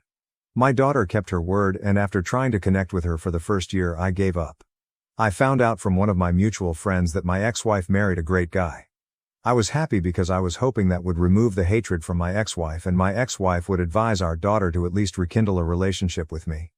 But that never happened. I moved states a year later. I am at peace now, but still have some aching sadness. I have retired. Both my parents have passed away. My brother passed away tragically a couple of years ago. To be honest, I am waiting for my turn. I have only my dog and my sister left. A couple of hours ago my daughter called me on my phone. I haven't spoken to her in 17 years. I instantly recognized her voice, but I didn't feel anything. No happiness, no sadness, just indifference. She was crying a lot on the call, and we caught up on life. She's married, and she has a daughter who's now 12. She apologized for cutting off contact, and she says her mom asked her to reconnect with me, as her mom felt guilty about how everything played out. She said she really wanted me to meet her daughter, and her daughter was constantly asking about granddaddy. But I wasn't feeling anything. After we caught up on everything in our life, I told her I don't care about her or her daughter, and to never contact me again. I then hung up. Was I the AITA has no consensus spot. OOP received the majority of YTAs, with few others. Comments tidy nuggets. This is one of the most obvious YTA posts I've seen here, good fucking lord. Top palpitation 4681. Well, it's already been said, but you're the asshole. AFSpouse 123, YTA I hate when adults make very bad adult decisions that affect their children and then blame the children when they respond in a very childlike manner. Your daughter was a teenager. That is a rough time for kids even when their home life is stable. You gave her one whole year before you cut bait and gave up on her. Then you moved away. You told your daughter that she wasn't important enough to fight for and she believed you. Now that she is an adult with a child of her own, she has reached out to you and you again told her she wasn't important to you. She now knows she was probably right to cut you out the first time. OOP updated the next day. Same post, June 29, 2024. Update. Look, I was extremely drunk last night. The words which came out of my mouth weren't the best, and my comments on my post weren't great either. Seeing how everyone said I was the I decided to call my daughter again an hour ago. I didn't really expect her to pick up the call, but she picked up immediately. I apologized last night and she said there was no need to apologize. I then sent her a link to this Reddit post on messages, and told her I know I was the and thousands said so. She again said I wasn't the She started crying again. I told her she's free to come to my house anytime the next 4 months, because after that I will be leaving the country with my sister and our dog. Our parents left us a nice farmhouse in their home country, and we will be spending the rest of our lives there. I sent her my address and messages, and my daughter said she'd come with her husband and her daughter by the end of next week.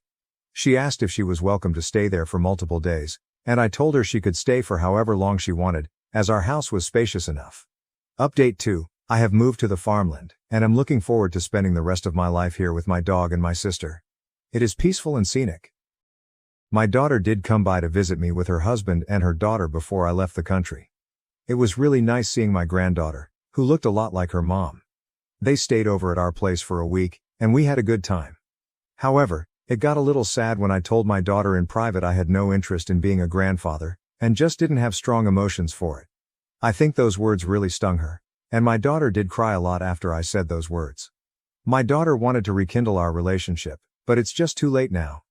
I told my daughter she's free to visit me in the farmland anytime she wants and the house is always open, but I doubt she'll be visiting anytime soon.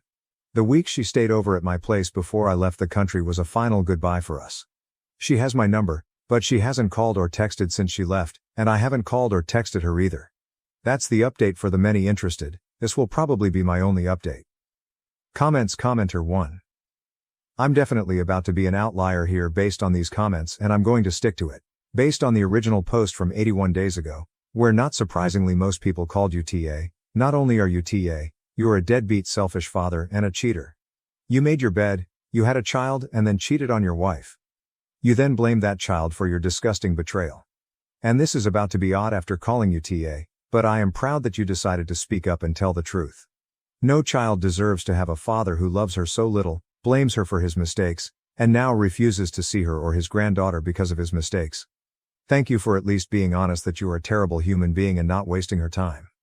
After my dad died, my mom threw out all of his belongings to make room for her partner and forced me out, saying she didn't want filth from the past. My father died 3 weeks ago, following a protracted illness. He had been diagnosed with multiple sclerosis a few years back. He fought valiantly, but he soon became unable to continue, and we lost him. It was a great emotional blow for me because I was much closer to my father than to my mother. I, 18M, had no idea how to feel, and I was just starting to deal with my sadness when my mother decided to toss me out of the house so she could move in with her boyfriend. Within 1 week, I lost my father and discovered that my mother had been having an affair with a coworker all along. I'm not sure if my father knew about it, but it doesn't make a difference. I was outraged when she brought home her boyfriend just 4 days after my father died, and we had a heated argument after he left. She told me that this romance had been going on for a long time, basically since my father was diagnosed. She stated I had no idea how tough it was for her to have a sick partner, and so I had no right to blame her for finding love elsewhere. She also stated that she was aware that she would eventually lose her spouse, therefore she saw nothing wrong with what she was doing. I informed her that what she did was extremely pathetic. She told me I had to leave, so I paid for it the next day. She didn't want any filth from the past in her home anymore, and she wasn't just talking about me. She and her boyfriend had begun moving a lot of belongings from my father's room in the morning. By the time I awoke, there were crates in the front yard. My mother informed me that I could either take the boxes with me or burn them. Either way, they were all leaving her house. They gave me a few hours to gather my belongings and depart. I opted to spend my time packing my possessions rather than disputing with them. My mother's actions suggested she was too far gone, and I didn't want to sacrifice my dignity by speaking to her. We had pretty well stopped getting along a few months before my father died because she was constantly fighting with him. I didn't believe it was proper to dispute trivial matters and be so mean to him, especially because we knew he wasn't going to make it. After learning of the affair, I lost all respect for her, therefore I was relieved to be going. I made a few phone calls, and after a while, my girlfriend said she could speak with her parents and allow me to stay with them for a few weeks until I could get back on my feet and make other plans. I am quite appreciative of that. I've been living with them since my mother booted me out, and they've been quite nice, particularly my girlfriend. We've just been dating for 3 months, and she didn't need to do this, but I'm grateful to her. On the day I left, I grabbed the boxes that my mother had thrown away, which included my father's stuff, as well as my own. I figured I couldn't let them burn since that would mean losing the remainder of what my father left behind. This made my room really cramped due to all of the items, but it was worth it. For the past few days I'd avoided even glancing at those crates, let alone rummaging through them. The reason was simple: it reminded me too much of my father, and I was not prepared to confront it. I knew I'd end up bawling on the floor since I already missed him so much. So I'd been avoiding it like the plague. However, 2 days ago, I made the decision to go through some of the boxes, regardless of how difficult it was. I was extremely lucky because the first box I chose was full of documents and documentation from my father's room, from before he was taken to the hospital in his final weeks of life. He had been working from his room in the house because he was in no fit to go out every day. My father worked as a tax consultant for a large corporation, so there was a lot of paperwork involved. I didn't comprehend much of it, so I put it aside. I got to the bottom of the box and found a blue manila file with my name on it. That was it. What I discovered there is going to finish my mother, and I'm here for it. Going through the contents of that folder, I learned that my father had really left a will, which my mother was presumably unaware of, or perhaps she did and was just not telling the lawyer. Not only did I uncover the will, but also several additional documents, including the house deed. It found out that the house did not belong to both of my parents, but rather to my father. After reading the will, I learned that my father had left the house and all of the money in his account to me. My mother had only received his car, which was still a huge deal because my father drove a lovely automobile, and she had taken ownership of their holiday property. I recognized my mother had no right to kick me out of the house because it did not belong to her, now or at any moment. It was originally my father's, and it is now mine. So far, my father's lawyer had informed me that his assets would be frozen until the court determined how they would be distributed. However, as soon as I discovered those documents, I called him and informed him of my findings. I invited him to my girlfriend's house and asked if I may move back into my own house, as my father's will clearly specified that the house belonged to me, not my mother. He affirmed that I was free to do so if I wanted, and that my mother had no authority to kick me out without appropriate notice.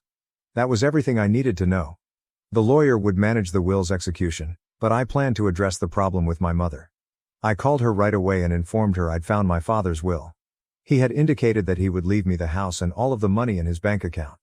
She remained silent for a few minutes before saying it didn't matter to her. But now that the tables had been turned, I asked her to leave the premises. The house never belonged to her, and she had done nothing to deserve it. She'd been nasty to my father and now she was being horrible to me. I informed her that I wanted her out by the end of the week. That's when she began groveling.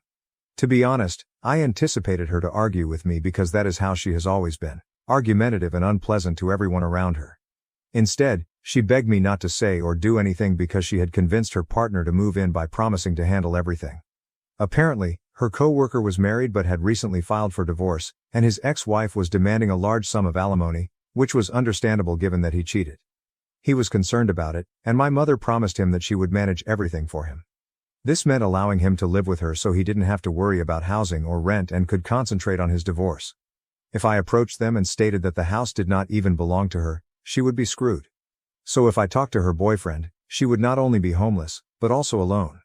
I'm not a cruel person, so I told my mother she could keep behaving as if she had the means to help her partner, but I didn't want her to live in my house anymore. I vowed not to say anything about what she had told me as long as she agreed to leave the house by the end of the week. I didn't care where she went. All I needed was for her to leave so I could return to my home.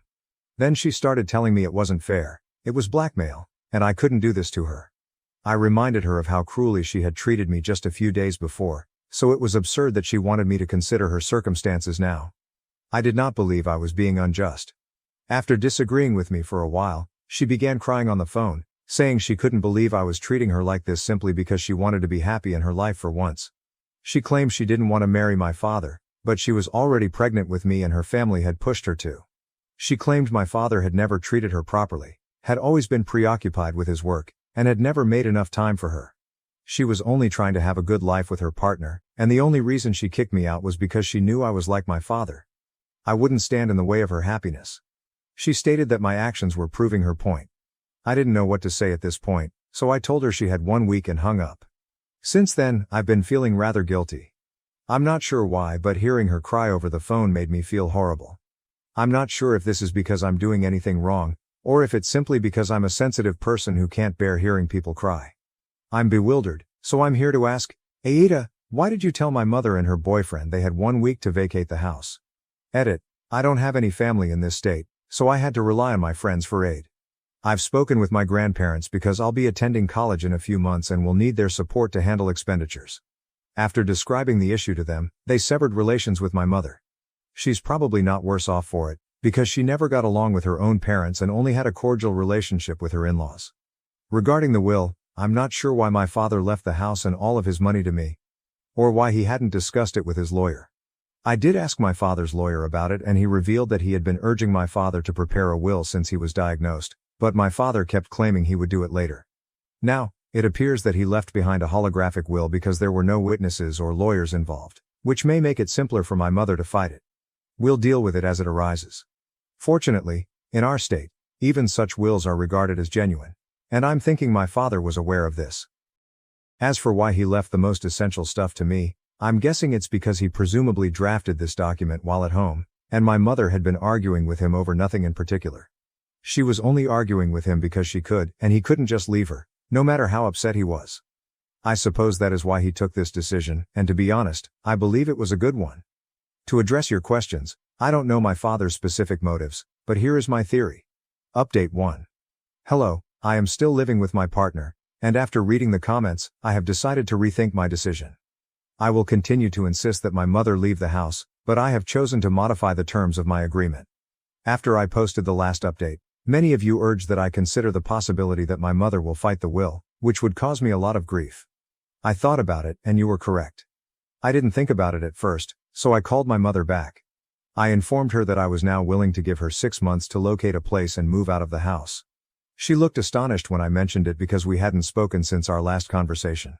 She didn't have an explanation for her change of heart, but I did tell her that since I was giving her 6 months, she needed to swear not to fight my father's will. Hopefully, 6 months would be enough time to verify the legality of the will in court, and then we could begin dividing the assets. I suppose 6 months would also allow my mother's boyfriend enough time to finalize his divorce. Personally, I would have liked to generate a lot of hardship for my mother and ask her to leave within a week, making sure she felt as bad as I did. But hey, I need to. Right now, it's more vital for me not to act rashly because that will only lead to difficulties for me rather than her. She stated she would think about it before agreeing to anything, so we'll see what she says. Update 2. Hello, 3 days ago I told my mother that if she promised not to fight the will I would let her stay in the house for another 6 months. I was leaving for college in 3 months anyhow, so I assumed I'd ask my grandparents to send me money so I could buy an apartment. I did not want to burden my fiancée by staying with her for so long, but her parents insisted that I do so. My girlfriend and I have only been together for 3 months, but we genuinely love each other, so she said the same thing. With my living arrangement fixed, I wasn't in a hurry to have my mother leave the house because it didn't make sense. I hoped my mother would agree to my demands so that I could have my father's lawyer sign off on them. If she signed a legal contract, she wouldn't be able to back out. I was expecting to hear from her with good news, but instead she called me today and asked if I expected her to sign any paperwork or contracts for our agreement. I instantly replied yes since I did not want to mislead her. And to be honest, I did not trust her. This was a given. She paused for a few seconds before telling me that she was not interested in signing a contract. That annoyed me because it implied that if she knew she had to stick to it or face the repercussions, she was hesitant to make any promises. I was upfront with her, telling her that if she wasn't willing to sign a legal agreement, my offer was off the table. I told her I didn't trust her at all, and she shouldn't be shocked considering her recent behavior towards me, which has been nothing short of nasty. I expected her to disagree, but she told me she agreed, though she also didn't trust me, insisting that I was unquestionably my father's kid. I had no idea what that had to do with anything, because neither my father nor I had ever done anything that could be considered untrustworthy. The only thing she had against my father was that she had been forced to marry him because she became pregnant with me, and my grandparents decided it was best to proceed with the marriage. That is not my fault, nor is it my father's fault. If she didn't want to marry him, she should have stood up for her rights. Besides, I am not even sure how true her narrative is. I asked my grandparents about it and they stated they hadn't really pressured her. But they had only encouraged her not to raise me on her own because she was so young at the time, and my parents appeared to be in love. Both of my grandparents suggested they marry, but there was no pressure on them. The other issue my mother faced with my father was that he worked too much. I don't believe that's a major issue because, of course, he had to work. My mother didn't work for the first few years of their marriage and finally started working about 7 years ago. She obtained the position since one of her friends and her friend's spouse founded the company. Otherwise, she would not have found the position she currently brags about. She claims to be an independent lady, but that is only because my father has always supported her. She had no right to say she didn't trust me because I'm my father's son. I was annoyed, so I told her she could do anything she wanted, but because she refused to sign a contract, I wanted her out of the house. I hung up before she could say anything. She tried phoning me numerous times after that, but I was too annoyed to speak with her. She hasn't called in the last half hour, but I'm confident she will. I will only talk to her after I've calmed down. Update 3. My mother did not call me again following our last talk, as I described in my previous report.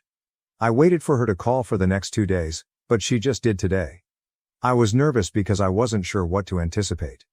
To be honest, on the one hand, I genuinely wanted her to agree to the deal I proposed, in which I let her reside in the house for 6 months until she could make alternative arrangements, in exchange for her not contesting the will. I thought I was being fair, but after our last disagreement I wasn't sure she would agree. When she called today I tried to be kind and civil because this wasn't just about her. I also had something to lose. I was expecting positive news, but as soon as I picked up, she informed me that she had made her decision. She opted not to sign any contracts. Instead, she was determined to fight the will, and she had even consulted with a lawyer about it.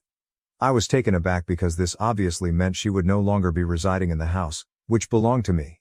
I told her that if she contests the will, she will no longer be able to live in my house.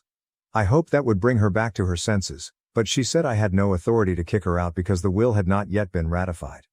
She had a point, but she also had no authority to kick me out because we were in a bit of a gray area right now. I told her we'd probably have to live together until the probate was completed.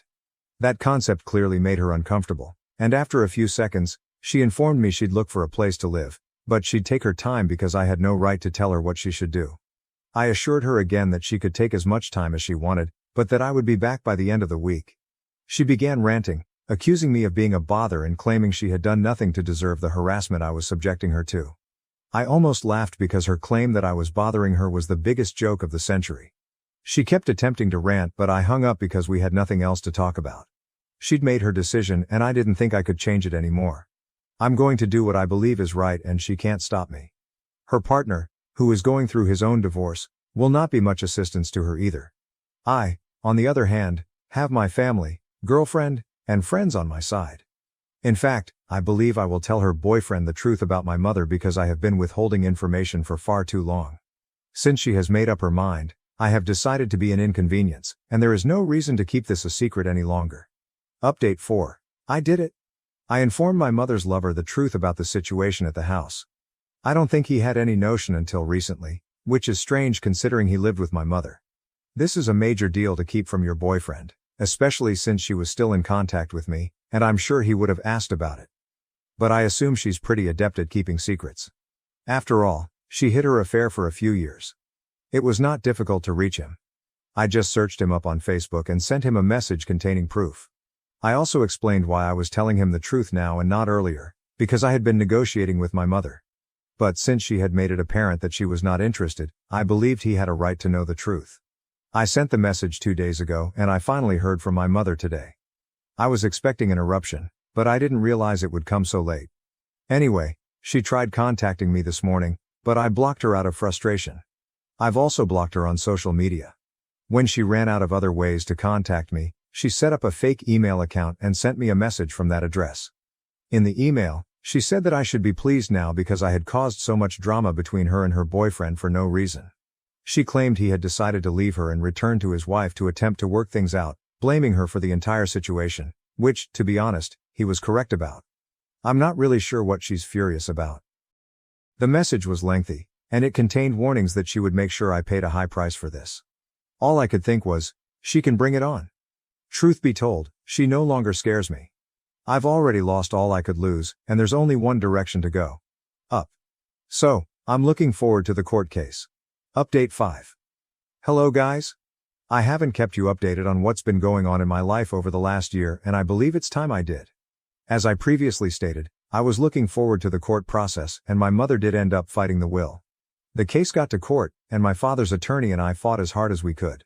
Long story short, after 8 months, we eventually received a favorable ruling. The will was validated and upheld. This happened 2 months ago, and I'm still really pleased with it. My mother had to give up the house, and we no longer communicate with her. I have no idea what she is up to, but I am delighted she received her karma. Even her own parents have stopped communicating with her, so I'm pretty sure she's not living a joyful life right now. My neighbors told me that on the day she moved out, her boyfriend came to help her.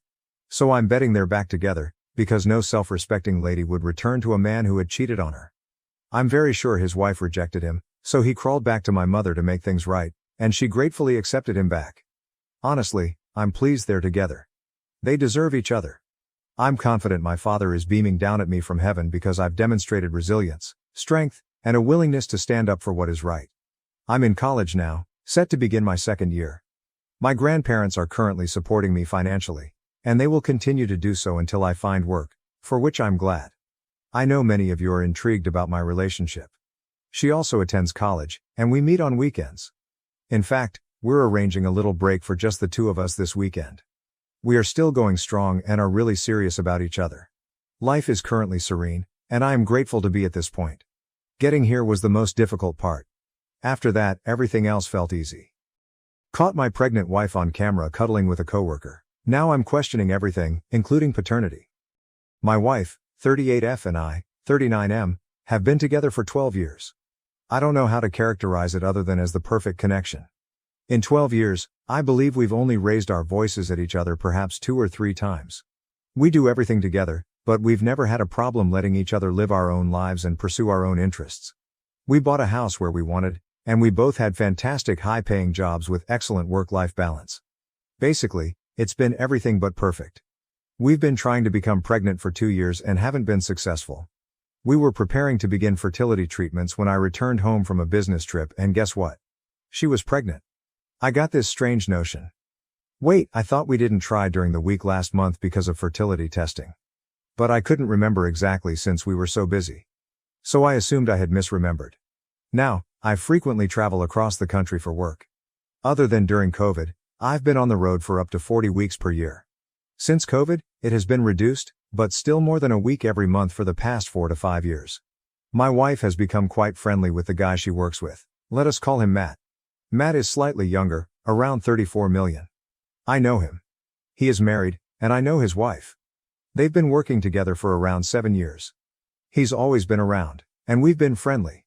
Have I ever suspected something was going on? No. But I've always thought you'd be a fool to believe there's no chance your partner may leave the relationship. Maybe I'm naive, but I've always considered it as a safety not to take my wife, or any previous companion, for granted. She has never given me cause to believe she would do that, but anything is conceivable. I was out of state for work about a month ago, while she remained at home. I asked her what she had been doing earlier in the day, and she replied Matt was coming over for supper. This wasn't unusual. Matt stops by on occasion.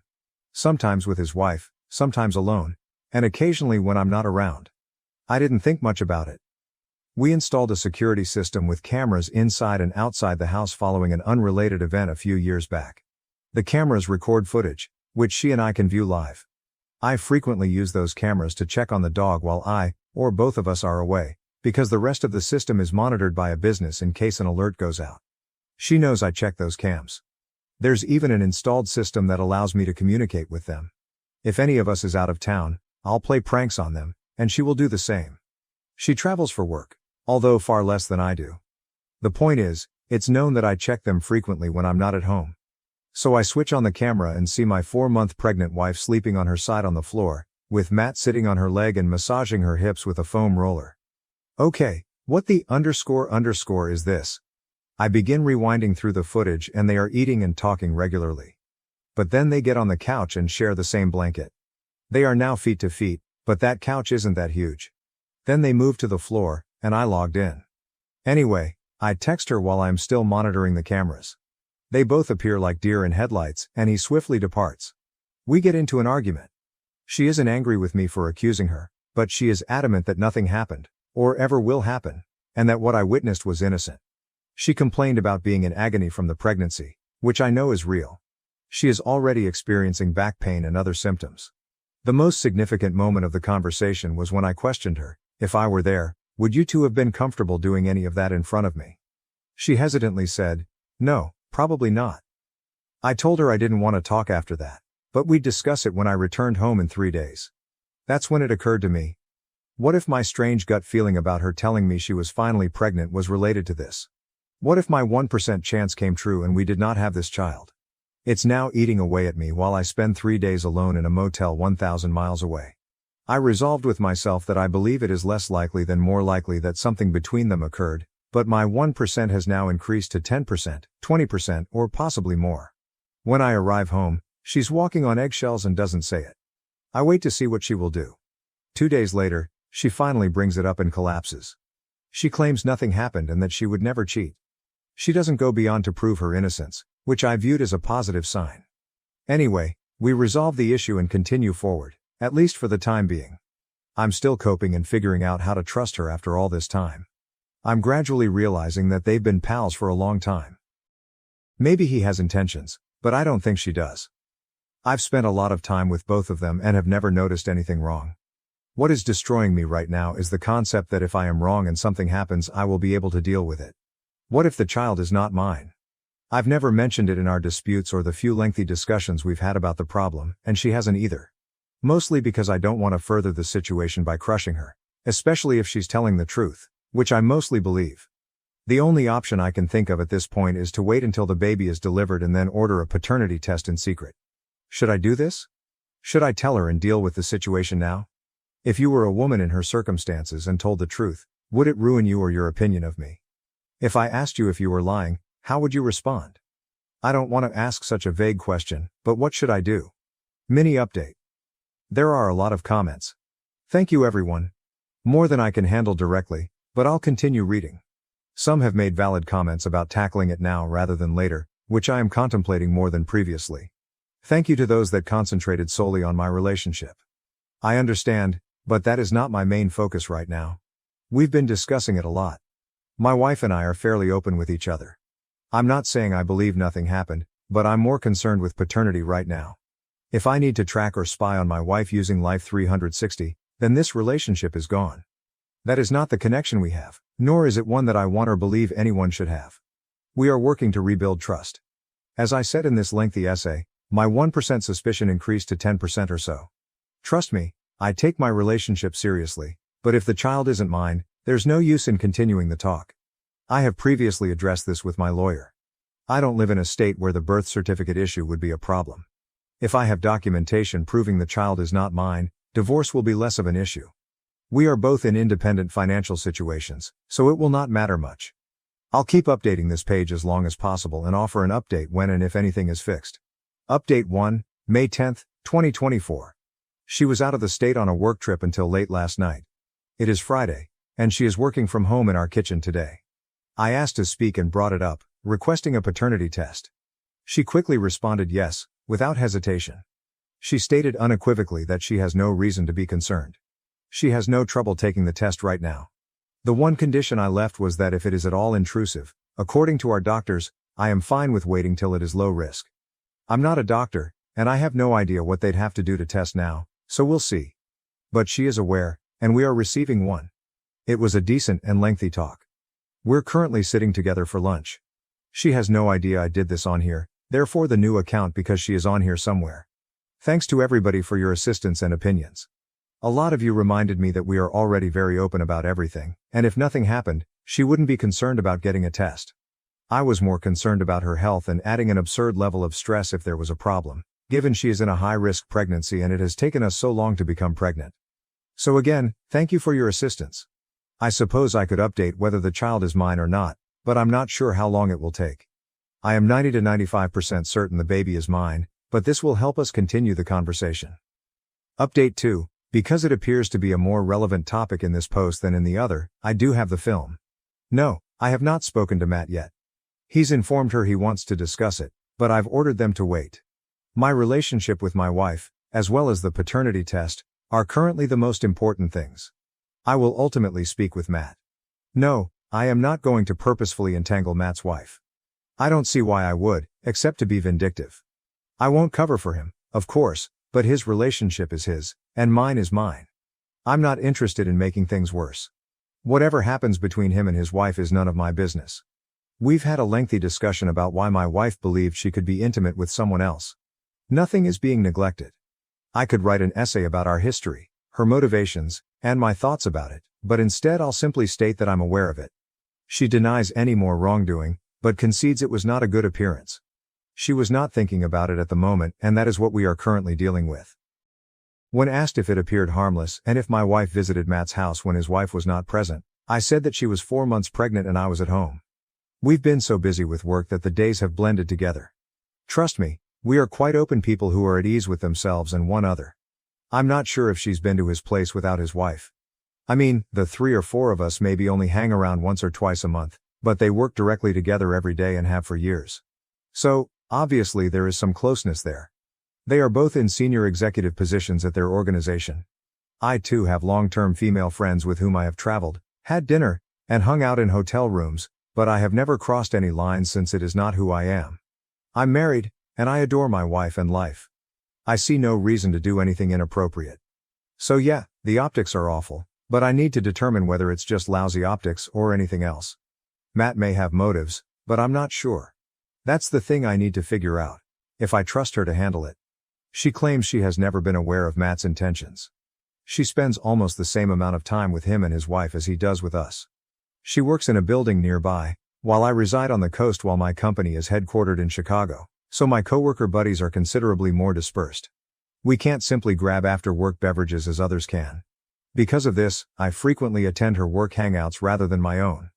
I'm also acquainted with her CEO, so while it's not ideal, I've always trusted her. I've never had a reason not to, until now. This is the first fracture or ding in our 15-year-old trust. To clarify what happened that day, my wife said something to Matt, who froze. He murmured something I didn't hear and she added, "No, don't worry about it."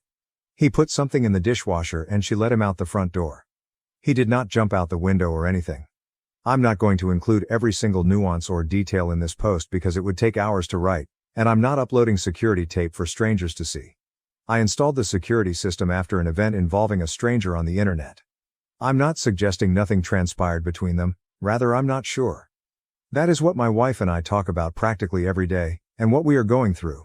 The original point of this post was that we had not discussed paternity. I didn't want to place her in a situation where she would lose the child, whether mine or not.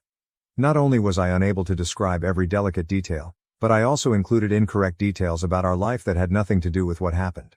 I used to be a minor public figure and some internet troll came across the country to threaten us with death. It grew to the point where the federal government had to intervene. People here are jumping to conclusions with far less knowledge than I do, and they are ignoring the original premise of the post and the questions I posed. Some inquired if I had informed Matt's wife. No, I have not. She is my wife's friend, but we don't spend much time together. I know her through my wife and I only see her every few months, at a bar after work or when they come over for dinner or to hang out. We are not best buddies. Should I actually go tell her, "Hey, your husband was at my place"? I knew he was there because I observed him apply a foam roller to my wife's hips while sitting on her feet. It's pretty apparent there, __, and I'm not sure, but she might be carrying his baby. This is not a soap opera. I have nothing to tell her, so why would she believe me based on the scant facts I have? And why or how does that help my situation? If all of this is incorrect, then I've ruined my relationship by acting like a child and inciting drama for what appears to be vindictive reasons. Plus, I would place them in the same scenario as we are now, for something I don't even know is true. I believe you have completely lost the plot here.